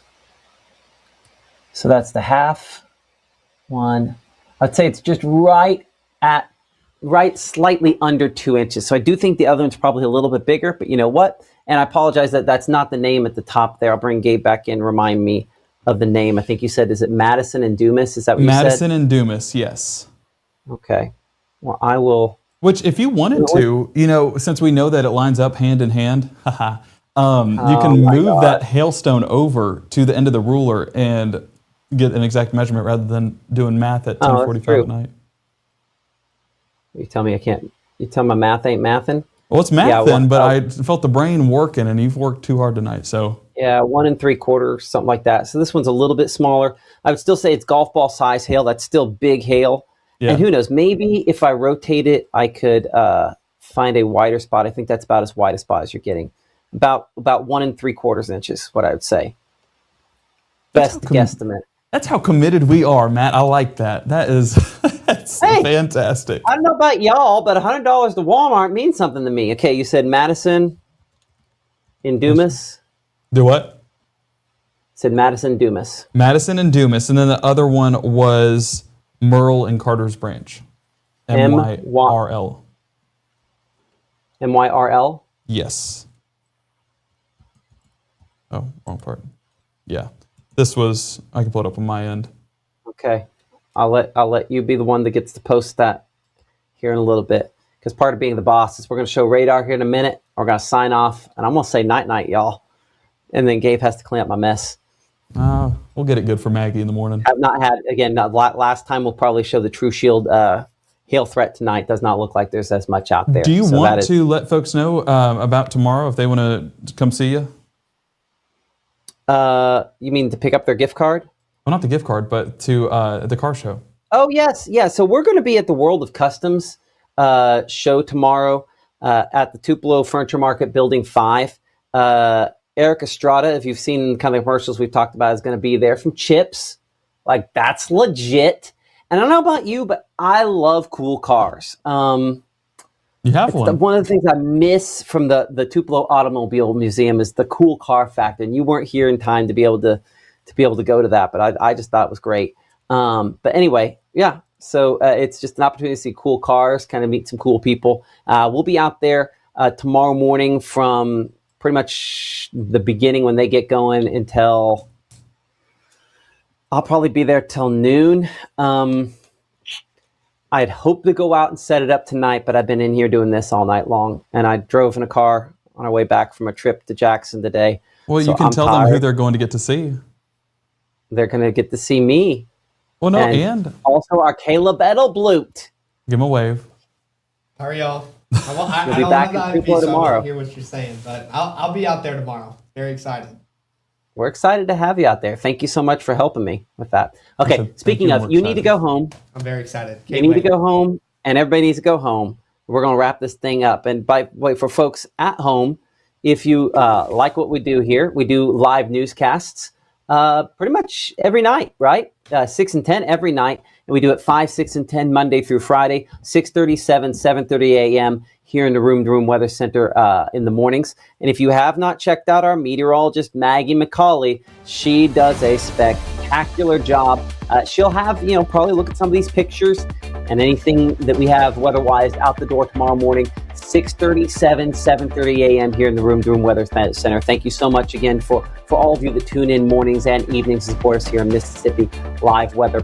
And, for those folks that want that extra layer of padding, we always recommend our weather call. It is a phone alert service that lets you know if weather is bad enough that you need to worry about it. Of course, we do have alerts on the app itself, but one thing I like to say is that layers save lives and a phone call is disruptive, right? I've gotten 10 million alerts. I've ignored all of them tonight. But if a phone call comes in, you answer that phone call. You at least know it's happened, right? So anyway, all of that to say, weather call is disruptive. It is your personalized tornado warning. I have it for my family. I think you should have it for yours. Okay, we will see you tomorrow. And again, appreciate everybody for joining us here in the chat, online, on Facebook, and every place else. And we will see you, coming up then. I do have, again, one more. Before we go, I do want to, again, thank all of our sponsors who you see there on the screen. Special shout out again to Room, our Weather Center sponsor, and Mama Justice, our Doppler radar sponsor. But to answer from Mabin for all locations, the only place we have something even remotely heavy is Lamar and Pickens County, and this is well below severe limits. There is nothing that should keep you up tonight. There is no tornado threat, and any significant hail threat is in the past. We will see you coming up tomorrow morning, our next live broadcast at 6:37 and 7:30 a.m. Keep it here for the latest.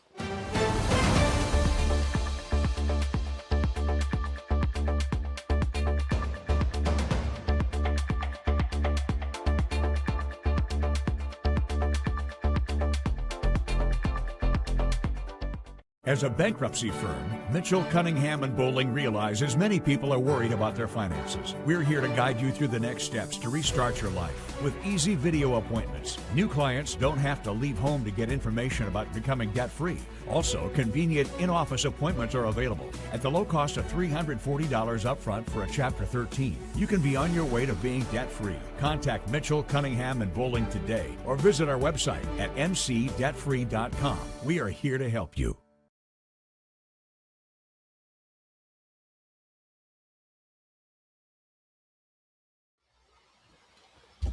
I got one more for you. Hold on. So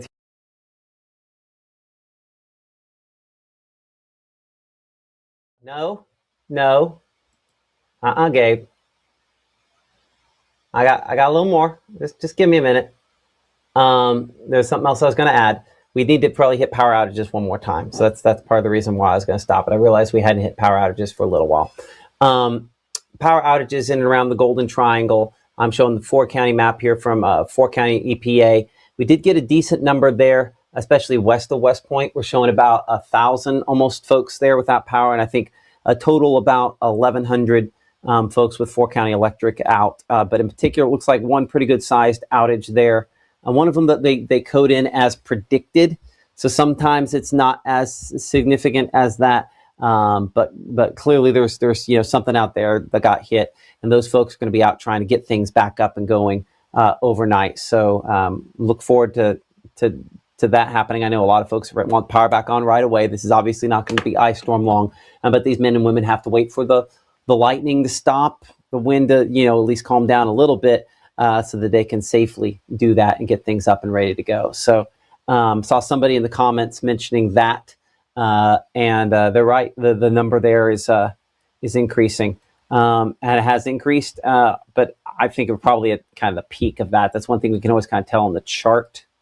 Let's see if I can show that. There we are. The chart, how it's shot up, and probably about at its peak now. So anyway, just wanted to add that. I'm going to pull up the power outage map one more time here behind the scenes, Gabe, and then we'll kind of wrap things up. Again, this shows kind of the overall outages here across North Mississippi, and there's those Clay County outages that we were talking about a moment ago there. Estimations on that, I think clearly underestimating the reality from 4 County just a little bit. with the peak amounts there, Panola County, and then Clay County, where we've kind of had some of those outages today and tonight. Okay, now I'll be quiet. Again, one more time, Maggie will have your updates starting tomorrow at 4:30 a.m. One of these days, I will unlearn the things I've learned. Tomorrow morning, starting at 6:30 a.m. And of course, she'll be talking about some of those power outages if they're still in effect, but hopefully most of those will be all figured out by then. So check her out, 6:30, 7:30 a.m. We'll see you tomorrow.